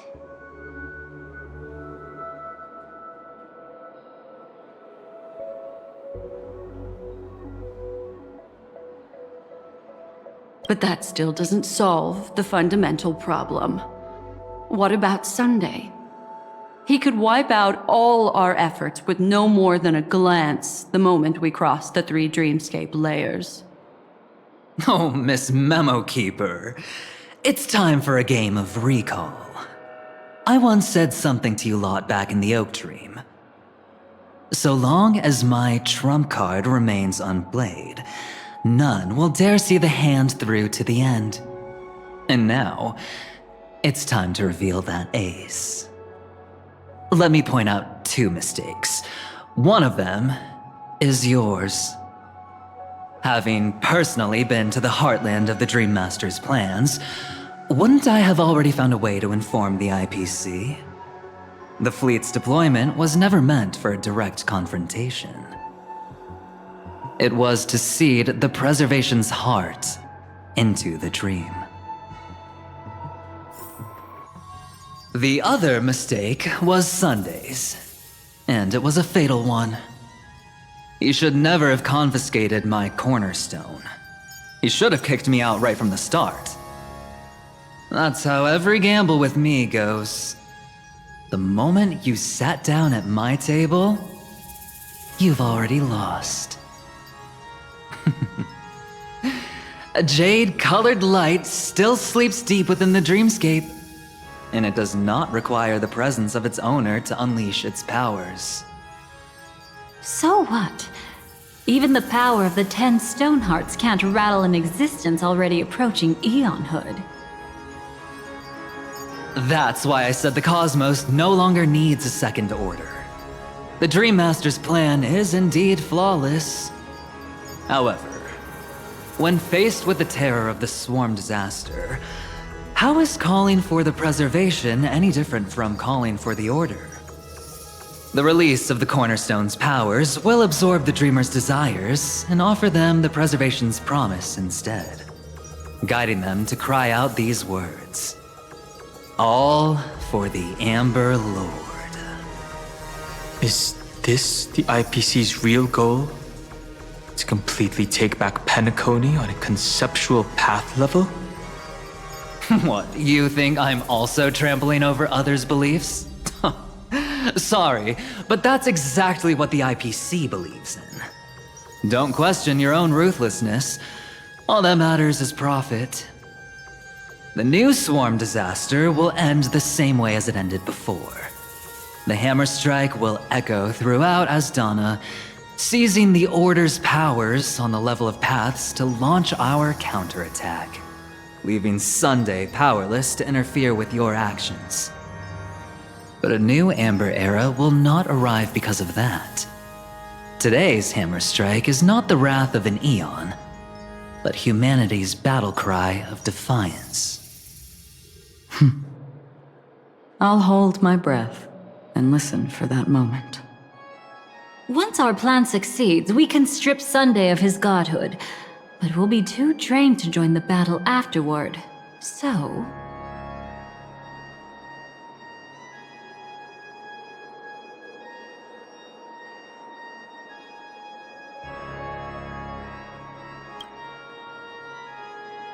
Take your time to prepare. Before you head out, may I have a moment alone with you? There's one more thing I need to explain to you.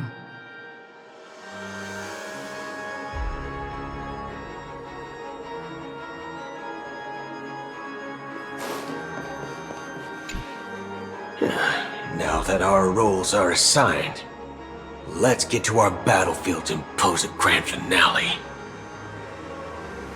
Go. You already know what I want to say.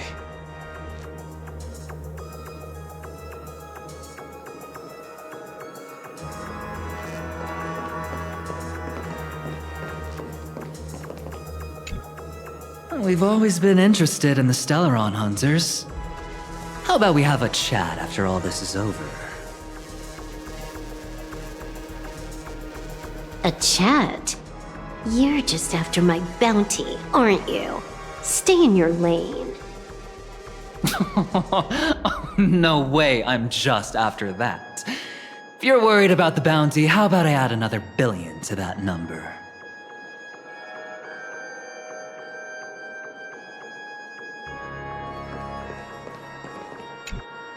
It's you. I've been wanting to meet you. I'm curious, why does she value your existence so much? Not now. This is not the time. I used to wonder about destiny, about where it's heading. But you can decide its destination, at least for today. The bigger the stage, the more you need to be composed when stepping onto it.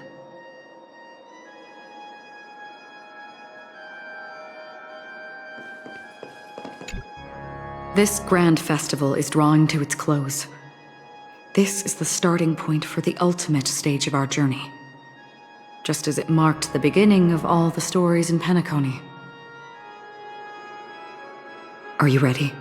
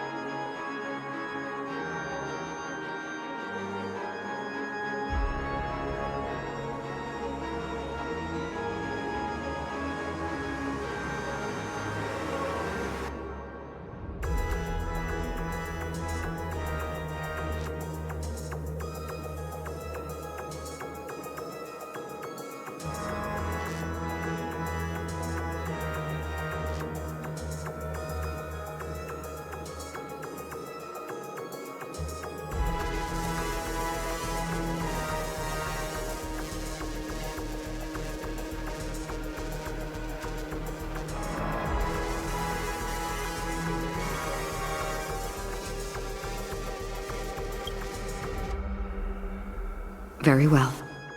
Now, please close your eyes. A glimmer of fireflies. A sigh of regret. It is because life dares to slumber that they can awaken.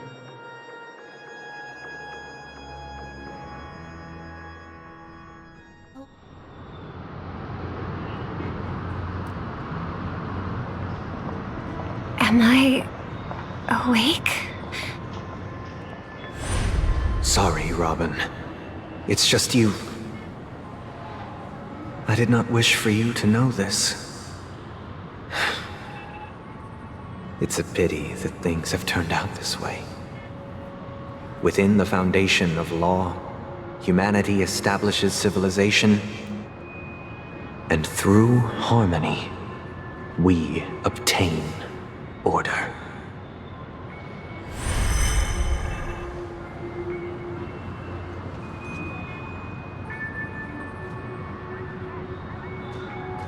My brother. Did you still bring the Order's sweet dream into our paradise? Ow! You're still trying to play the family card at this hour? Your brother doesn't exist anymore. As of now, you'd better call them Anna. Impressive. You really woke up on your own. Let me reiterate. If you've had your fill, it'd be wise to leave before it's too late. The music of the harmony doesn't tolerate discord. Ow! Then I'll reiterate as well. I've done my part, and now I'm simply waiting for the fireworks to begin. Why don't you just cut to the chase? Time's short, so I'll condense the report. Oh, that even rhymed. I'm so talented. A nosy cremator left something on you. She wanted to use it to burn down the illusions you received from the sweet dream, allowing you to wake up from Enna's dream. But it looks like you don't need it anymore. Then, how were you able to reach this place? Well, a fool has thousands of faces. It's gonna take a lot to create a sweet dream that can satisfy me. Both you and I can still stay awake for just a little bit longer. Just a little bit? Honestly, I don't even need to find you. But I am just so kind. I've already killed you once to give you a chance to regain your home field advantage. You're the last festival host awake in Penacony.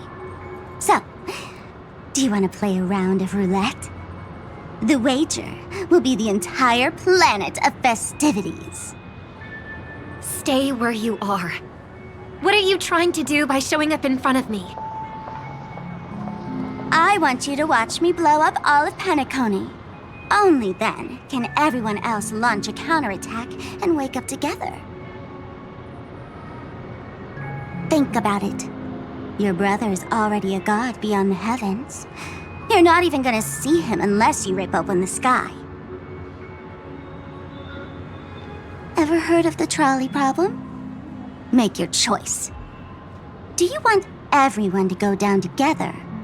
Or to have Penacony make a small sacrifice? Why should I trust the words of a masked fool? Don't think that I'm just trolling you. My bombs are hidden all over Penacony. They took a really long time to set up, you know. Maybe I should blow up a few to demonstrate how they look. Let me see. Which ones should I choose? Stop. What's gonna happen to the Dreamers once the bombs go off? They will all die. Then you know I'd never agree to it.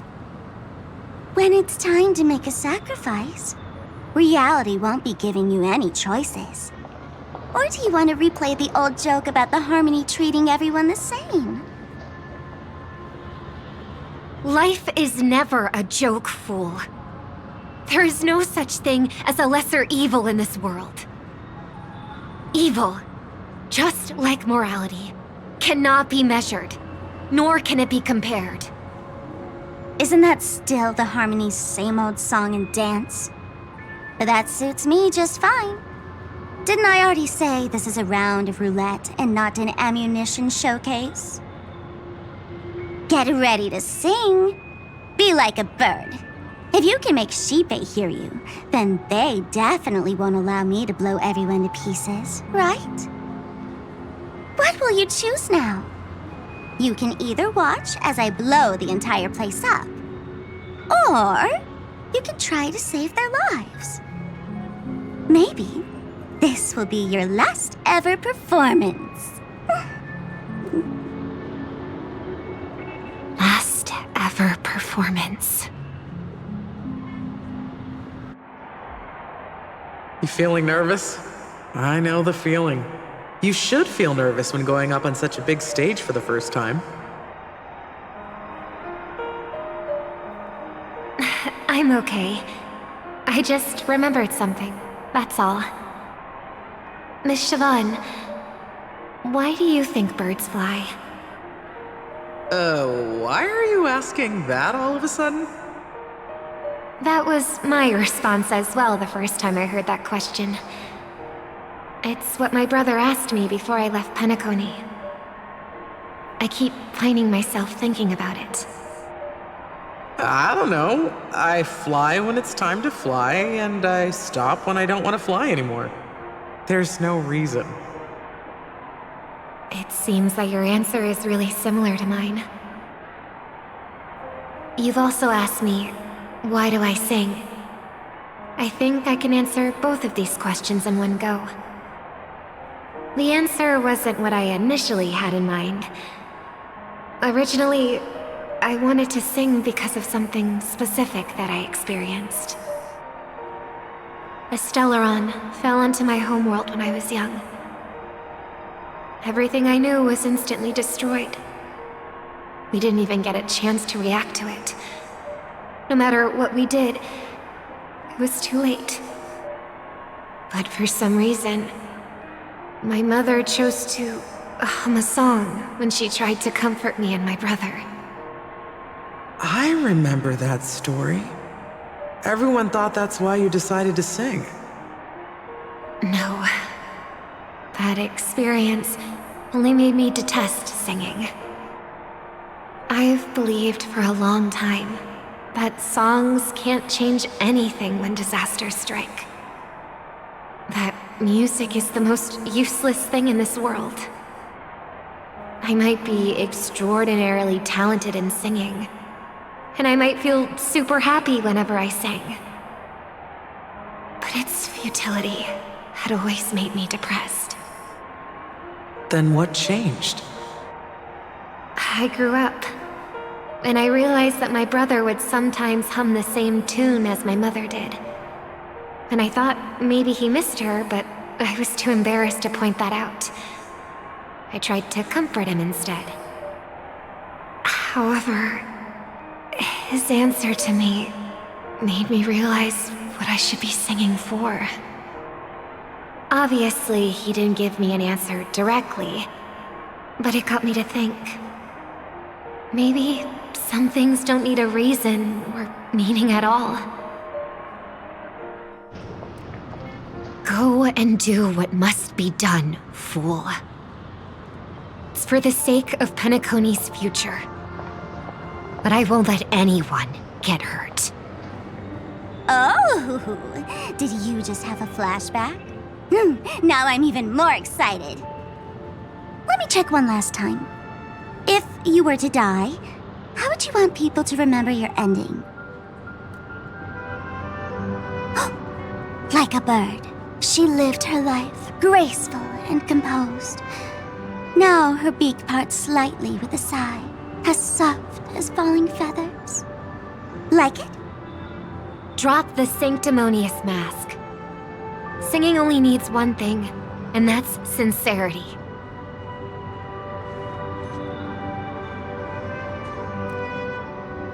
My brother.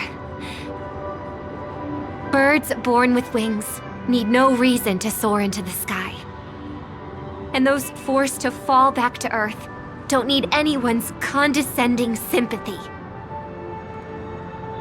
The sky and Earth are each other's proof and aspiration. When a soaring bird looks down below, it discovers that even after falling, life still holds hope to continue. And when a fallen bird looks up to the sky, it discovers that the possibility of soaring once again still exists in this world. Perhaps they'll never truly understand each other. But what people need isn't understanding. It's showing a little more compassion for the way others choose to live. And, when necessary, extending a helping hand. Even if you become the only star and prevent everyone from soaring into the sky, they will still be inspired by your radiance, flap their wings with all their might, regardless of whether they've been hurt in their fall. Thus, the Order's sweet dream will eventually fall. Oh, triple-faced God. If I manage to step onto the path of harmony, then please extend your hand and shelter those who believe in you.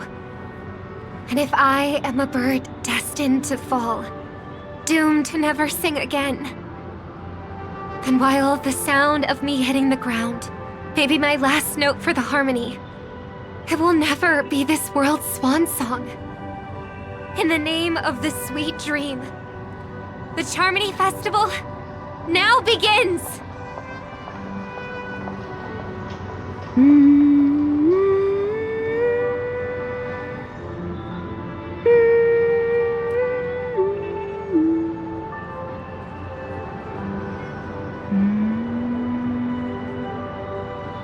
Brother, do you miss home?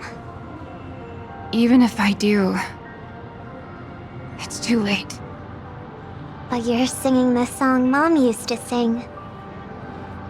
Because even if it's too late, we still have the choice to sing whatever we can.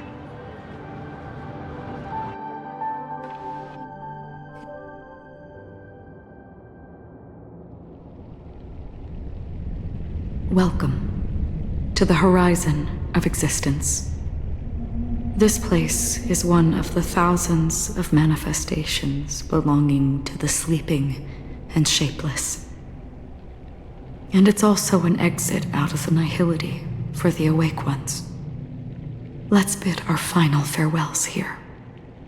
Remember your name. I'll be waiting for you at the end.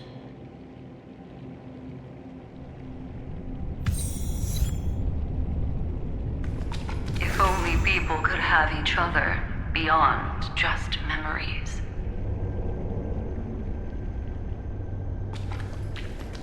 I want everything this world has to offer.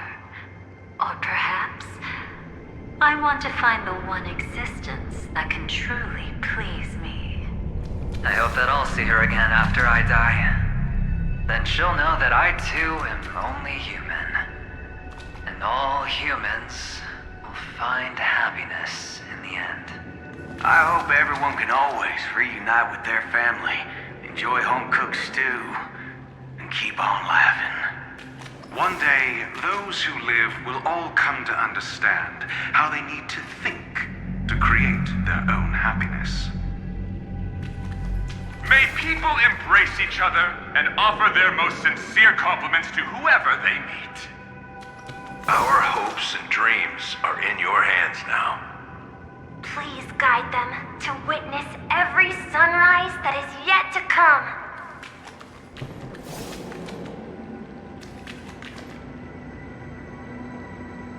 Hey, I've read the script. Why are you asking me?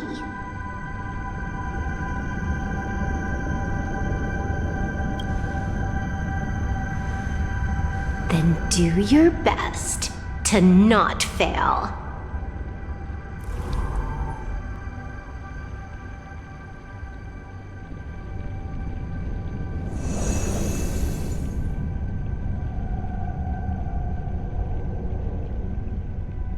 It's not the time to leave your final words yet. We all believe in you. You need to believe in us too.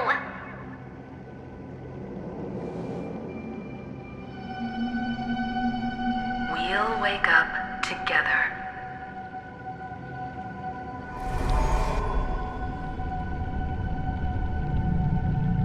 Why does life slumber? We don't know the answer yet, but we're about to awaken from this dream. Or perhaps such is the answer itself. It's the people who first broke free from the sweet dream. The sleeping and shapeless caught a glimpse of their desires. It was because they held on to these desires that they could dream. It was because these desires were never fulfilled that they could wake up.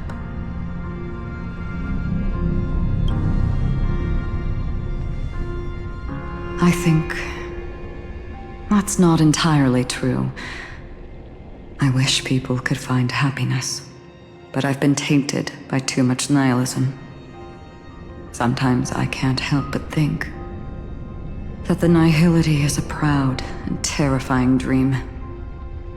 It's brought forth not by gain or loss, but by the severing of roads, or even the loss of desire itself. Fulfilling a wish can certainly make people feel the joy of being alive. But if no new wishes ever surfaced again in people's hearts,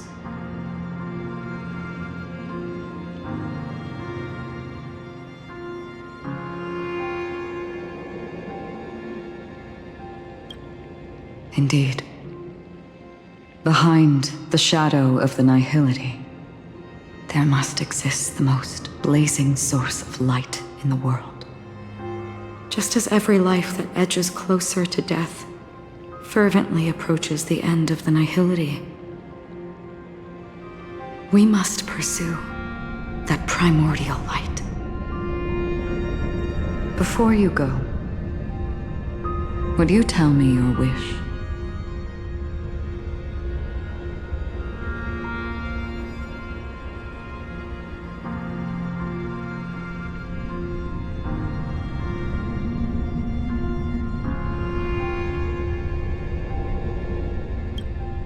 I'm glad. The answer itself doesn't matter. What matters is that you've made a decision.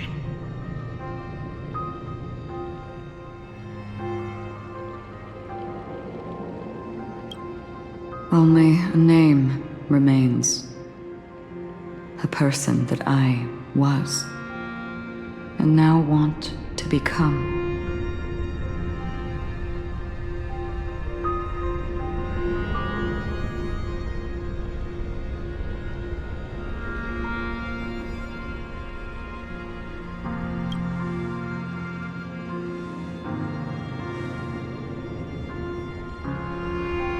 You're looking right at it. She is a hunter who treads upon the finality, destined to sacrifice her own wishes to defy destiny. But no matter which path you and she walk, death will always be the destined finale and the last reunion. Are you ready? She too was here not long ago. You can witness her resolve through this. Witness how that tiny spark of bug light broke free from the pull of the nihility.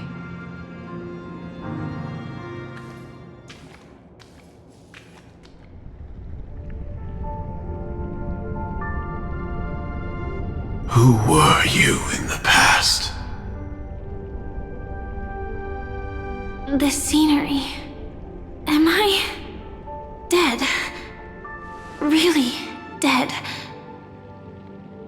Death is one step away from here. Step over this place, and you will truly embrace death. Or you can turn back. Tell me, who were you in the past? The Moth's Iron Cavalry. And who are you now? A Stellaron hunter. Then who will you become in the future?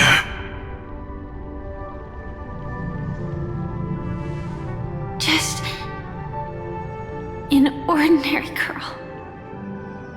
Well then, keep walking forward. Death would suit you better. Never. I fought tooth and nail to get where I am today, and this isn't over yet. Even if everything burns to ashes, I won't give up. You should know that's a wish that can never come true. You couldn't become an ordinary girl, even in the last sweet dream. Why do you think that? Entangled in the family's conspiracy, facing the mimetic entity's blades head-on, while challenging the resurrected swarm disaster alone, armed only with the script that can peer into the future. That's more than enough cards stacked against you. Do you really think that the time you spent with her proved anything? For an ordinary girl, simple happiness shouldn't just be a matter of chance. But who's to say all of this isn't what an ordinary girl would do? What? Perhaps the Dream Master was right. All the past we've left behind has already determined our future. All my experiences so far will still make me choose to step into danger when I face it in the future. But you misunderstood my answer. I guess it's my fault too. Always talking about wanting a normal life. As if the past that shaped me is some heavy burden weighing me down. being a Glamoth's Iron Cavalry and having entropy loss syndrome are more than just scars. They are a past that taught me to cherish, urged me to seek, and showed me how to love. All the things you listed are quite extraordinary indeed, but I believe any ordinary girl would make the same choice I did. When faced with everything I have faced, in the darkest moments, ordinary people never need to feel small. After all, they always discover that they've already become something noble and bright. Indeed, I can't change the outcome or even the process. But I can decide how to view my destiny. This is just an even deeper form of self-deception, compared to actually changing the outcome. Free will is mere self-deception for most people anyway. But as long as I'm not asking others to do the same, there's no shame in it for me. Everyone has their own answers as to why life slumbers. Some will never find their answer. But no one can take away their chance to keep looking for the answer. I won't give up, nor will I blame those who do. All I need to do is return their right to make that choice, and return that right to myself as well. So, I will leave this place together with you.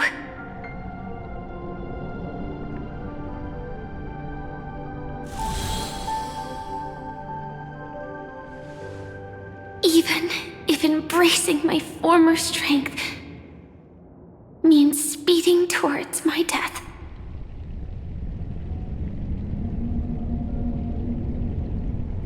The name I gave myself is Firefly. I used to think I was similar to a firefly, just a fleeting glimmer of light. But later, I realized no one would give themselves an unlucky name. It was also because I thought fireflies were beautiful. Later, someone told me that my eyes don't actually work very well.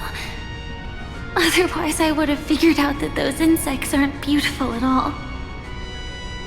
Beauty, love, all our feelings stem from the flaws we were born with. And that's what makes each of us unique. Yet, I can't help but love these little things. Even though I'm sensitive to cold and can't stand the night wind, I still go stargazing. Even though baking cakes is really troublesome, I'll still keep trying. Because I love giving them to people who matter to me and seeing those people smile. I love going around looking for cute dresses, not to show off to others, but because it makes me feel good. So, I won't mind any flaws anymore. I won't fear any new scars. I'll give it my all to find what I love, and I won't let destiny take them away. So,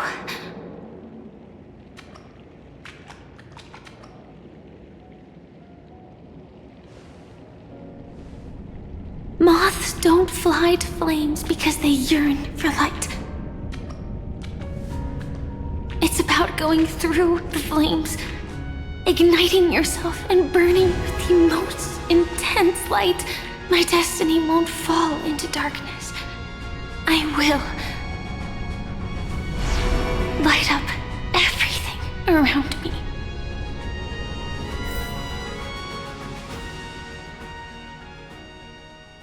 As long as the clock keeps ticking, death comes for us all eventually. And life has its time, too. If my world always ends up being burned to ashes, then let it burn!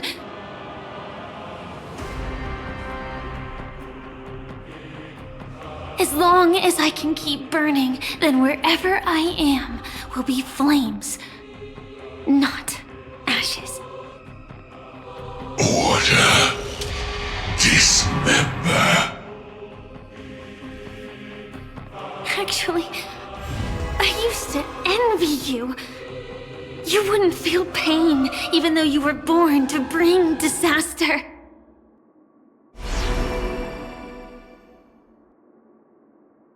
But you should be envious of me now. I'm unwilling to face death, nor do I want to keep fighting. But when faced with destiny,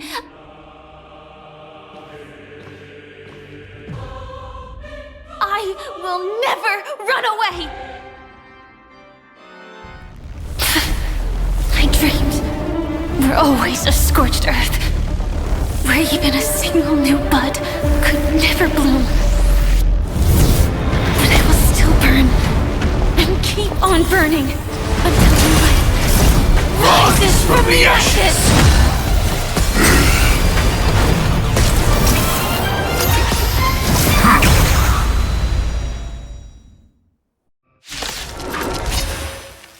If you are the Dream Master's answer, then listen to my reply in his stead.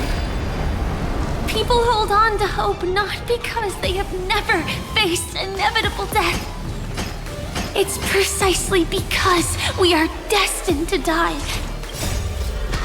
that we hold on to the hope of wanting to change something. Like fireflies until everything burns to ashes! Set the seas aflame! Have we met? Unite our goals. And dreams of words.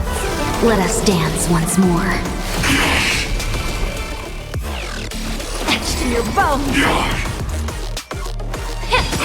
Capturing, initiating bite, mutation. Fight to live! Adjusting organic biomass. Attack detected. Execute. Devour. The truth. Everything in this world is bleeding. Immolate in my death!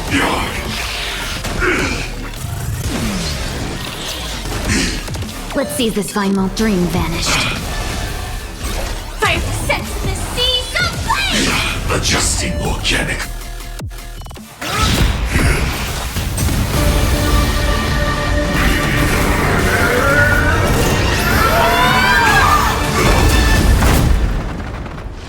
I knew it.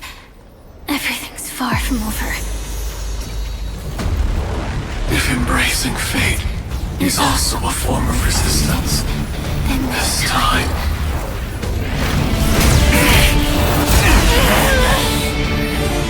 I shall embrace death!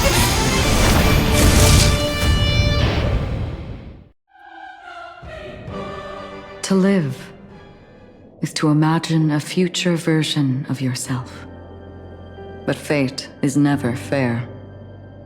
The choices people make are almost completely dictated by their past. No matter how much they try to move forward, there's no guarantee they'll see the future they've imagined.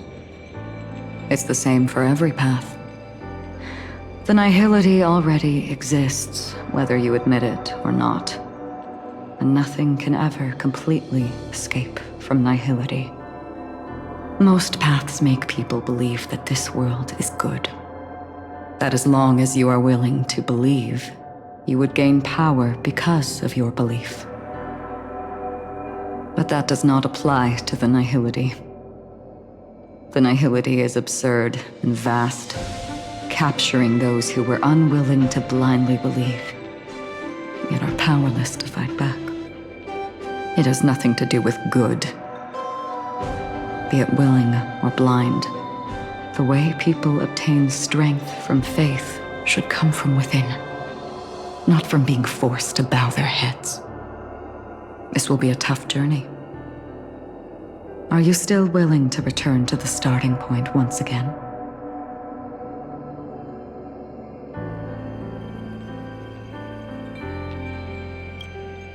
In this way, you will reunite in the warmth of the sunlight.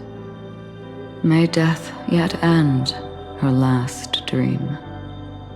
May you guide people back to the waking world. In the coming long nights, I'm afraid you will face many setbacks and witness many tragedies.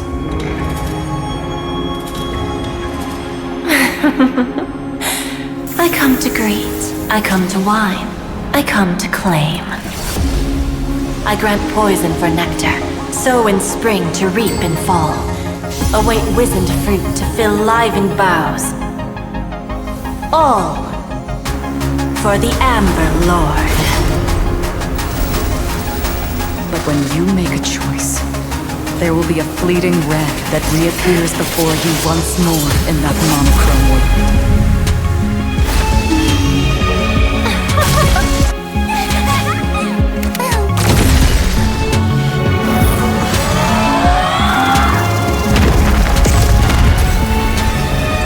What you must do now is ponder its significance, and then return to the waking world.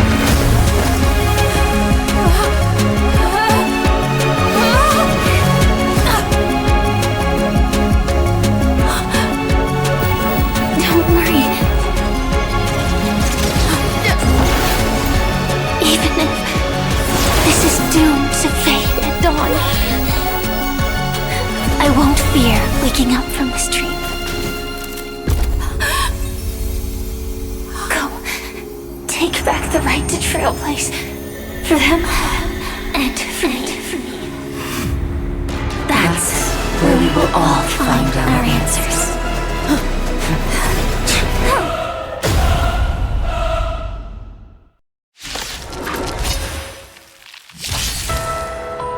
Mr. Sunday, it's time for you to wake up from your dream.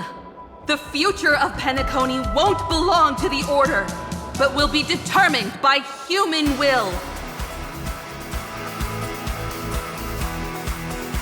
The divine power of Enna, actually.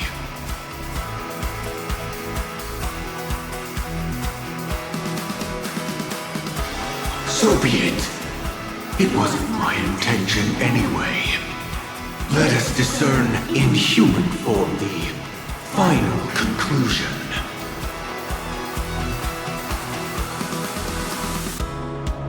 Did the gods create this world? Do the gods love all beings? Oh gods, you only need to hold your tongue here and silently hearken.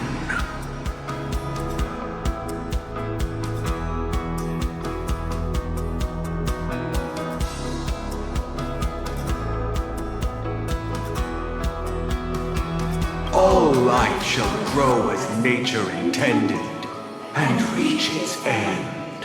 This mortal world should rest in mortal hands. All the work of creation has been completed. The inevitable day has arrived. The embryo of philosophy will reshape for us all of reality!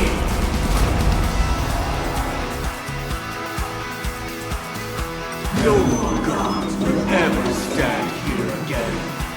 This paradise shall be forged by the King of Humankind!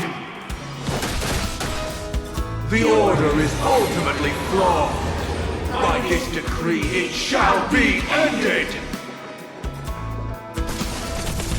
The remembrance is fleeting and impermanent. By this decree, it shall be ended! No way! Rosalina gave her life to protect the sweet dreams past. The hunt brings only futile misery. By this decree, it shall be ended! Tyrann's bullets still protect the sweet dreams present! The nihility leaves no light unextinguished. By this decree, it shall be ended!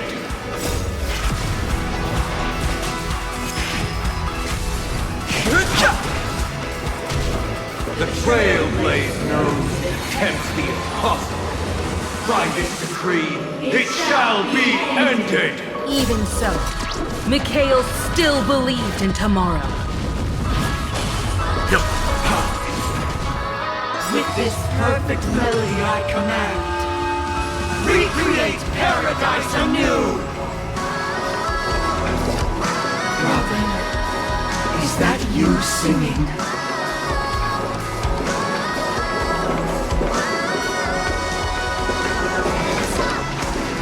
Now, it's time to become the new Watchmaker.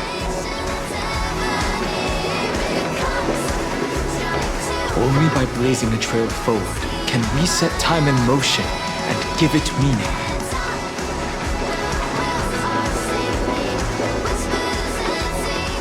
Only after the sweet dream ends will tomorrow come. People will keep moving forward, discovering countless new wonders.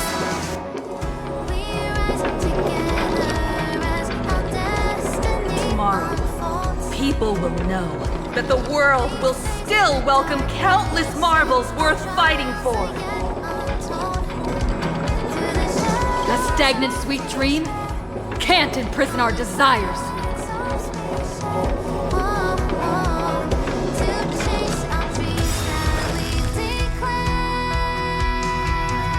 May this journey lead us starward!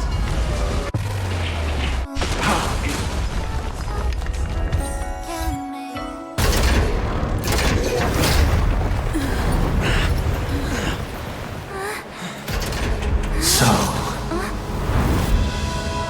why does life slumber?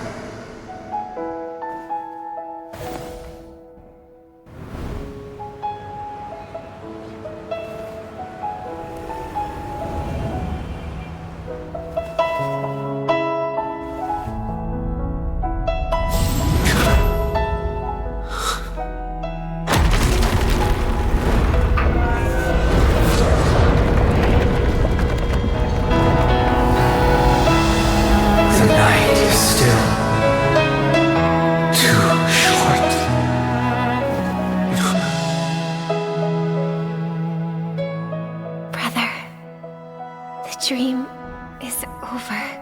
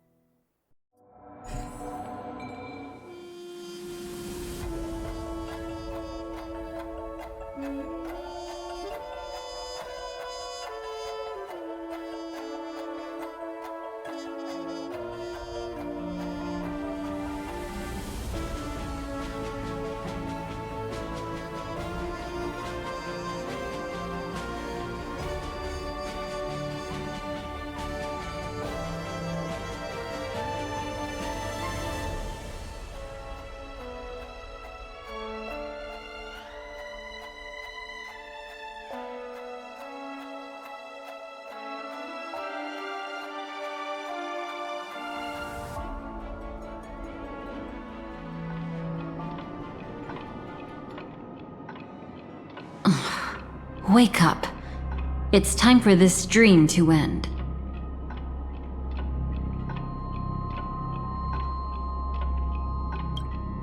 Destiny won't let me give you the answer, and the true ending is too sad. I'd rather you forget about it.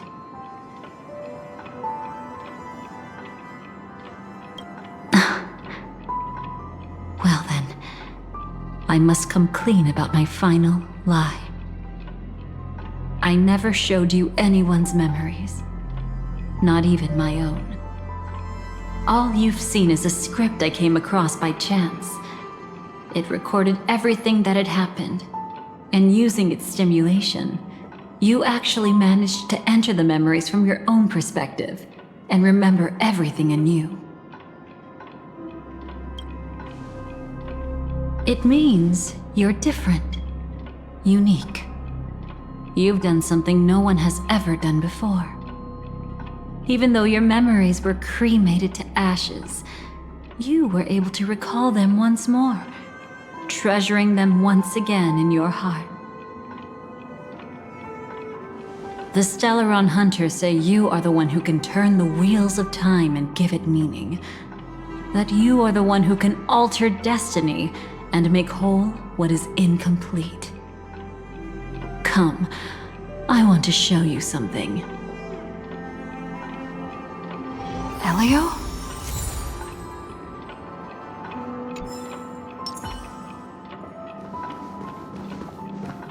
Come, I want to show you something.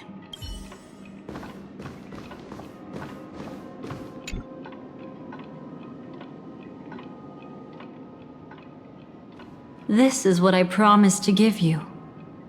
The truth about the finality. This cat is not Elio, but a strand of Terminus's divine corpus.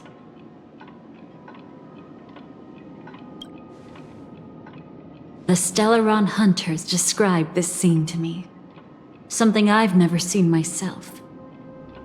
When Terminus ascends to godhood once more, they will manifest their 1,000-armed divine form and proclaim, "Now I am become finality, lifting the wheel of time, the destroyer of worlds." Then, Terminus turned into a pack of black cats, distributing every ounce of their divine power between those creatures. The cats shall depart from the end of the world, going against the river of time till the moment of the universe's birth. What you see is one of those cats. As for Elio, he is an even more special existence. Only the Stellaron Hunters know his true identity.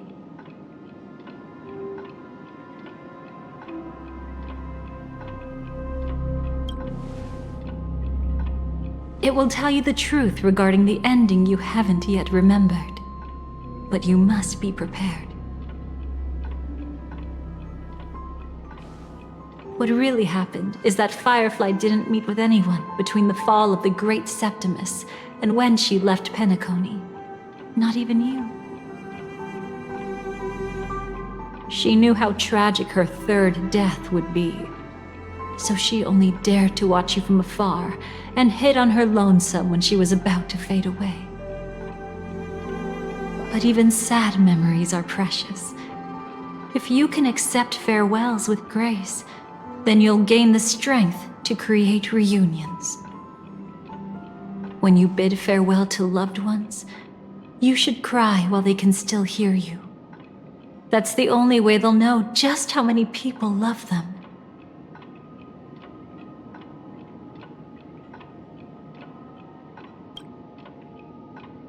You know, I often wonder if everything I'm doing right now is just a whimsical gift from destiny.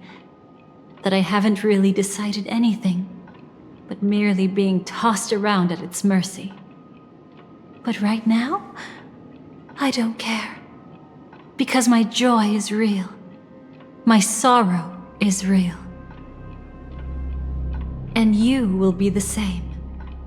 Remember, if you have regrets that must be mended, then shout with all your might from the depths of your heart. Let it be passed to the end of time, and make Terminus, who was about to set off, hear your call. The fact that you can see this black cat means Terminus is in the process of passing by you. The power of only one black cat cannot change much, but your past is Terminus's future. If it remembers your voice and decides to change something in its own future, your past will change accordingly.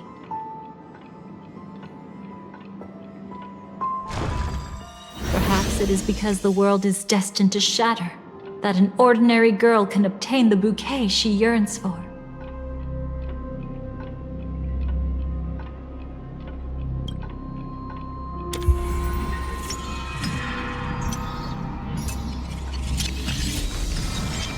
Go forth and deliver that bouquet with your own hands, so that no one will be left with regrets.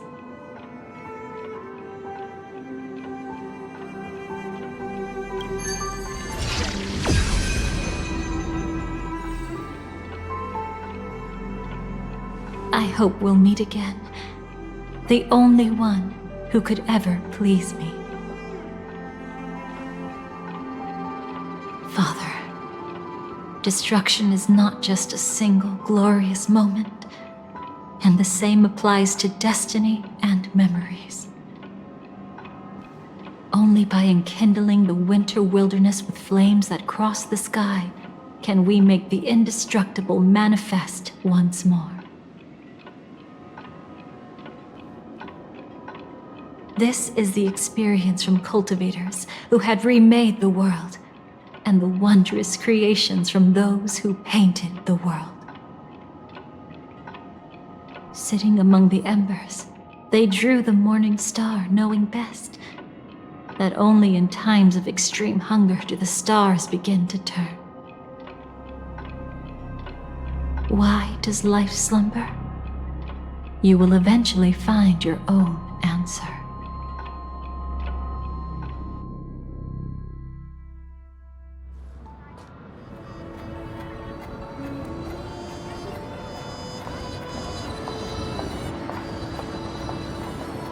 Then, let's go reclaim everything that was forgotten.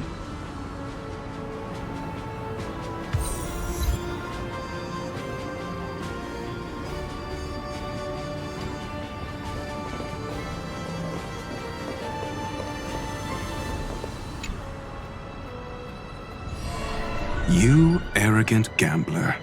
I've already seen through your tricks. Oh, do tell me what you figured out. When sailing through storms, drunkards always beg for mercy from destiny. So? So, they all died. Destiny loves to watch them crash onto the reefs. A fool deserves a fool's end. I feel like I need to read between the lines here, Professor. But you know I'm not that well read. You're not lucky at all. You chose to forever remain sober, never becoming a drunkard. Let's make an actual bet then. It's the perfect day for a few drinks. Once I'm actually drunk, you'll see just how wrong you are. But I don't even care about the outcome. In this world, what could be more precious than possibilities?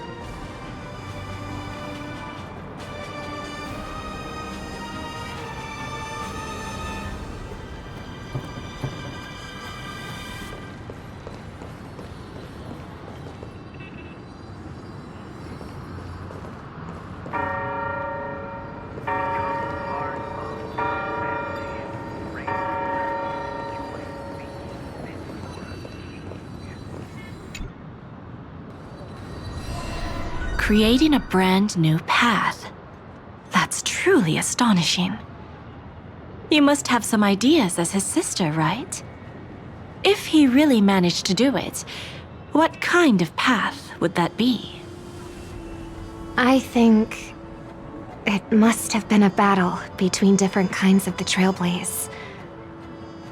However, my brother came to the wrong conclusion. His original aspiration was similar to the Trailblaze, yet the road he walked was one named the Domination, or the Conquest.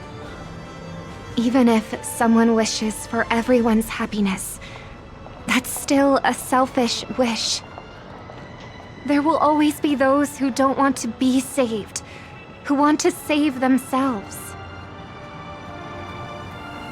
Do you also think that there shouldn't be any god in this world? No. Even a god who does nothing can at least give people something to believe in and find comfort in. But this world definitely no longer needs a king of humankind. That's why I believe my brother will come to understand all of this one day as well. He made mistakes, but he was stopped. I don't want him to spend the rest of his life in prison. I want him to also have a chance to save himself. No wonder you came looking for me. Yes. I want to make a deal with you. And after that, we'll talk about what position Penacony will hold before the IPC.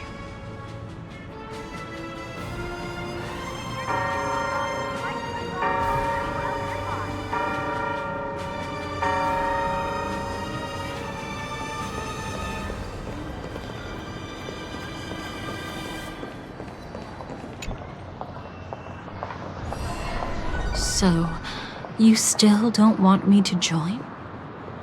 That's Elio's decision. He saw my future? In all possible futures where you join the Stellaron Hunters, you will ultimately choose betrayal. You shall become a Lord Ravager named Ephemera, poised to destroy the Remembrance. Those were Elio's exact words, and your payment. Payment?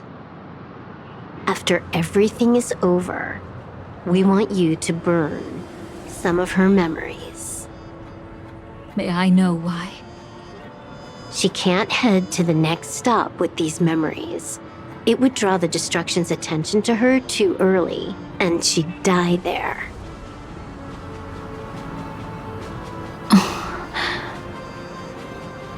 I can do that.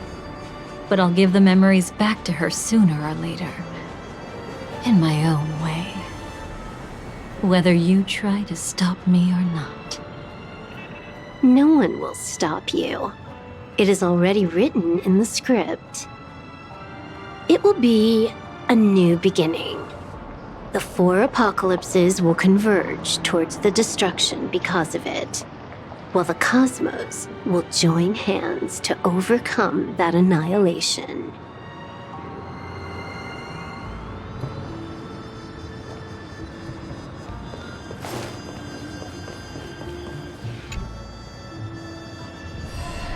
Burnt. Yes.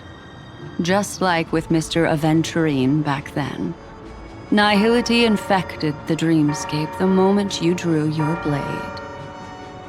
Thankfully, this is the world within the dreamscape. Constance took all the knot upon herself and burnt it away completely. Perhaps she won't be able to fully recover for a long time. I'm very sorry. Don't be. She's got other pressing matters right now. That's why she asked me to meet you. She really wants to thank you. She's betrayed too many people, facing death threats from Avengers at every moment. She used to delight in dancing with death. But at the moment she burned away the nihility, she said she was blooming. She said that, for the first time, she felt the joy of being alive. Come to think of it, people all believe that the Dahlia's floriography means betrayal. But on the planet where it was first discovered, the locals saw it as a symbol of life and prosperity.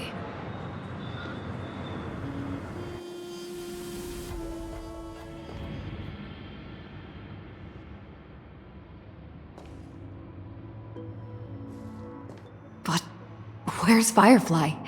I haven't seen her anywhere.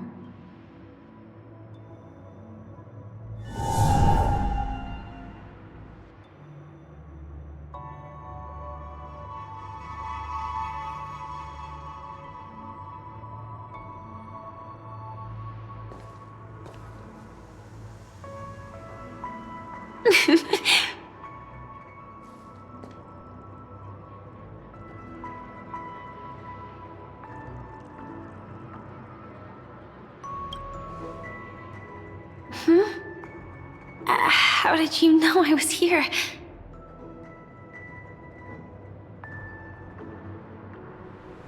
I'm doing okay. Sorry. I wasn't trying to avoid you.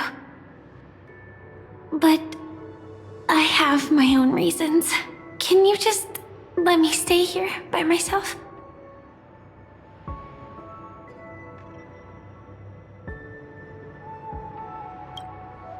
How did you know about the promise? I never mentioned it.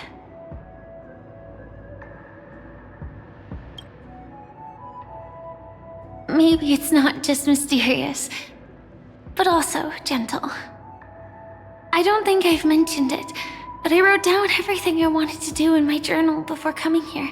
I'm staying here because I want to fulfill the last wish written in it. I've been quietly following you and watching you from afar for a while, but I still didn't want to disturb you. I hope your dreams begin with a smile and end with one too.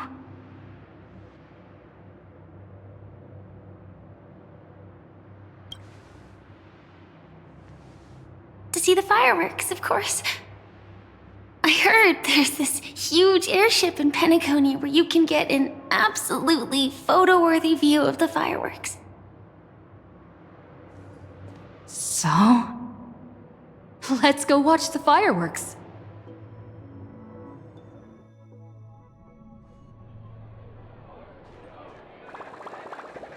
It really is the perfect spot. You've got great taste.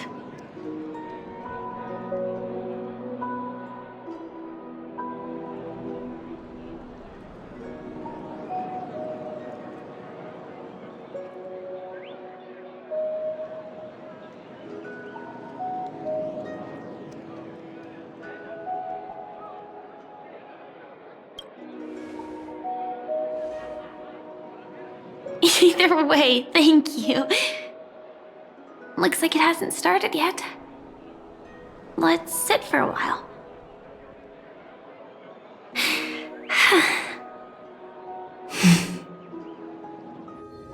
I wonder whether everyone feels speechless at times like this.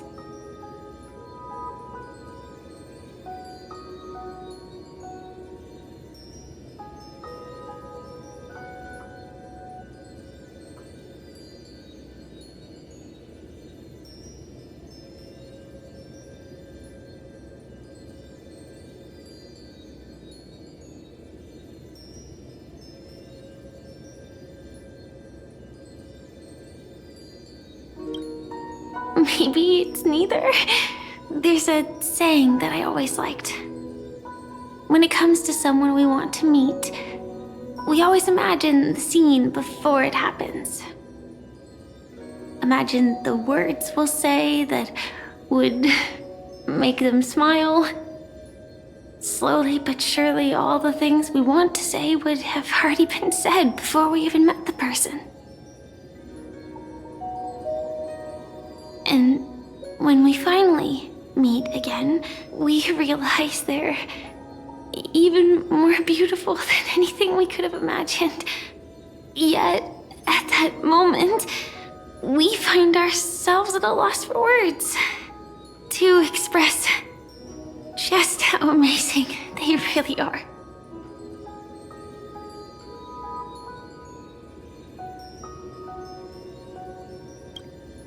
I'm sorry, but I can't tell you. Elio told me that it would lead to a terrible future. If I say even a few words more, you'll die at the next stop. All I can tell you is why our paths crossed again. Long ago, you promised me that if I could dream, then you would make it a beautiful daydream.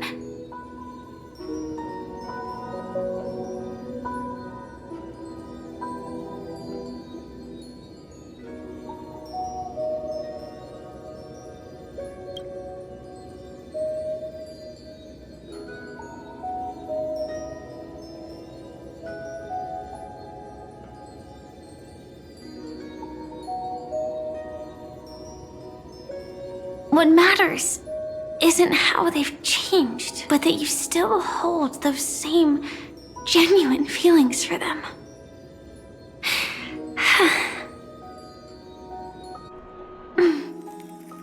I'm sorry.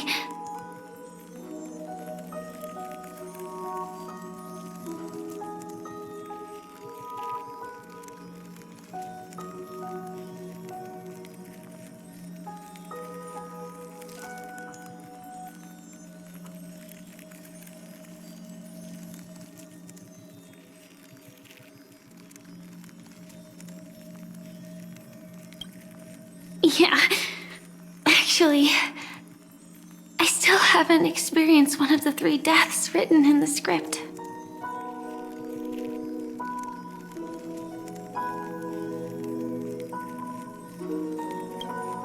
I only realized it after Anna's dream dissipated. I've made a mistake. Being sent to the Dream Flux Reef by death could hardly be called a death at all. That would have been way too easy. As for the true 3 deaths, the first one, I have known its true form for a long time. I can't dream. After I woke up, I would never dream again. In other words, the me that exists in this dream would completely cease to exist. The second time, I was killed by the swarm disaster. I activated my true power and came back from death. But that power would inevitably lead me to the 3rd death. My symptoms would accelerate uncontrollably until I die of entropy loss. The dreamscape had already started merging with reality when we arrived in Penacony. I thought I was dreaming, but I was actually also living in waking reality. It was causing my entropy loss syndrome to worsen. But don't worry. I asked Silverwolf about it, and she said things won't get that serious in real life. Let's not talk about this anymore. I just don't want to see you looking sad. This is our most beautiful daydream, and we should see it through with smiles on our faces. After all, we never know when we will use up all the moments we have with someone across all space and time. Hey, could you close your eyes? If this is my only chance to dream, then I want you to see the best version of me. As we near the end, let me indulge in a bit of perfectionism. Just like what I used to do. Let's close our eyes and imagine ourselves being together. Even if you can't see me, you'll still know that we've never been far apart.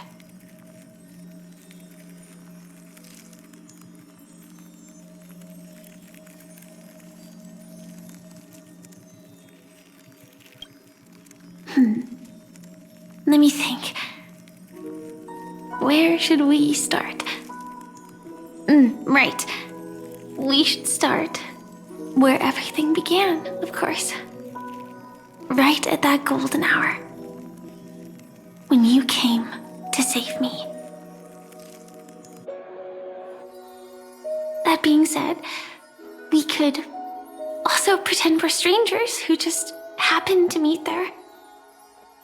Me, I'm a student traveling to the golden hour, and it'd be nice if I had a bit more pocket money.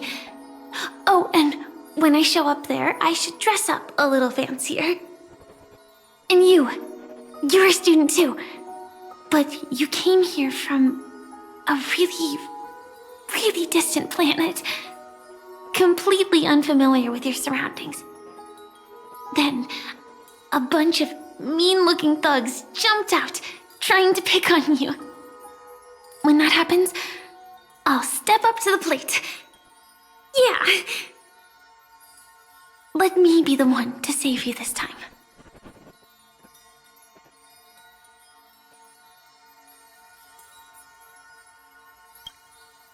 No worries. That's exactly what I'm going to do. The result doesn't matter. even the process isn't important. What matters is how we take part in this journey and how we choose to view it. So, grant me one more wish. Remember how I held you and flew into the sky when we fought against Enna's dream? Back then, I wasn't sure if I would ever wake up again, but I was happy. We were standing shoulder to shoulder once again, fighting against things that we believed were wrong, and we'd do anything for each other. Still, I have a tiny, selfish wish. I know you won't forget this moment, but when you look back on it, I want it to feel lighter. Maybe there were no enemies at all. It was all just a prank. And when I carried you up into the heavens, what we saw there wasn't the terrifying swarm, but rather the fireworks that I never got to see.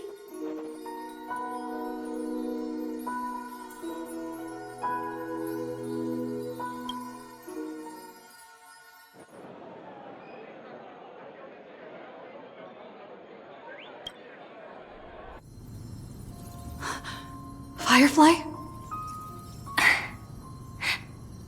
Elio said we're destined to head to different finalities, that we can't have a future. That's why you told me that you'll give me a daydream more beautiful than any ending could ever be. I'm looking forward to it. But can we really not step over the ending together? I'm not scared of death, but please don't let me die alone. They say you're destined to bring about the finality, but I believe you'll be there. You definitely will. Only you can know it, and only you can decide. This cosmos certainly doesn't exist solely for you, nor does it flow only under your gaze, but it's forever waiting for you to save it.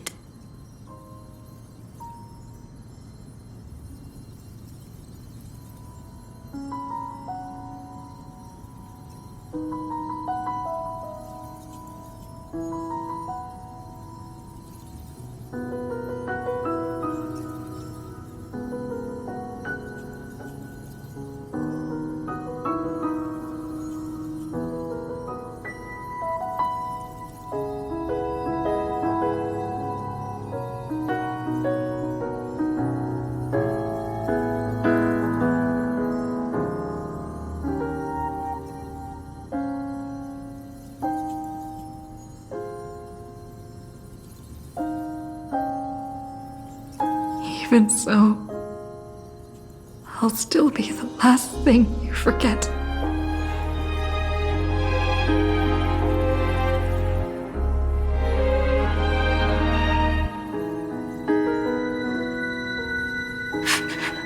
Fireworks. No. While she might still be able to see it.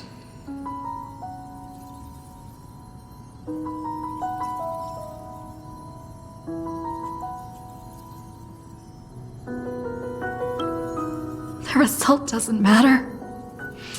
And even the process isn't important. What matters is how we take part in this journey.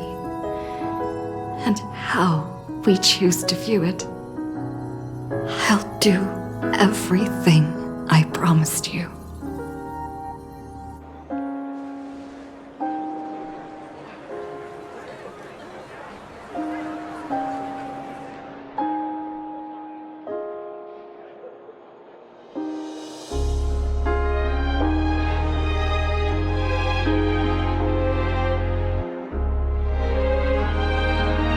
Am I still one step too late?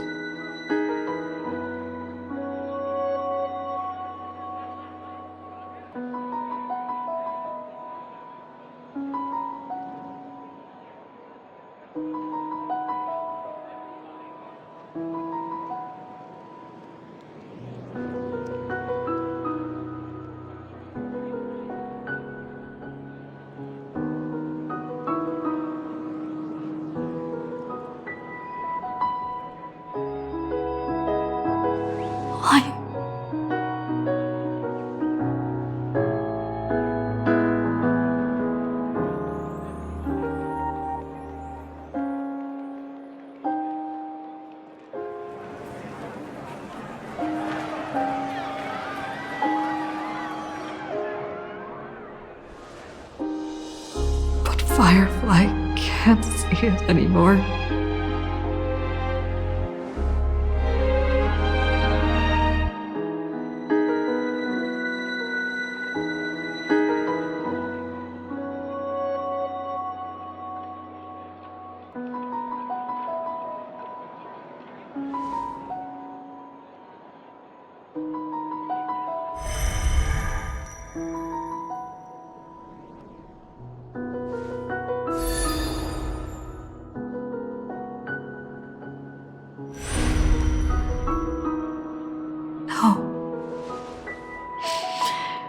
Not beyond saving.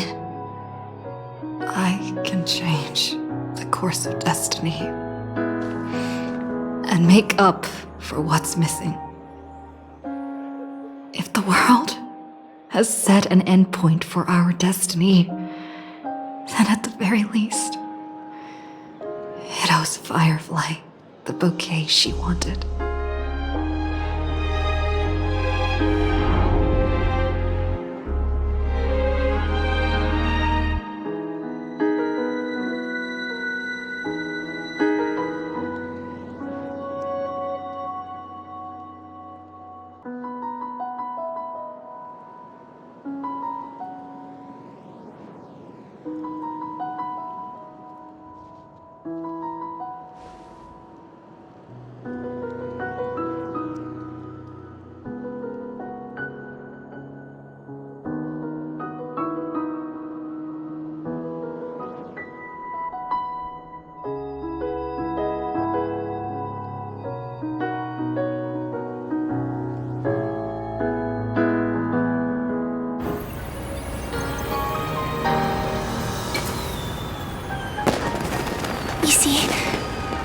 Everything is possible in this land of the dreams.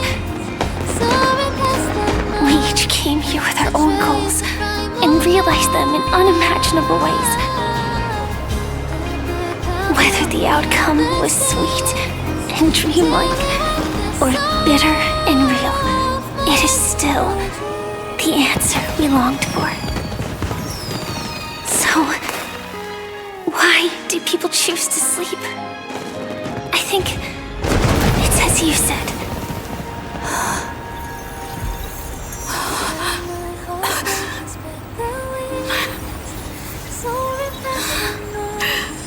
To trust the primal